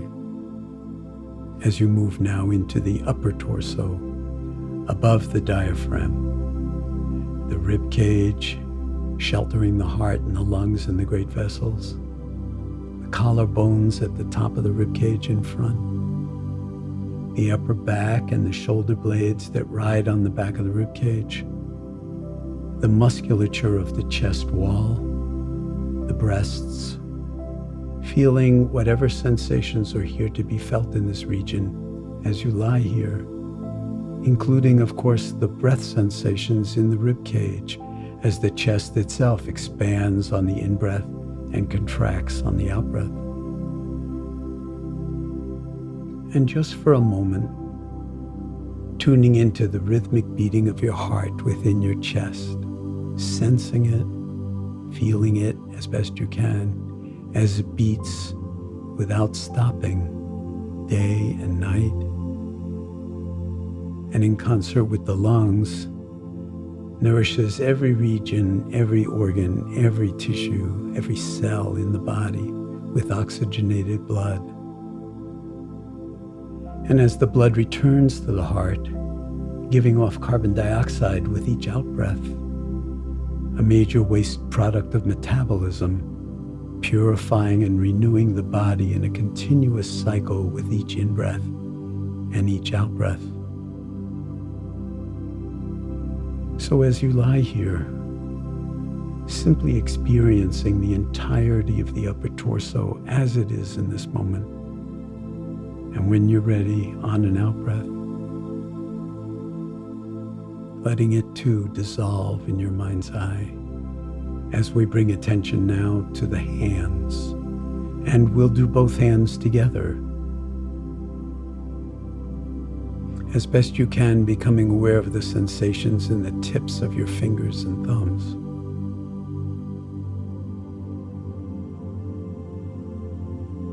And let's include now the entirety of the fingers and thumbs.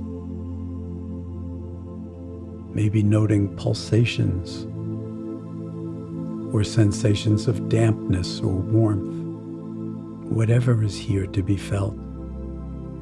Sensing your fingers and your thumbs just as they are in this moment. Perhaps appreciating just how much we experience the world and express ourselves through our hands and through touch in virtually an infinite number of different ways. And how beautiful, how miraculous our hands are. And now allowing the field of awareness to expand to include the palms and the back of the hands. And now the wrists. Aware of any and all sensations or lack of sensation, whatever is here to be experienced in this moment. Perhaps picking up on the pulsations of the radial arteries in the wrists as the blood flows into and out of your hands with each contraction of the heart.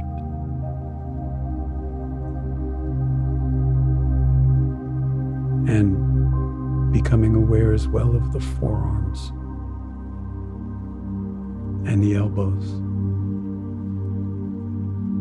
Any and all sensations or lack of sensation, whatever is here to be felt and known, whether pleasant, unpleasant, or neutral. And moving now into the region of the upper arms, right up to the armpits and the shoulders. The shoulders being another reservoir of tension for many of us, and often a source of some discomfort in the neck when the stress of the day somehow winds up in the body. So in this moment, just experiencing your shoulders as they are, and if there is tension here of any kind, just seeing what happens as you breathe into your shoulders and out from the shoulders, noticing if any of the tension dissolves on the out-breaths, and whether it does or it doesn't, breathing now with the entirety of both arms and hands, from the tips of your fingers and thumbs all the way up through the armpits and shoulders, just being present in each moment.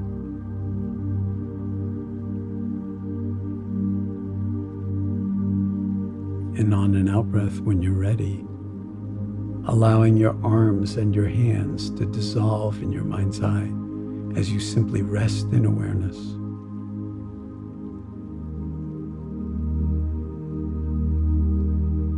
Riding on the waves of the breath, aware of any thoughts moving through the mind, any emotions or restless impulses, or even boredom. And for now, treating all thoughts or emotions simply as weather patterns in the mind, like clouds passing through the sky, through the space of awareness itself as you lie here. Simply experiencing life unfolding in the only moment any of us ever has, this one. And for now, without needing to do anything at all, inviting yourself to be completely at home, and this moment to be complete as it is.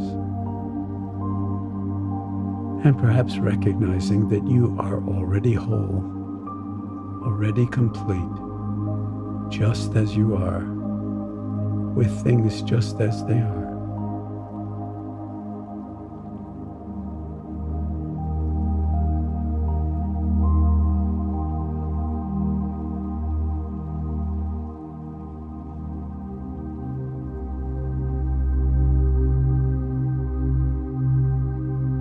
And now, let's let the focus of attention move into the neck, the cervical vertebrae, the musculature of the back of the neck, often another location for accumulated tension, tuning into the throat and the larynx with its vocal cords that allow us to miraculously and mysteriously give voice to what is on our mind and in our heart by moving air from the lungs over the vocal cords in concert with the lips and mouth and tongue.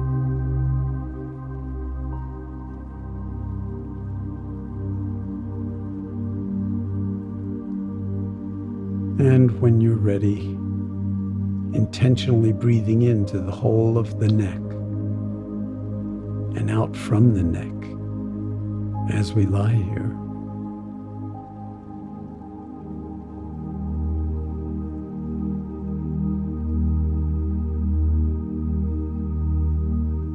And again, when you're ready, now taking a slower, deeper, more intentional breath into the entirety of the neck and throat region.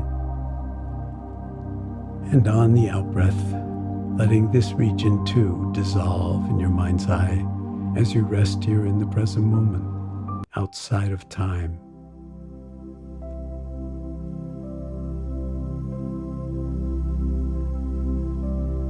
And now let's move into the region of the head and the face, taking a moment to bring awareness to the entirety of the head, feeling the contact of the back of the head with the surface you're lying on, and the weight of the head itself as the breath moves in and out.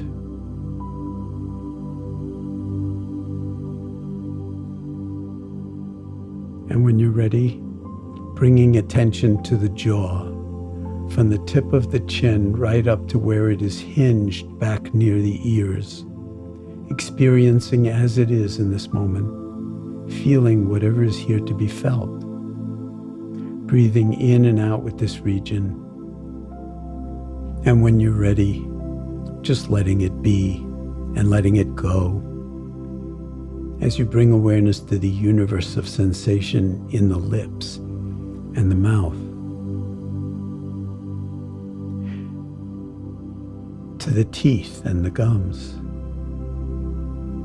to the tongue and the roof of the mouth,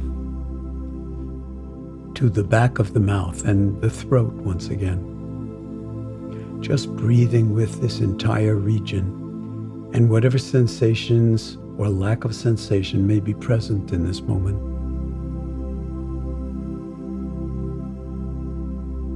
And when you're ready, on an out-breath, just letting go here too, watching this region dissolve in the mind's eye as well, as we move into the region of the nose, feeling the breath moving in and out through the gateway of the nostrils and back into the nasal passages in the skull.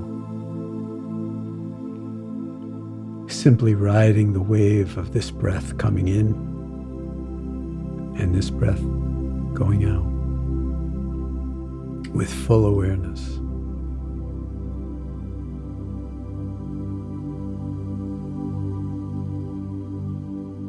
As we move now to include the eyes and the eyelids, the eyebrows and the space between the eyebrows, and the entire region around the eyes, miraculous sensory organs that bring in the outer world in extraordinary ways that we so often, as with all our senses, frequently ignore or take for granted. Feeling whatever sensations or lack of sensation may be present. As we now move into the region of the sides of the head, the temples, and then watching this region dissolve as well on an out-breath. As we move our attention to the ears and the whole domain of hearing, another miracle of sensing, operating right now within the space of this guided meditation that we're engaged in, attending in this moment to whatever is coming to the ears, to whatever is here to be heard. My voice, sounds, and the spaces between them, coming and going as we rest here within the ever-present soundscape.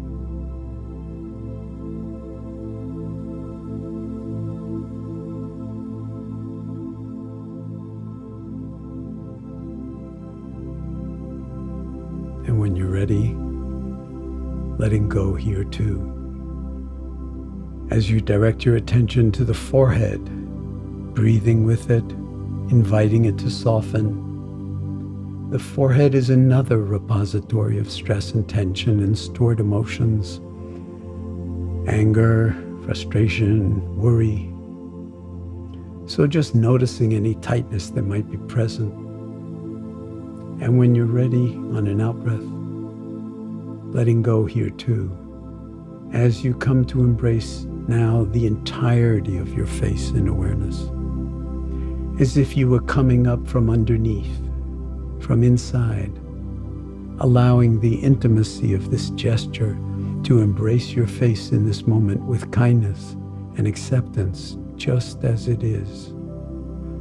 Not asking it, as we so often do, to put on any masks or try to protect you or project anything out into the world at this moment. Letting your face be at home as it is, at peace, right in this moment. And when you're ready, holding the entirety of your face, from the chin to the forehead and from ear to ear in awareness.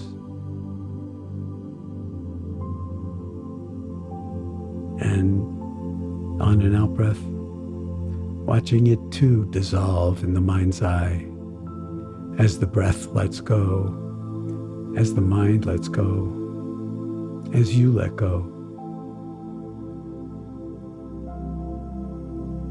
As we move now into the region of the cranium, the vault of the skull, housing the brain with its over 86 billion neurons and unimaginable trillions of synaptic connections, its myriad neural networks dynamically shaping and reshaping themselves moment by moment in response to experience, including meditation practice, and driving what's called functional connectivity and even potentially beneficial structural changes throughout life. The most complex arrangement of matter, the human brain, in the known universe, lying right inside your head. One of the many signatures of the miraculous being you are, that all human beings intrinsically are.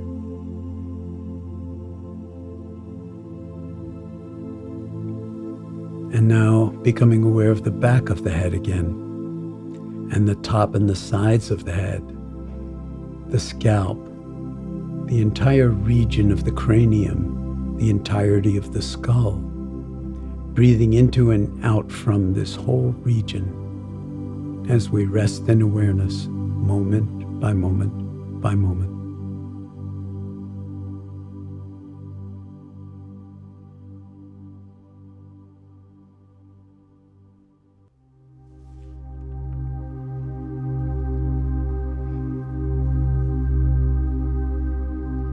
And focusing now on a spot at the very top of the head, about the size of a quarter perhaps, or even larger, And just imagining that, just like a dolphin or a whale, you could breathe through a blowhole at the very top of your head.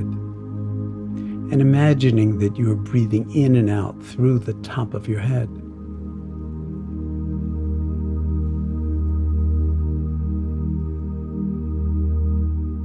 And now you can play with breathing in through the top of your head and down through the body and out through the bottoms of your feet.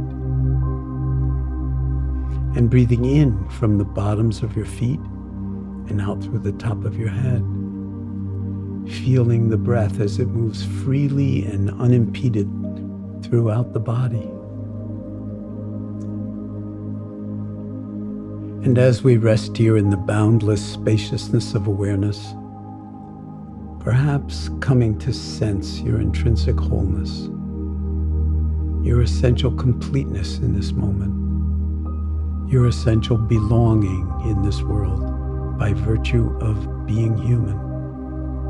No matter what the travails of life may have brought to the body and the mind, recognizing that you are whole and complete right now, just as you are, right in this moment. Embodied awareness, or what we call mindfulness, being a domain in which our limitations and our sorrows, our losses and our hurts, whatever they might be, are not confining or defining of our intrinsic beauty, our intrinsic worthiness, our intrinsic wholeness, our intrinsic belonging, and our interconnectedness with others, with nature, with the world. Nor do our personal challenges restrict our intrinsic capacity to be of use, to help others, to contribute to healing the ills of the world in ways that might seem tiny, but may in actuality be profoundly transformative in ways both little and big, and that may ultimately help heal the wounds of society and protect our planet, our world, and all life for generations yet to come. In this moment, this silence itself is healing. This stillness itself is healing.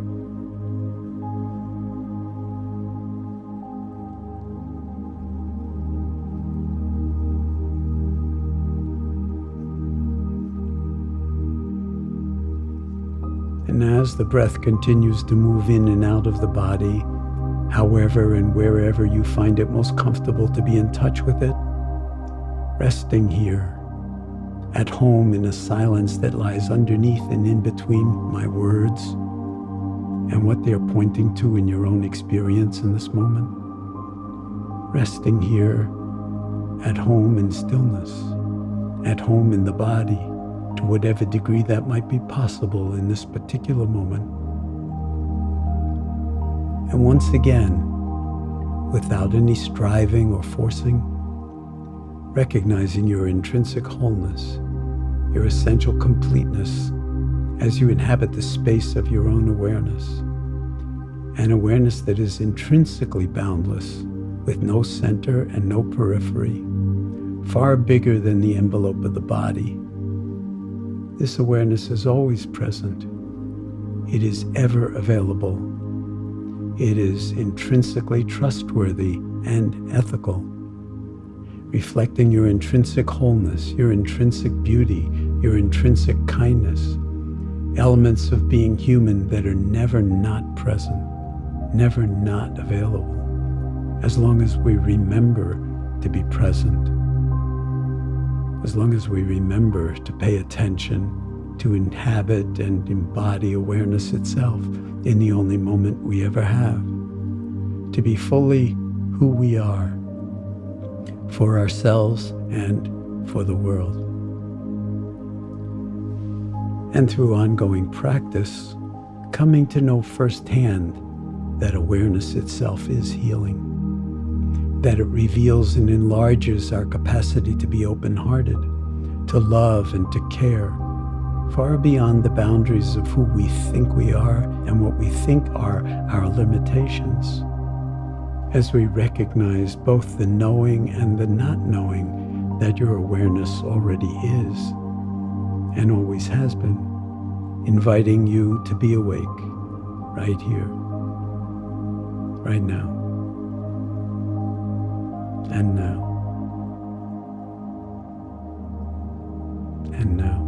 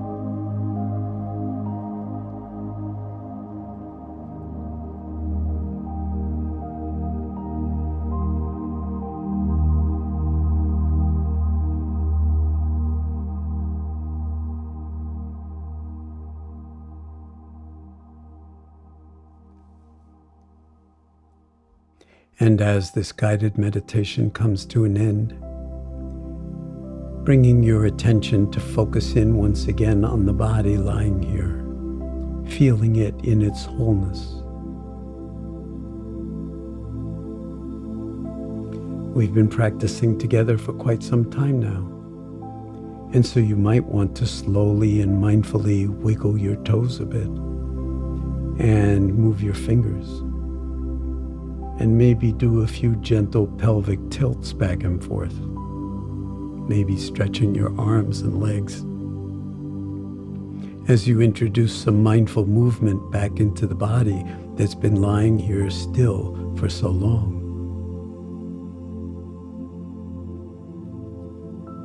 And allowing whatever benefits that may have accrued from devoting this time to formal meditation practice in this way, whether it be a modicum of calmness and stability of body or mind or heart, or insight into your own nature as a human being and your relationship to pain and suffering from whatever sources they might arise.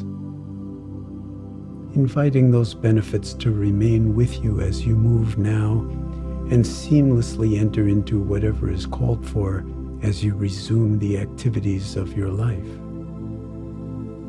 You may wish to congratulate yourself on having taken the time and mobilized the energy and motivation to nourish yourself in this way. And remember that what we have been calling mindfulness or heartfulness or embodied wakefulness, pure awareness, is accessible in all your moments by simply dropping into the present moment, keeping in mind that your breath is a powerful anchor for your attention that is always available and trustworthy, no matter what is happening at any moment of your day. May this ongoing and disciplined cultivation of mindfulness on a regular basis, whatever the obstacles and challenges to maintaining the discipline of this love affair, and there are challenges, May it be a source of constant strength and energy for you and for those with whom you share your world. And may this practice provide a deep reservoir of clarity, balance, equanimity, and kindness towards yourself and towards others, from which you can draw to make conscious, wise, embodied choices about how to live a more integrated, healthy, and satisfying life.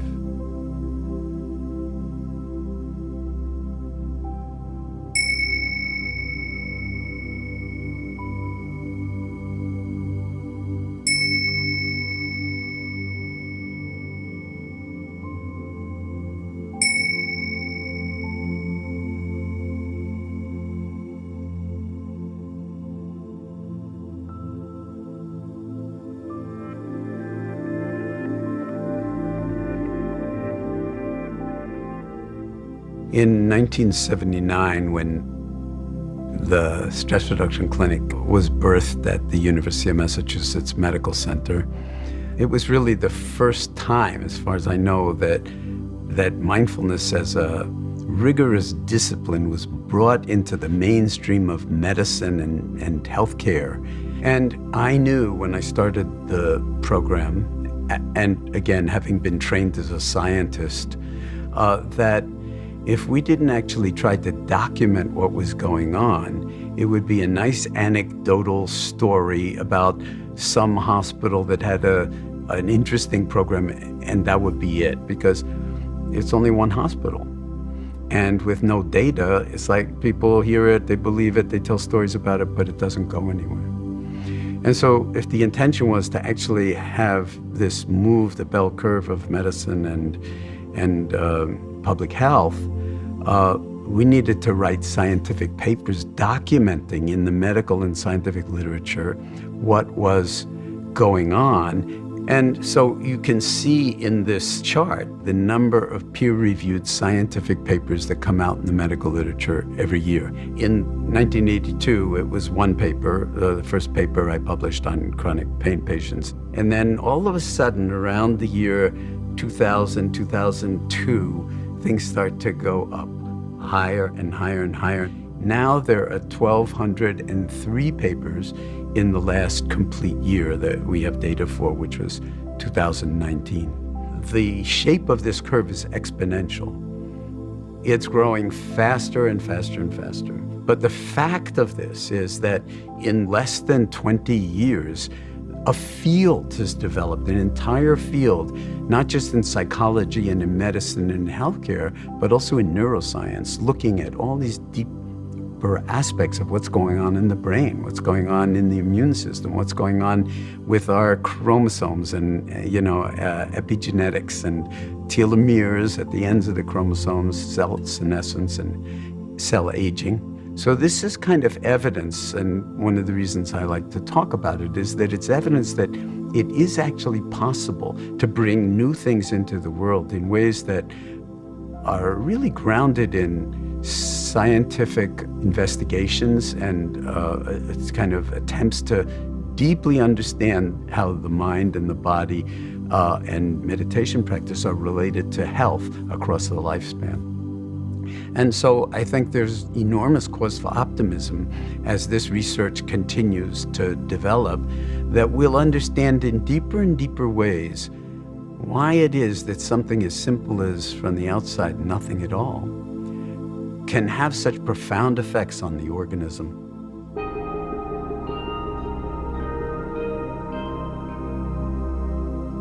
Alyssa Epel and her colleague Liz Blackburn, who won the Nobel Prize for some of her work with telomeres and the enzyme that makes them longer or shorter, telomerase.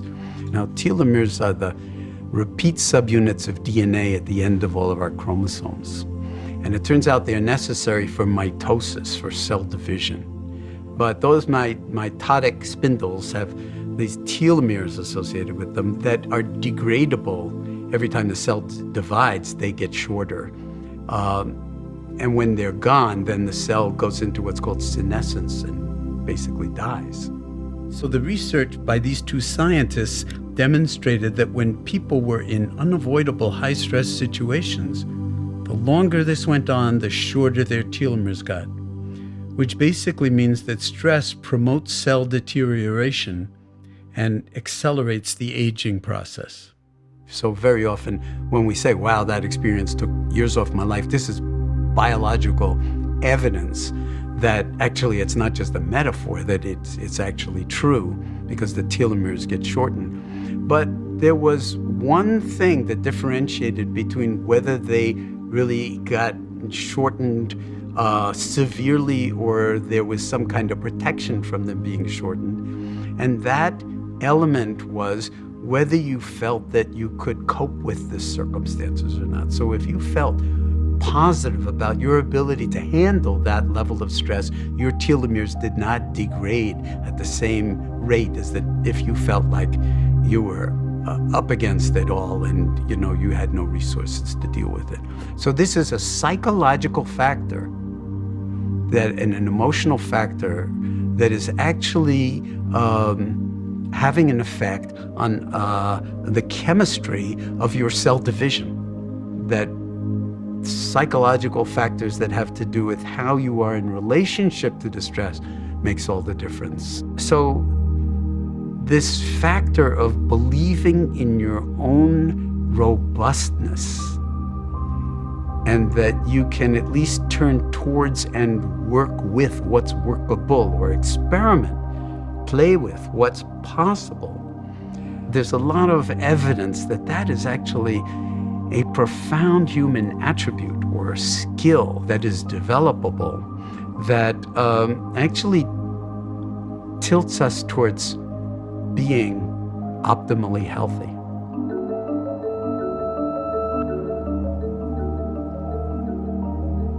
So this is kind of, I feel, an extremely remarkable paper that was published by Norman Farb and his colleagues and Zindel Siegel at the University of Toronto back in 2007. I think it's a really seminal study, and I'm going to sort of give you a kind of impressionistic sense of this, so not give you a whole lot of details because it's actually a very complex protocol.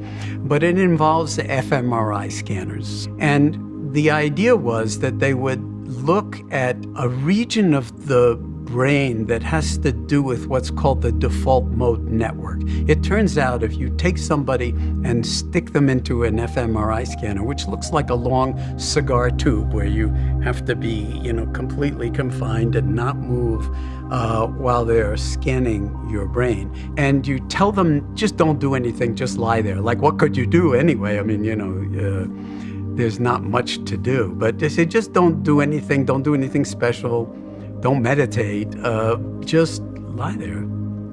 It turns out that when you do that, they see a large network in the sort of medial region of the frontal cortex, this whole region, just light up like crazy. And they call it the default mode network because when you're told not to do anything and just lie there, you default to, what do you default to? Well, you default to thinking.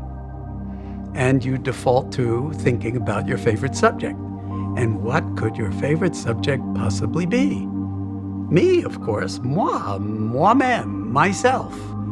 So we start to think about the past, the future. We just go into endless rumination about me and my story. The story of me, starring me, and how wonderful it is or how horrible it is. So this is the kind of default mode network, and you see lots of activity in this region.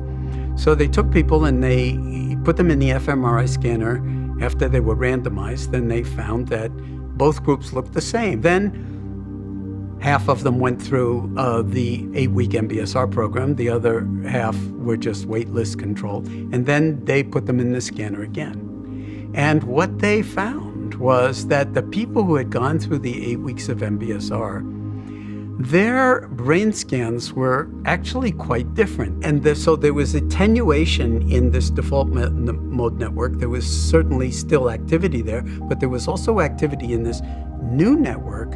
And they called this new network the experiential network. So they were actually in the present moment practicing. They were not told to meditate or anything like that, but they were actually simply being in the scanner without defaulting to all of the activity in this network. And whereas in the control group, there was no difference between, there was nothing here, and this was just, the default mode was just going full speed.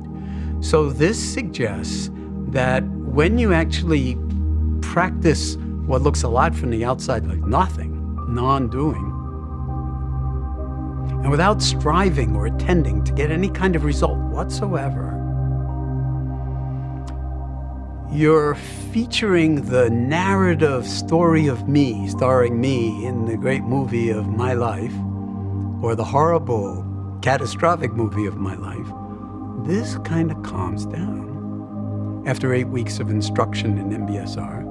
And this area of the brain lights up that allows you to just be, because it's just what's happening. It's not how do you feel in relationship to what's happening, it's just what's happening. So you could be at peace with it. As long as I'm in the scanner, I might as well just be in the scanner.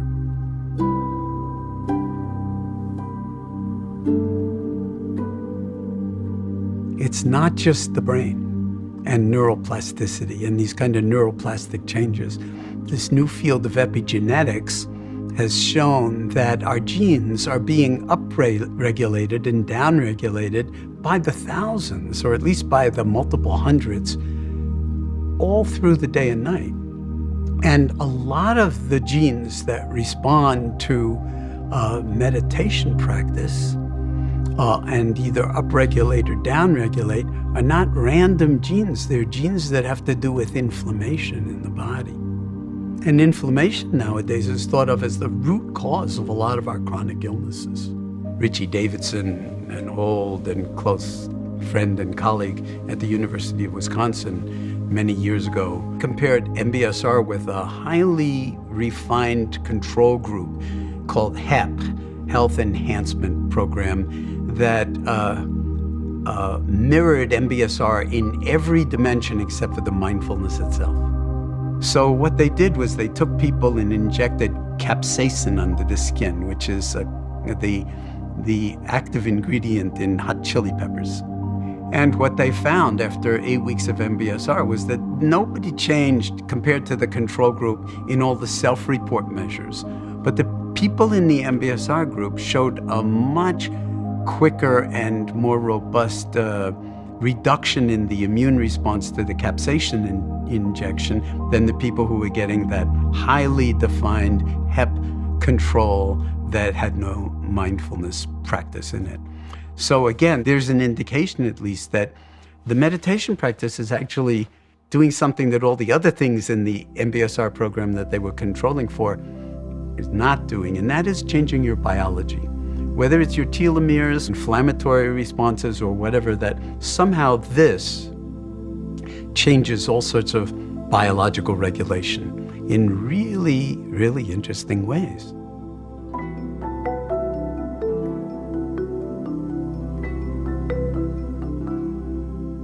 So I thought it might be helpful if I just shared with you a little bit of my routine in the morning.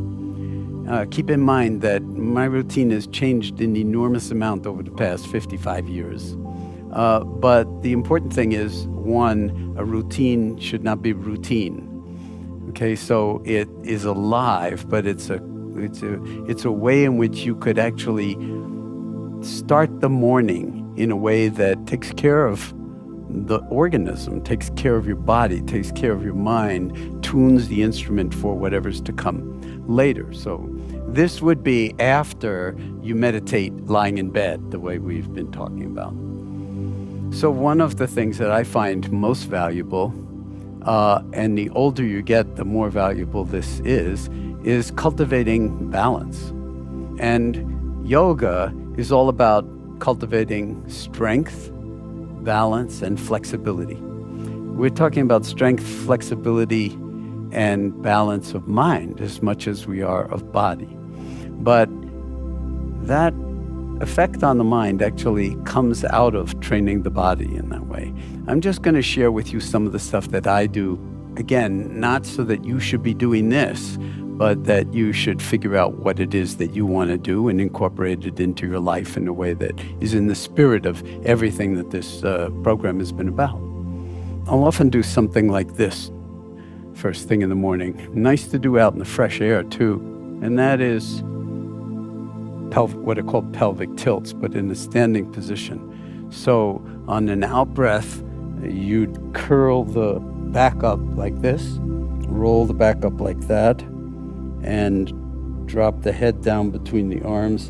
And then that would be all on an out breath. And on an in breath, bring the hands back, raise the head up, and tilt the pelvis forward. So you're going from like this to like this.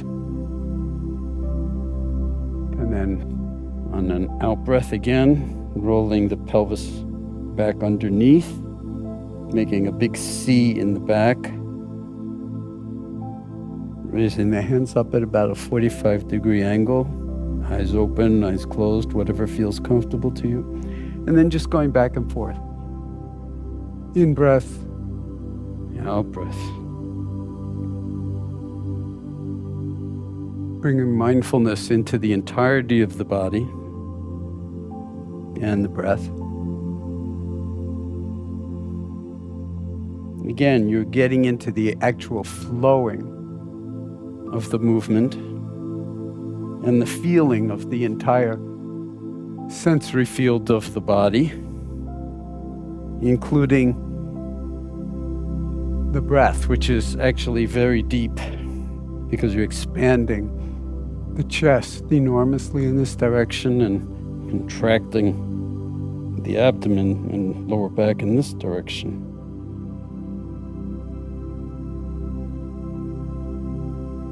When you're ready, just settling again.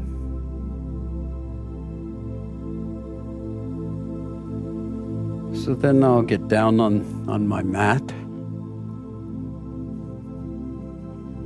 and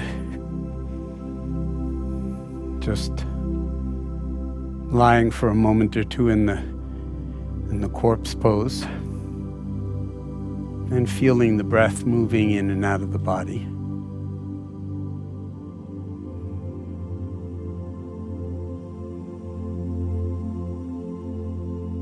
And then I'll do those pelvic tilts in this position.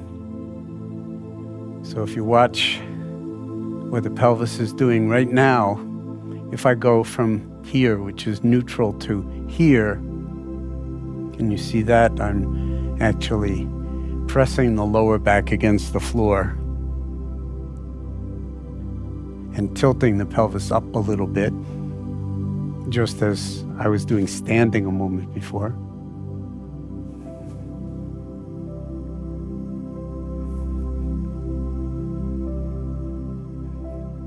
So this will be the movement, pressing against the lower back, and there's no space. And then arching the lower back, and there is a space. And then you couple that with the arms so that when you are pressing the back against the floor, you're sitting up. And then when you're arching the back, you're stretching way back with the arms, and just go back and forth. And back and forth. And then when you're ready, you're just slowly coming back to stillness and dropping right into the corpse pose for a few moments while the body just recovers.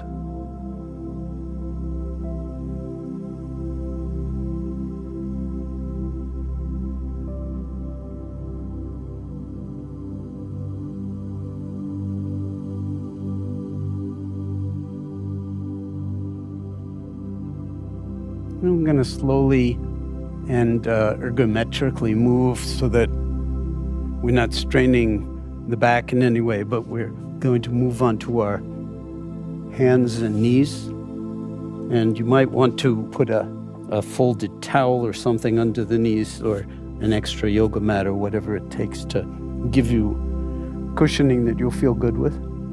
And we're going to actually do the same movement of the pelvis that we were doing standing before, and then also lying down before in those sit-up-like movements by just arching the back up on an out-breath and lowering the head between the arms and just letting it hang. And of course you can feel in your fingers and hands and thumbs and palms the contact with the floor, knees as well. And then on in-breath, you're going to lower the belly and raise the head and make a kind of U in the lower back. And then we're going to just go back and forth between out and breathing out and arching, and breathing in and raising the head up and lowering the belly.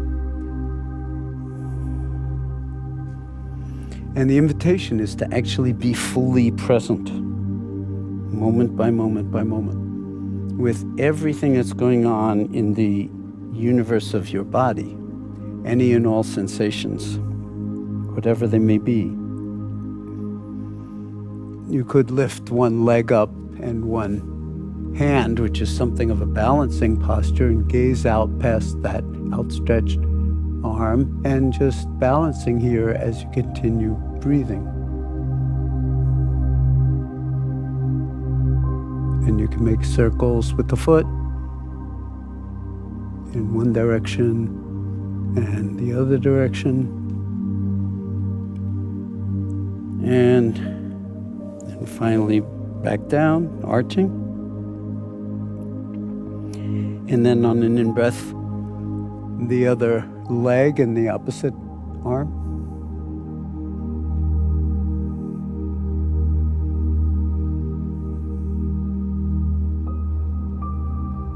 Of course, you can stay here as long as you like. This is as much a form of meditation as any other.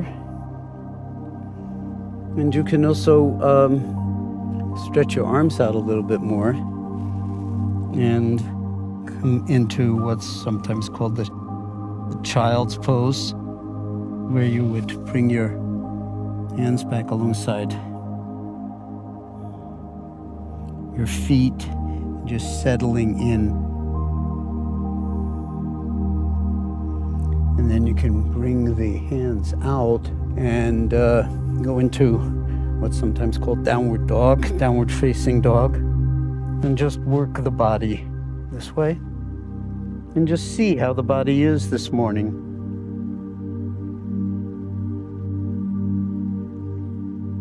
You can very much play with bending the knees and just seeing what the condition of your back is and your arms. And of course, you have to take care of your wrists doing something like this. But over time, maybe it becomes more and more comfortable to you. And then you can also go from here into the upward facing dog. Moment to moment awareness. The body is changing moment by moment. The breath is finding its way into and out of the body in more and more interesting ways the longer you stay. Of course, again, you have to be attentive to your wrists and how much pressure the wrists can take. You can always put your knees down and just hang like this. And you can also curl your toes underneath you and go back into this. And again, the important thing is not to be picture perfect in anything. It's more to be in the body moment by moment and simply experiencing how it is this morning. You can play with doing push-ups, which are not a bad thing if you want to maintain your upper body strength over the decades. And you can do those push-ups either from your toes, or to be more merciful with yourself, you can do them from your knees, so they look either like this, okay, so this would be push-ups from the toes, and strengthening the whole of the upper back and chest and arms. And if you do them from the knees, you can raise your feet up and just do this.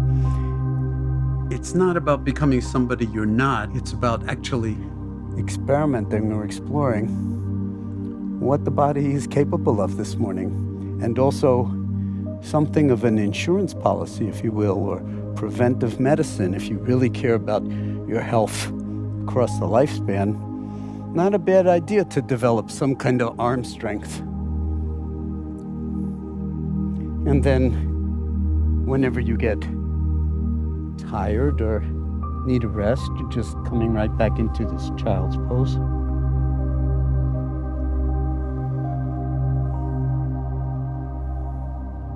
Moment by moment awareness throughout.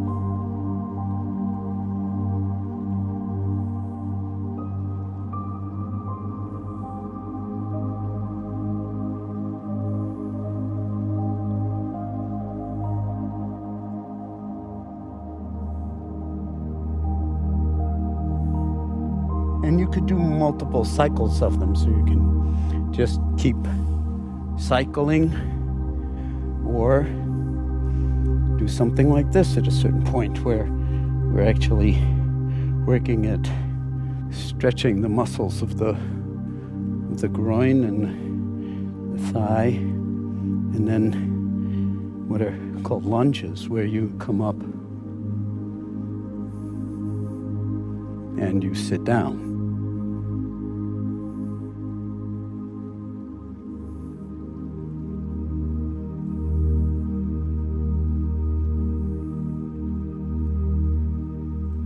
Now from here, you can also go into warrior poses, like Warrior 2, where your back foot is at about a 30-degree angle, your front foot is straight ahead, and you're opening the pelvis as much as possible, and also the chest, and gazing out past the fingers of your one hand, and just settling in, sitting down into this pose as best you can. Again, working at your limit. This is not about some kind of ideal that you have to force yourself to look like, but rather you're discovering in the process, well, how the body is in this moment, where it is, and introducing a little playfulness and a little moving into it can be really helpful in just waking up the body. And you can put your left arm on your left thigh if that's the bent leg, and then sweep over, and then drop it down and back into Warrior 2. If you're ambitious and very, very careful, you can actually introduce a twist here where you put your right elbow down on the left thigh and gaze this way as you turn.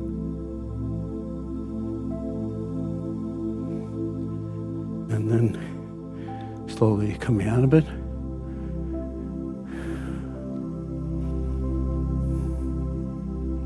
And then I might bring both my feet together like this.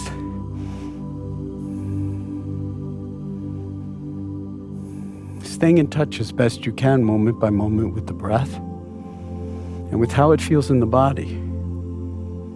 And we're working on the principle of never pushing beyond the limits that you find yourself experiencing in any kind of a pose, but moving up to those limits as best you can, and then experimenting or playing gently, using the breath as well to explore how it feels in this particular moment.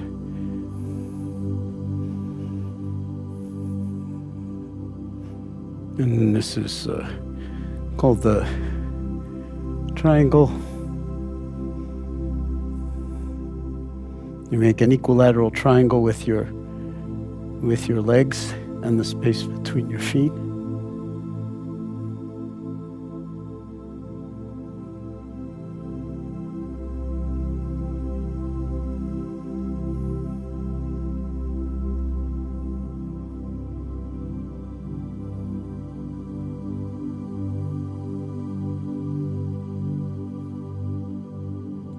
Don't be surprised if you find asymmetries in your body and things work better, or you have more degrees of freedom on one side rather than another. The important thing is to actually nurture the body in this way. This is like feeding it.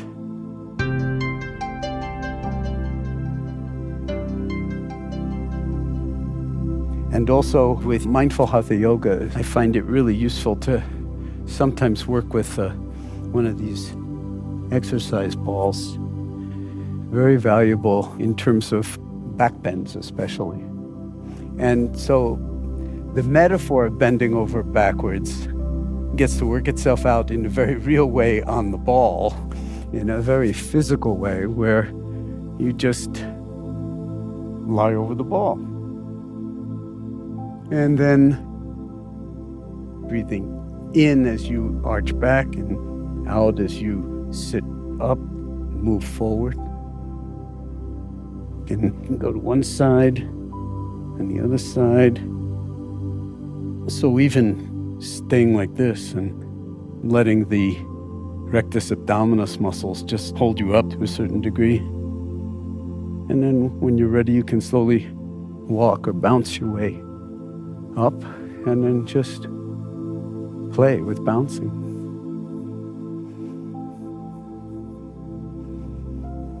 And there's no audience for this. You're just doing this simply for yourself. So you can be very playful. You don't even need music. You can just hear your own internal music and just be awake and appreciative of how bouncy this body can be. How precious this body is, how much it's not forever, and how much it loves to be nurtured in this kind of a way. The practice of mindful hatha yoga is really like giving food to starving bodies. There are an enormous number of hatha yoga postures. And the combination or the sequence in which you combine them is like infinite.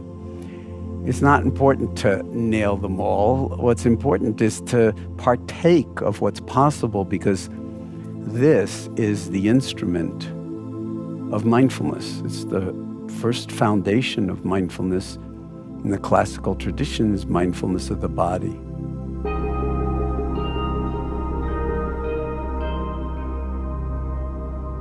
The beauty of this is that you're actually learning how to move up to your limit in any particular posture.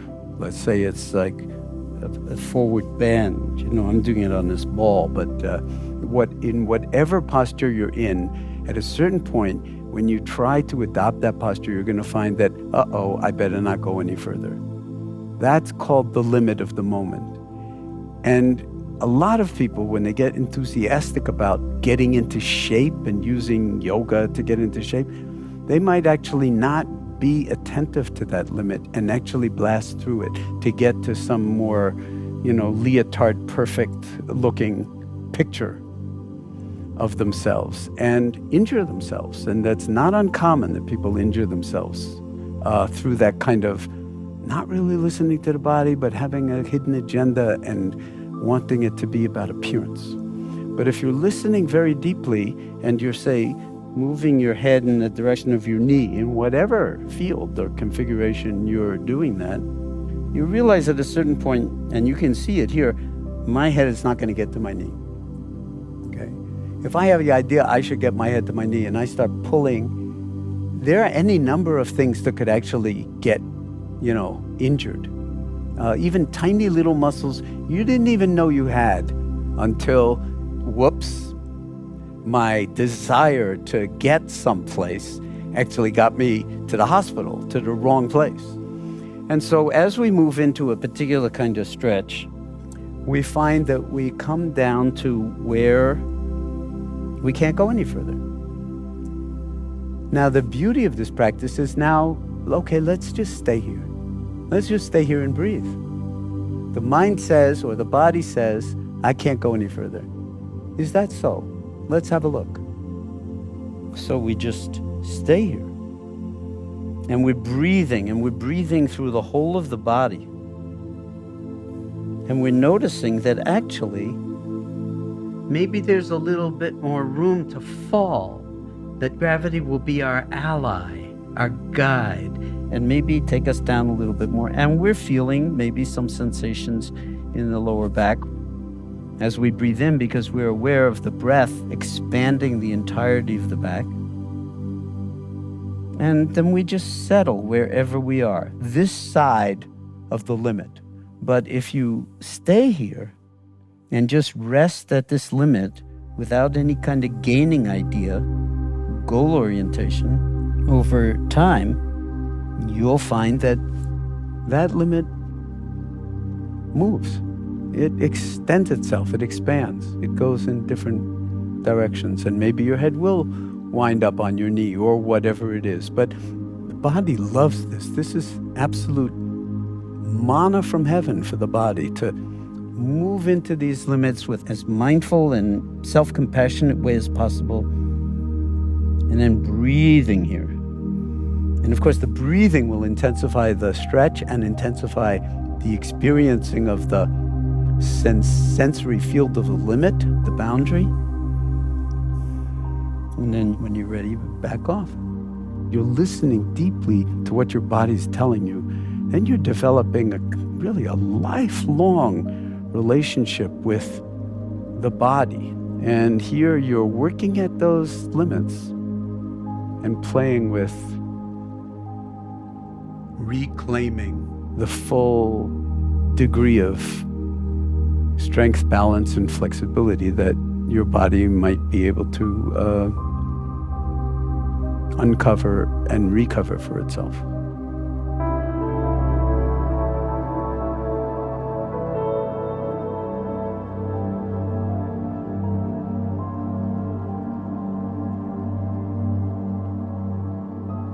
Trauma can be anything that we have never been able to reconcile with or digest. So they often speak of little t trauma, like everybody experiences, like, sort of a lack of recognition at certain points in our childhood or whatever. But then there's also big T trauma, which is like major abuse or aggression or violence or just horrific things that happen to people that are totally not their fault, and whether as adults or as children, and then you're locked into a certain kind of narrative or body that doesn't want to go anywhere near anything that might replicate that kind of breach of your embodied integrity as a human being. Assault. So how can mindfulness be of value in that kind of circumstance? And I want to make it very clear that mindfulness is not the answer to all life's problems. So like all you need to do is meditate. No, but one element of it is to actually recognize that you're already whole no matter how much trauma you've experienced. We're always looking for things to complete ourselves, but we never actually entertain the notion that maybe we're already complete, and the thought that you're not is the problem. And that's a wonderful place to begin, to take a stand, to take your seat, to open to the actuality of things as they are, no matter how they are, no matter how stressful, no matter how painful, no matter how terrifying. That's all scarring on something that itself holds the scars, but it's not scarred.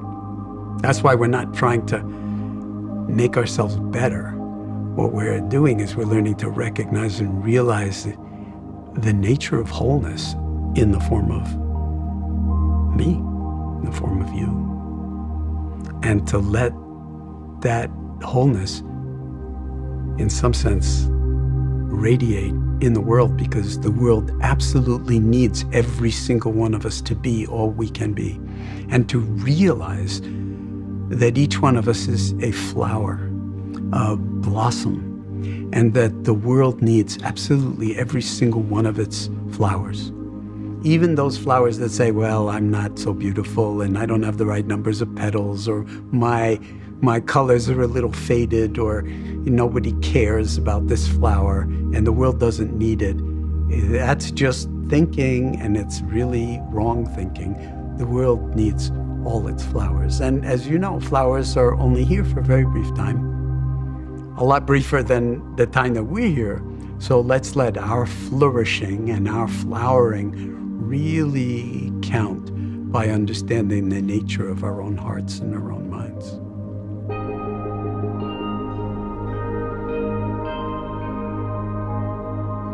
So this is where your life becomes the poetry.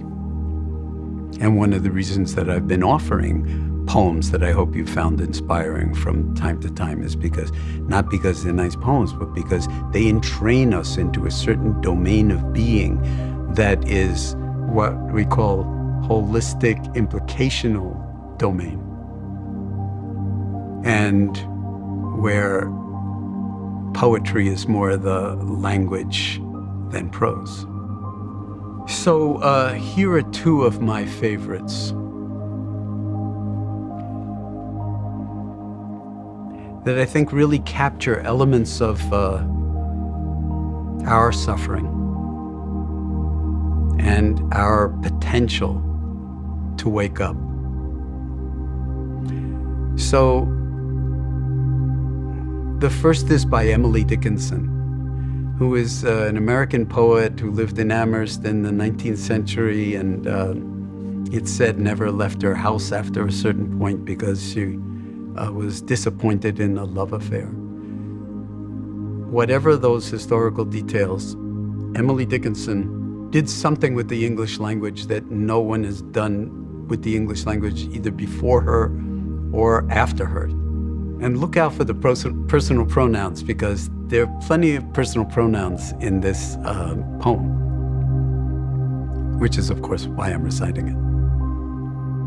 Me from myself to banish had I art, impregnable my fortress unto all heart. But since myself assault me, how have I peace except by subjugating consciousness? And since we're mutual monarch, how this be except by abdication, me of me? I'll say it again. Me from myself to banish had I art, impregnable my fortress unto all heart.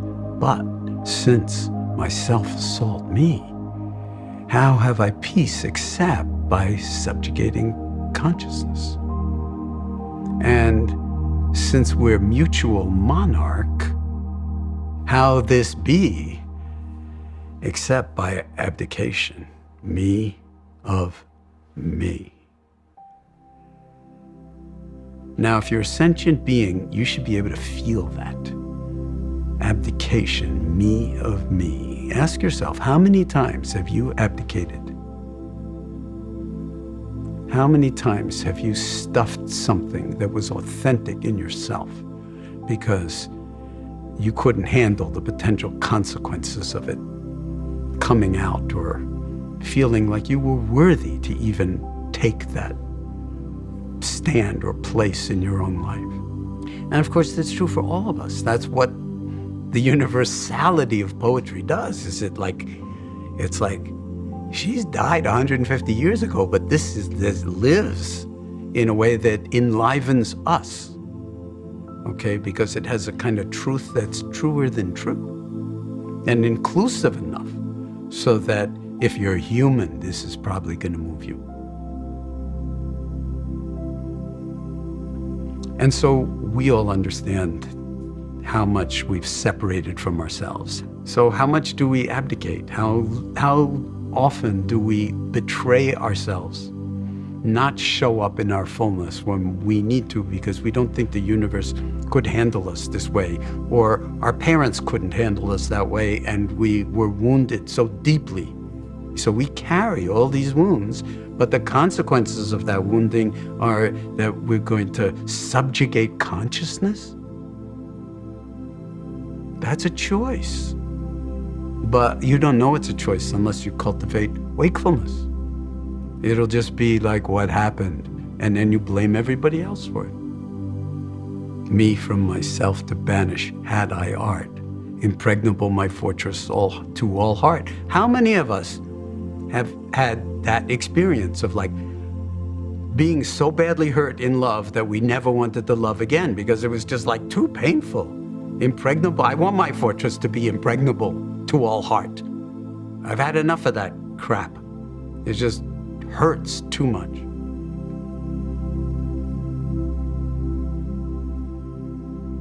But since my self-assault me, how have I peace? Because by walling off my heart, I'm assaulting myself. So who's the first victim here? So, and how have I peace? Forget the whole thing. Subjugate consciousness, wall it off, suppress it, repress it. And we do this all the time in ways little and big. Little T trauma, big T trauma. And then does it go away? No. It gnaws at us from the inside. It's unbelievably toxic and destructive. Except by subjugating consciousness. But there's a but. And there's a but. And there's a but. And a very important but, a realization. But since we're mutual monarch, in other words, me and myself, the pronouns, who's in charge here? How this be except by abdication? Me of me. Can you feel the violence? Can you feel the toxicity of this? And we do it to ourselves and then blame all the rest of the world. That's circumstances. So the choice is really a moment-to-moment existential choice, really, of how do I want to live the life that's mine to live?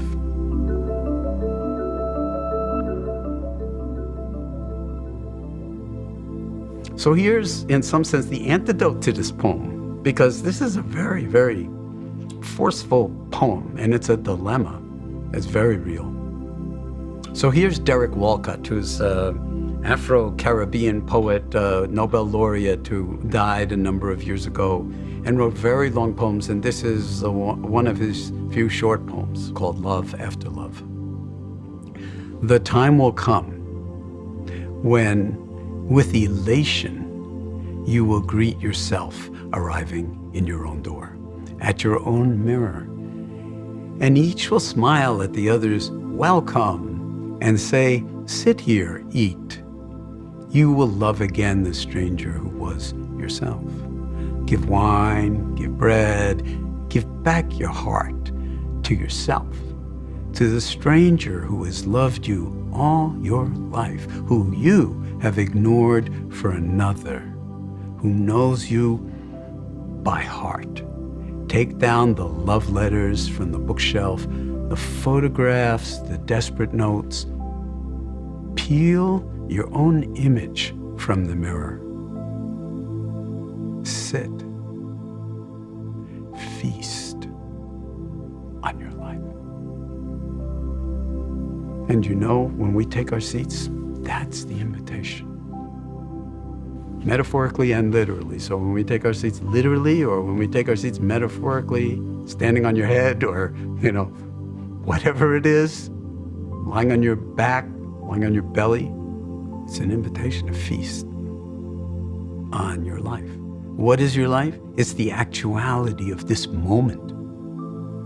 Life expressing itself in this moment. It's not the thought or the story, the narrative, the story of me, starring me. It's this moment. But we have to be here for it 100%. Or we could have a nice time and miss it the whole time because we're too in our heads. That's where take down the photographs, the desperate notes, okay? That's all like thinking, all past, all the stories. It's all true, but it's not the whole truth. And we miss the whole, W-H-O-L-E.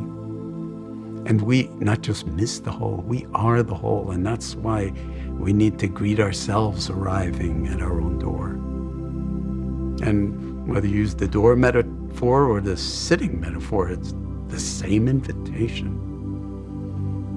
You greet yourself arriving. Well, who is you and who is yourself? I mean, where does that dualism even come from? There is no dualism. There's only this. There's just this. And then we fragment it all into our minds and we make me from myself, and then I have to banish myself. And then I have to subjugate consciousness. But then with mutual monarch, how this be? I have to abdicate me from me. Torture. Talk about stress. Talk about pain. Talk about anguish. Talk about ignorance. Talk about self-betrayal. And this is not like Emily Dickinson or Derek Walcott. This is humanity. This is all of us. And we resonate in the ways that we do when we hear these voices making words and putting them together in ways that transcend words. And they're not doing it in sentences, and therefore it goes straight into our hearts in a way that actually can linger and do a certain kind of work. And then that is what, in some sense, can motivate us or invite us to this repast, to sit at the table, to greet ourselves arriving at our own door, to recognize the ways in which we abdicate from ourselves, and to do a certain kind of aikido on that by getting in close and blending and actually utilizing all those forces to drop in right in this moment with things exactly as they are and rest in the boundless spaciousness of the human heart in full awareness, where there's no separation between heart and awareness. And it's way beyond anything you might be thinking.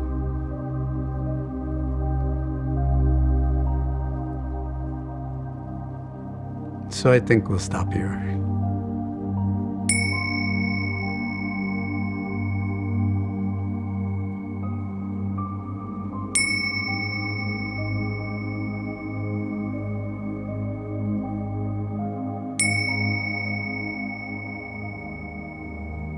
As you hear the sound of the bells, take your seat.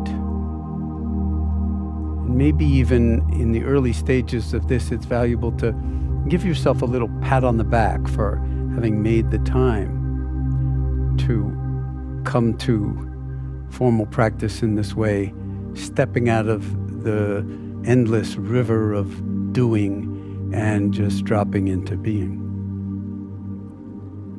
As I've been emphasizing from the very beginning, this is a radical act of sanity to stop and drop, and a radical act of love. Taking your seat is an act of not only wisdom, but of kindness towards yourself, a profound kind of caring for oneself, friendliness towards oneself. And in that sense, all of mindfulness practice is loving kindness practice. But that being said, sometimes it's really valuable to be more explicit about the loving piece.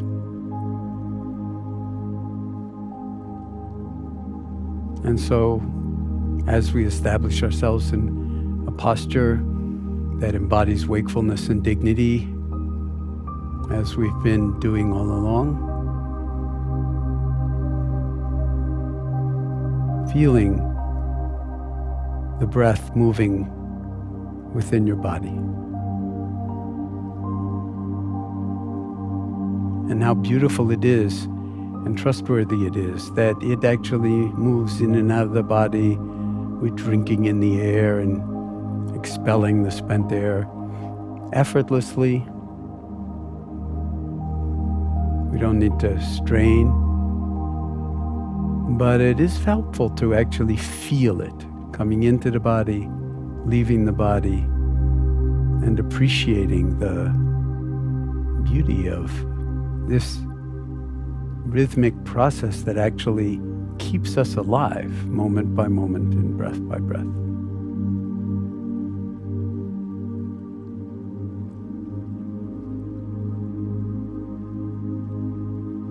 So feeling the entire body sitting here breathing.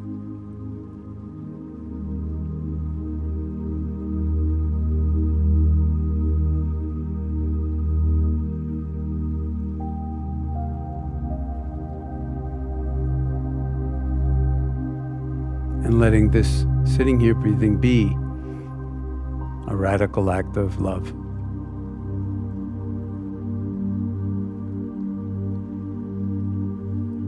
And the beauty of love is it's like the sun. It illuminates, it radiates in all directions. So inwardly and outwardly. So placing the sun in your own heart for a moment and recognizing the radiant, luminous warmth of the sun-like heart.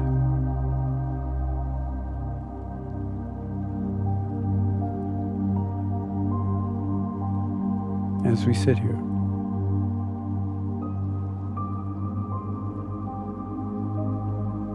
Bathing in that warmth.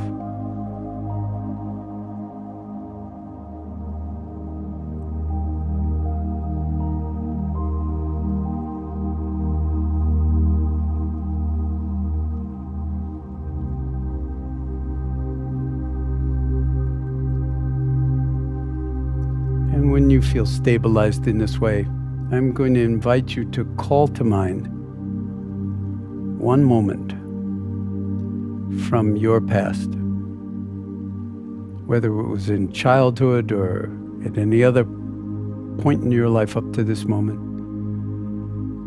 when you actually were the recipient of unadulterated, unconditional love.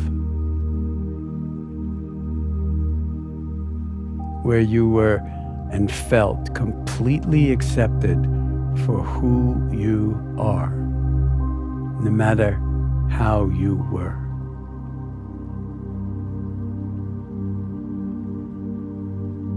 And just bathing in that and feeling it as the breath keeps moving in and out of the body. Almost as if we can breathe with that receiving of unconditional loving kindness, unconditional acceptance, unconditional recognition of the fullness of who we are.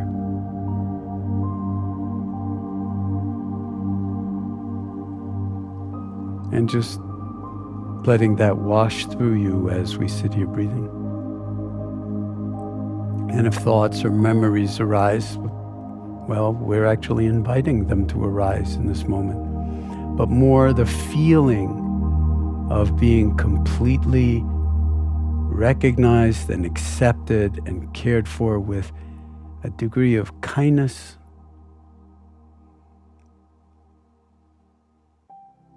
just as you are or were.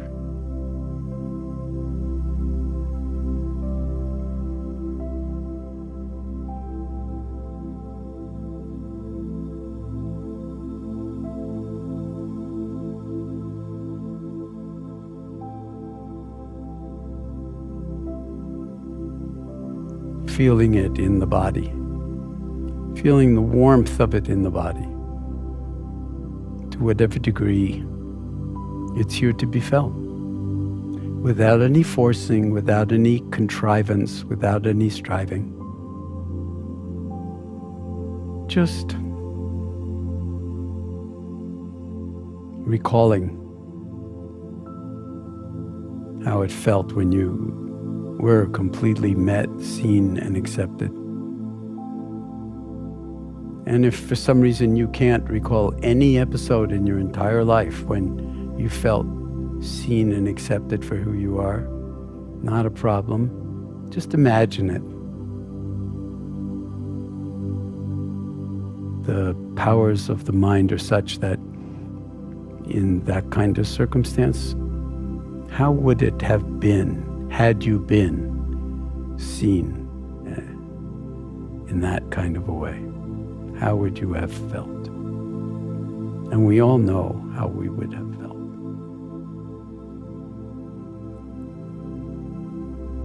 And we know on a deep, visceral heart level, not merely a conceptual level.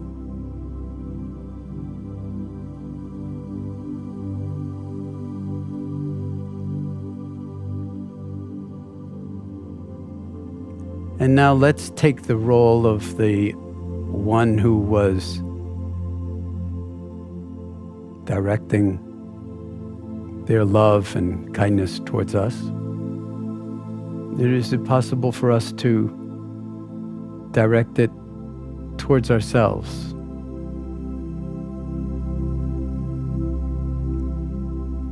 And it may be valuable to actually include some phrases that you can make up or take from somewhere else, or phrases that actually orient you towards this very, very visceral experience of total acceptance, the recipient of kindness and love. So here's one set of words that you might use until you find one that's more to your liking. May I be free from inner and outer harm. May I be healthy to whatever degree possible. May I be happy and contented. May I live with ease and well-being. And those are just words, but seeing if you can resonate with the offering. May I be free from inner and outer harm. Can you feel that underneath the words, inside the words, between the words?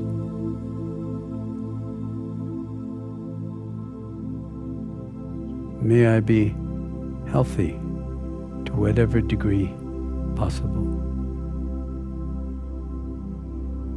May I be happy to whatever degree possible.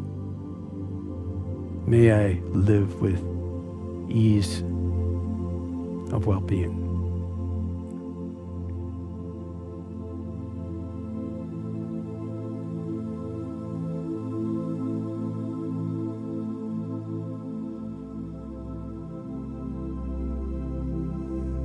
And maybe feeling this feeling throughout the entirety of your body. Loving kindness directed towards yourself. A complete acceptance of you as you are, in your truest nature, the child perhaps that you once were, and maybe in some ways still are.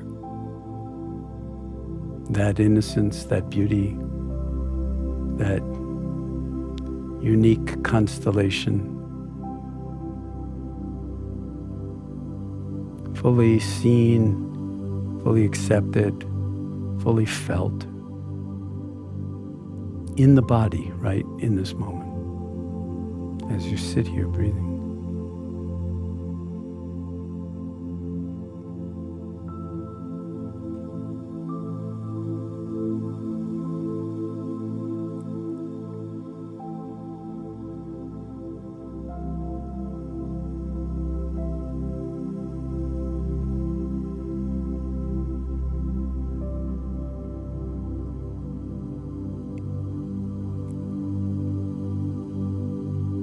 It's an invitation to simply incline the heart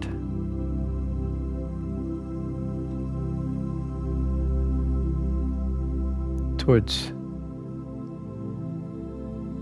whoever is sitting here.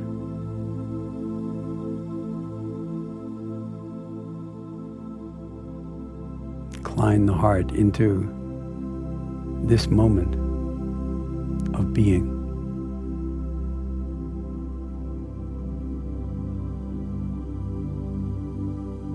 Inviting you to recognize and appreciate right in this very moment your own true nature, your own embodied presence as kindness, as human kindness, as love.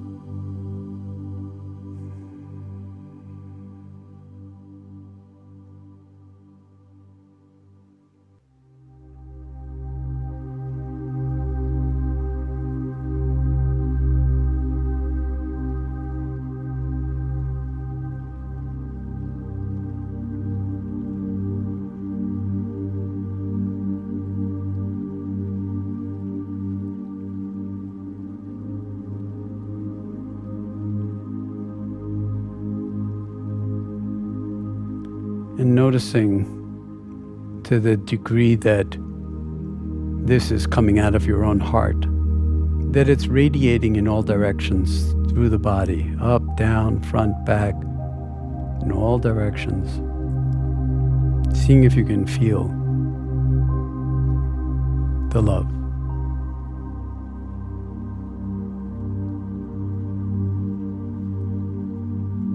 Seeing if you can feel the safety, the freedom from inner and outer harm right in this moment. So it's not about some future, it's about now. Seeing if you can be, seeing if you are actually fully healthy right in this moment.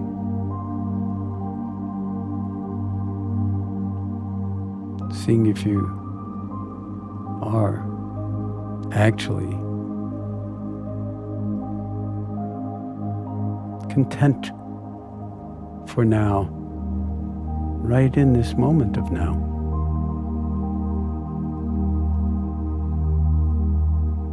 That there is really no place to go.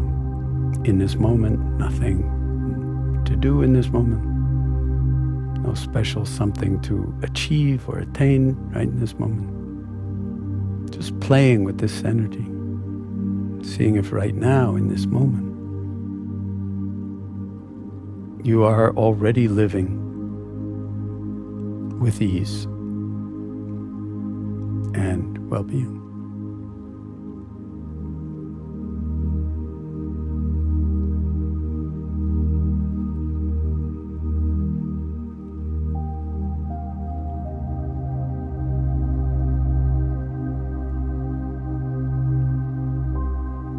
Now imagining that this is actually a luminous quality of your own being, this loving kindness residing in the center of the chest, radiating out of your heart in all directions. So letting out all the stops and just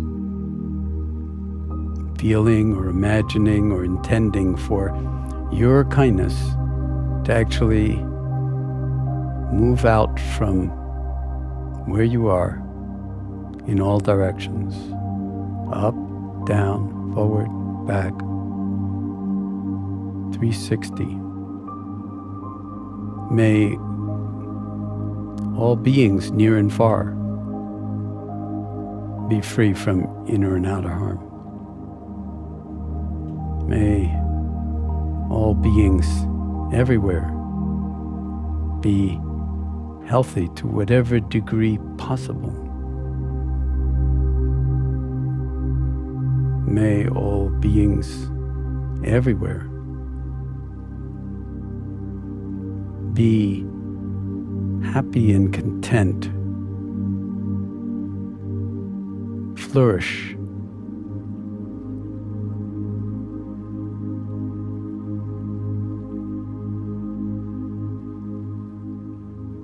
May all beings near and far live with ease and well-being.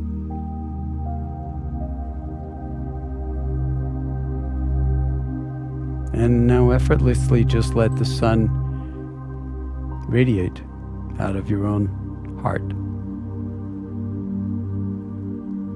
Loving kindness beaming out in all directions, inwardly, all through the body, including your own heart, and outwardly into the world, to include all beings everywhere.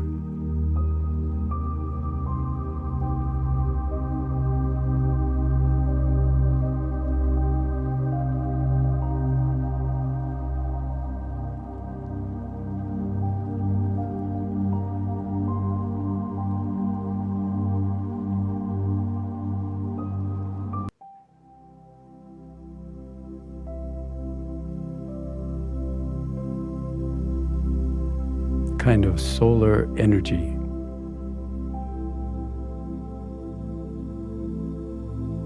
radiating out in all directions, radiating inwardly in all directions through the body, through the heart, through the mind, through the world.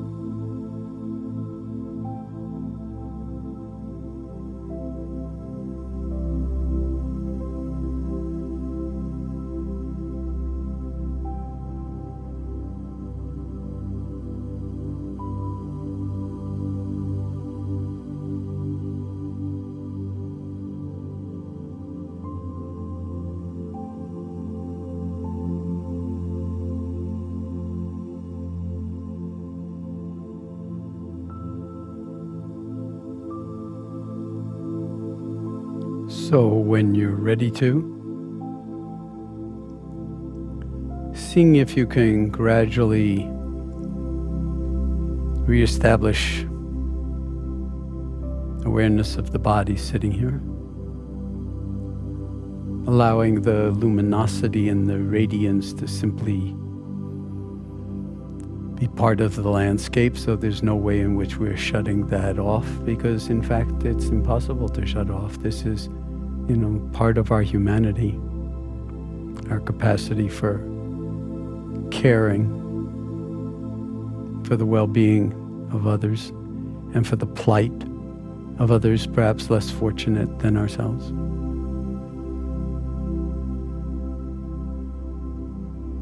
And this practice is one that's often spoken of as inclining the heart in a direction that is completely natural to it anyway. But to simply remind ourselves that it's one of our most powerful human attributes, our capacity to resonate with the suffering and the plight, and also the joy and delight of others. And rather than centering everything on ourselves, to actually be committed to dissolving those imagined gulfs of separation between us and others, near and far. And instead, as best we can, become a full ongoing embodiment of what we most love, what we most trust, and who we are in the deepest and truest of ways.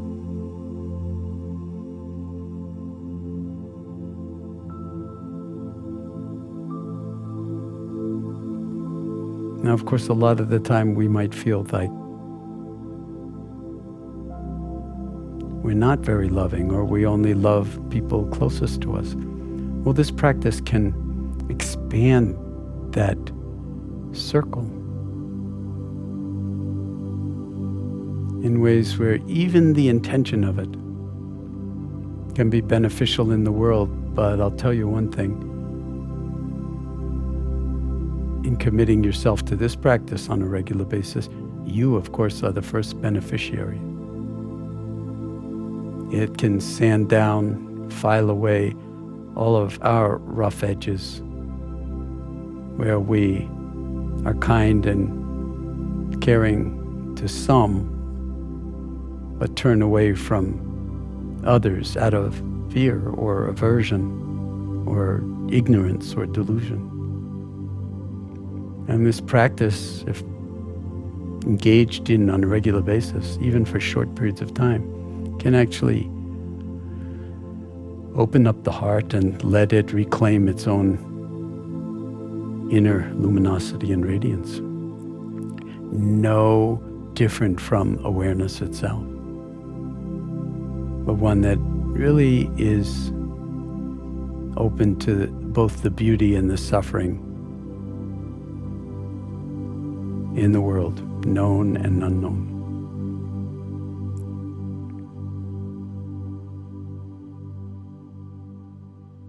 So in the final minutes of this loving kindness meditation, I'd like to recite a poem by a Palestinian-American poet named Naomi Shihab Nye, who actually attempted, and I think quite powerfully, to put into words what we're cultivating here. So just continuing to listen within the radiance and luminosity of your own awareness, outside of time.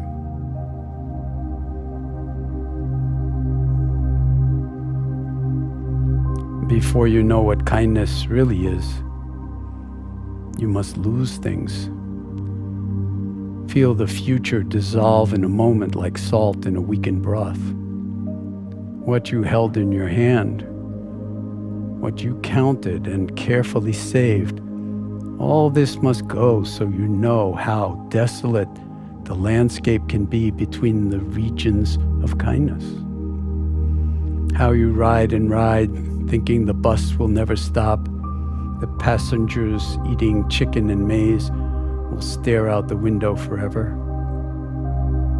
Before you know what kindness really is, you must travel where the Indian campesino lies dead by the side of the road. You must see that this could be you, that he too was someone who traveled through the day, through the night, with plans and the simple breath to keep him alive. Before you know kindness as the deepest thing inside, you must know sorrow as the other deepest thing. You must wake up with sorrow. You must speak to it till your voice catches the thread of all sorrows and you see the size of the cloth. Then it is only kindness that makes sense anymore. Only kindness that ties your shoes and sends you out into the day to mail letters and purchase bread. Only kindness that raises its head from the crowd of the world and says, "It is I you have been looking for," and then goes with you everywhere, like a shadow or a friend.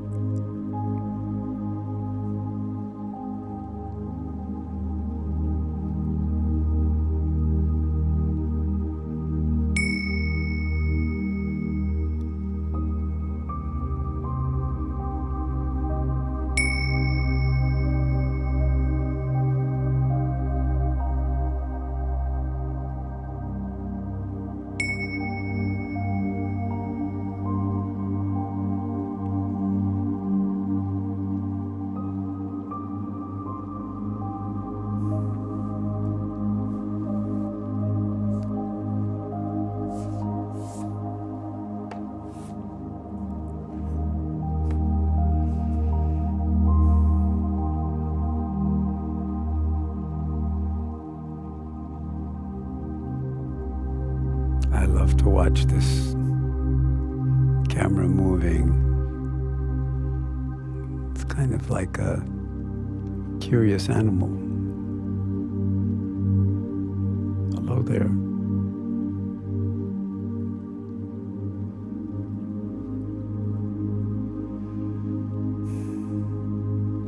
Oh.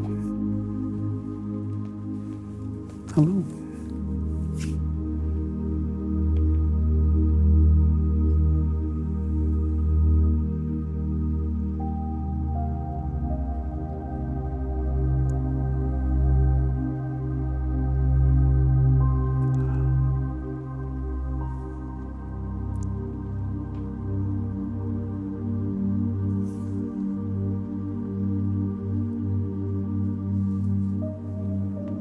Thank you. That's good there.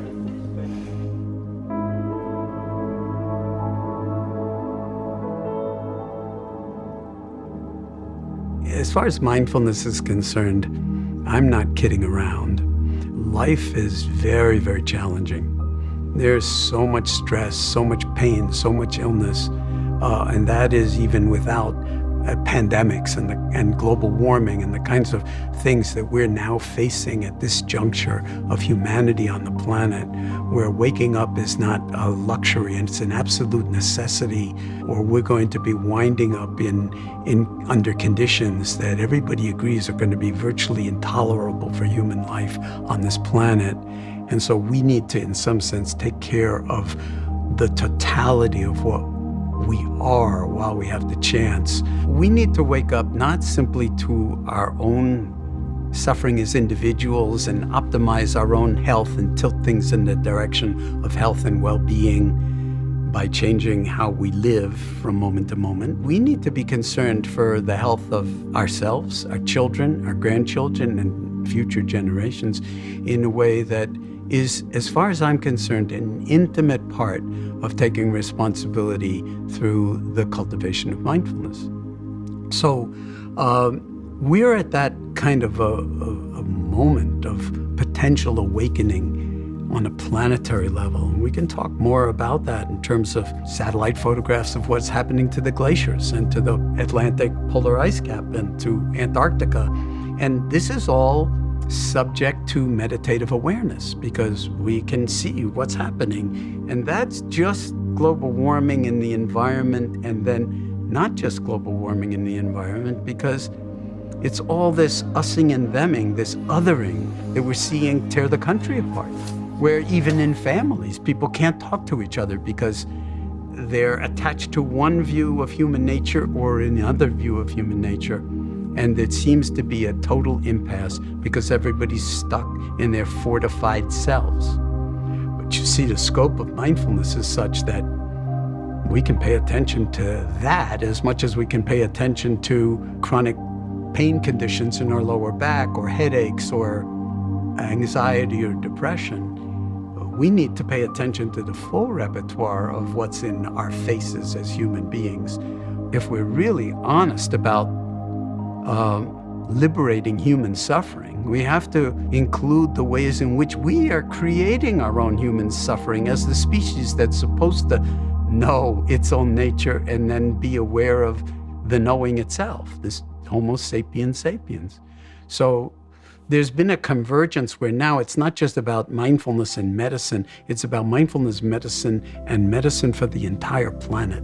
But it all has to do with waking up to recognizing our true nature and to act in ways that have integrity and that are based on kind of ethical foundation of doing the least damage possible, causing the least harm. So that would be a medicine for the planet. And I love that because then, well, welcome to the love affair. We're not dead yet. But the question is, are we alive yet?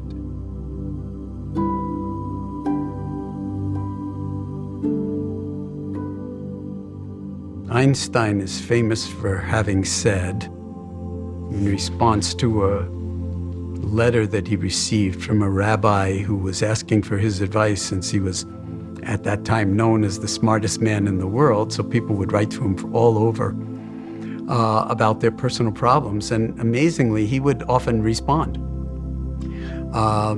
And a rabbi had written to Einstein asking for advice about what to tell his 20-year-old daughter over the death of her sister, who was described as a sinless 16-year-old child. And Einstein said, a human being is a part of the whole, called by us universe, a part limited in time and space. He or she experiences his thoughts and feelings as something separated from the rest, a kind of optical delusion of consciousness. This delusion is a kind of prison for us, limiting us to our personal desires and to a few people closest to us.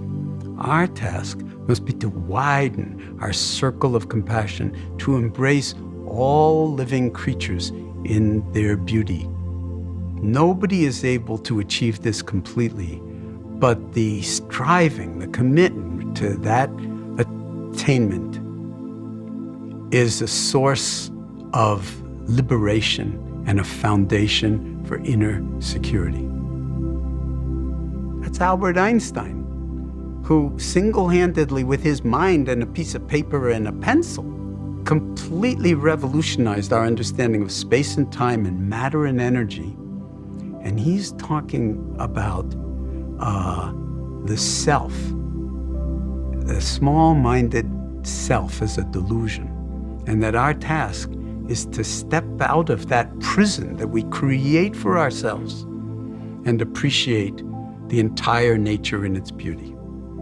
And it doesn't matter, as he says, that nobody is able to achieve this completely, but it's being in the game that allows us to experience liberation. He uses the word liberation, and a foundation for inner security.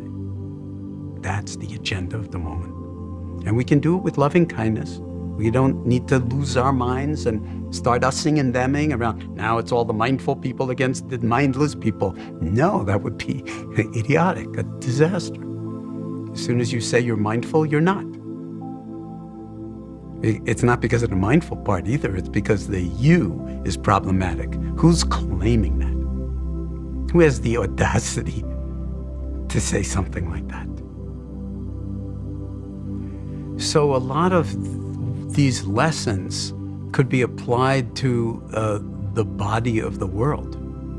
That in one very real way, we are all parts of the body politic in the same way as that our body is made up of incalculable numbers of cells that are in some sense all working together for the benefit of the larger whole. And in the same way, can you imagine, say, if the heart and the lungs decided that they would go to war with each other because the heart didn't like the way the lung tissue looked, or the liver tissue because, it's different structure, different color, and everything else.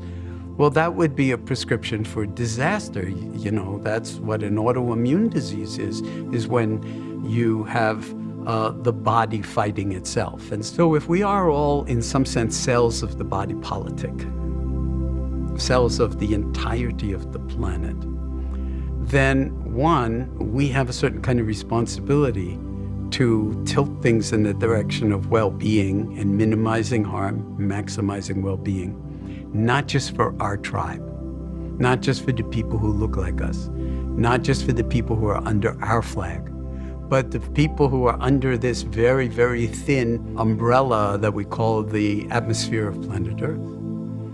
So the end of this script hasn't been written yet. We're in Act 4, but there's still Act 5, maybe. And we don't know whether this is a tragedy or a comedy. And I hope it's not a tragedy. But I think that the ball is definitely in our court as the cells of the body politic to wake up and see if we can't get out of our own small-minded, self-interested narratives and habit patterns, and to some degree honor our interconnectedness and the 99.9% of everything that we have in common, and we go to war and can self-destruct over the 0.1%. So that's why it's not an escape or some kind of irresponsible, narcissistic, self-interested indulgence to take your seat in the morning, first thing, tune the instrument before you take it out on the road for the day, and keep grounding it from time to time in formal practice, but living our entire life as practice. It's no longer really a luxury to do that, or some kind of privileged possibility, or something that can be left to a small number of people meditating in monasteries high up in the mountains on this continent or any other continent. It has to be a distributive function that includes virtually all of us, because that's how we're going to discover who we are as human beings while we still have the chance. And I love that. I mean, who's not up for a good adventure? And this is the adventure of a lifetime, and it really is completely grounded in love and in sanity and in wisdom and in deep recognition of our interconnectedness in the world.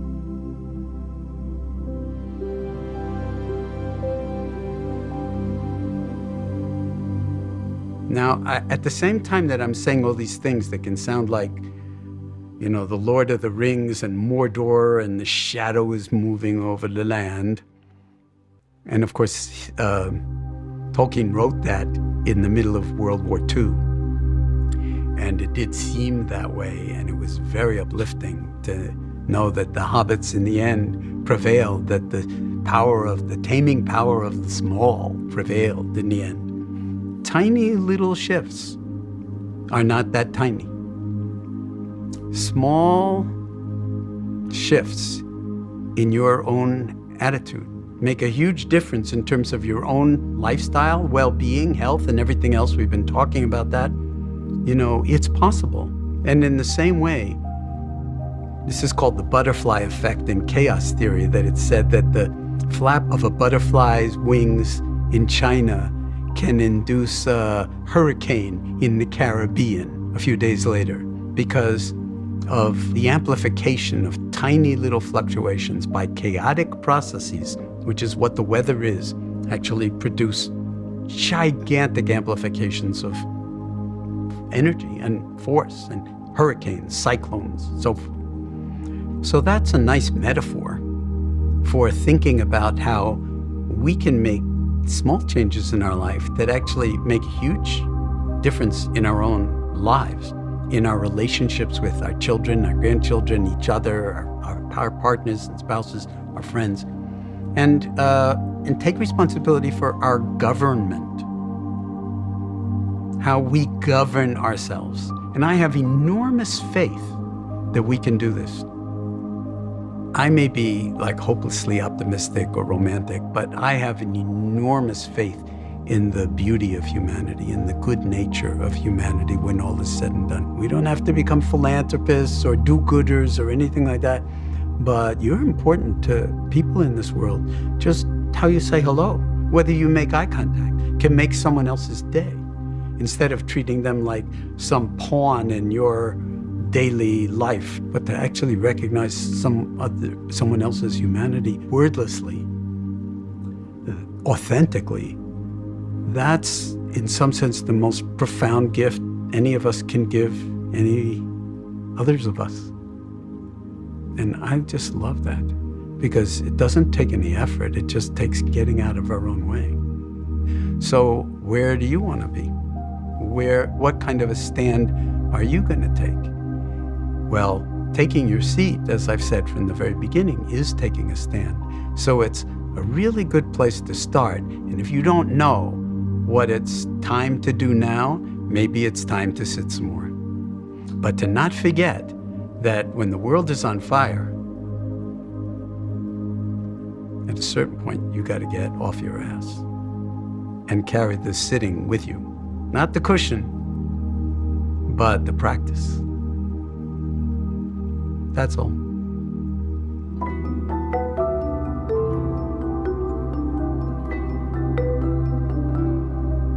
So now that you've come to the end of this course, it's quite possible that you feel that you've come to the end of this course. But in fact, there is no end to this course. In the same way as there's no end, as far as I can see, to the practice, to life, at least while we have it to live, that we keep up the practice, that we let life be the practice, that we let life be the teacher, that we become fully engaged and fully embodied humans, moving seamlessly in the world, in our family, in our work, all of what we most care about, whatever it is, in ways that actually continue to challenge us and grow our mindfulness practice. And so in that sense, I want to say congratulations for having made it through a first pass of this course. And now you know that this is a timeless practice, that it's always about now. And having reached this kind of juncture, what next is a natural question to arise. And there, it's almost as if the entire course was just a launching platform like Cape Canaveral, launching you into a practice that hopefully is, and it's certainly my intention, that the practice be a lifelong one for you. As you know, there's no one right way to do it. So you have to thread the needle of finding your way to embody mindfulness and heartfulness in the world. And everybody in your life will collaborate, become your mindfulness teacher. You've probably seen that already. And it's a very, very hard training. Very, very hard training, because a lot of the time you'll think that you're the most mindless person in the world. And sometimes you may actually be, for a moment or two, the most mindless person in the world. But as soon as you're mindful of that, you're not. And if you don't take it personally, you don't even have to get depressed or beat yourself up about it. You just take one more in-breath, new beginning, one more out-breath, complete letting go. And here we are again. So from that point of view, there's no end to this program. There's no end to the practice. There's no end to the love affair. There's no end to the adventure. And let's live life to whatever degree we can, as fully as I can, because the world absolutely needs every single one of us to contribute in whatever ways we can, which we might think are far too small to be significant, but there's no such thing as insignificant. The people you touch in the world with your kindness, with your generosity, with your clarity, with your stability of mind, you may not know that you've ever had that effect on them. It may all happen wordlessly, but that's how the love spreads. So this is it, folks. The present moment is all we have. And if we are in wise relationship to it, it's the only way to change the future. The only way to change the future, because if we are here for this moment, the next moment's going to be different because we've brought wakefulness and loving kindness into this moment. In some tiny little way, it's different than if we had been asleep at the wheel. And then if we put those moments together, moment by moment by moment, something begins to flourish. So that the real practice isn't sitting like a Buddha and statue in the British Museum or some temple in Asia. The real practice is your life. And not only is that a radical act of sanity, but it's also a radical act of love. And so in the end, I hope you'll join me in this adventure of a lifetime and in this love affair, which is really the exact opposite of some kind of narcissistic self-preoccupation. And we can liberate ourselves in profound ways to navigate a path or to live the life that's really ours to live while we have the chance, while the breath is still moving in and out of the body. So welcome to the big adventure.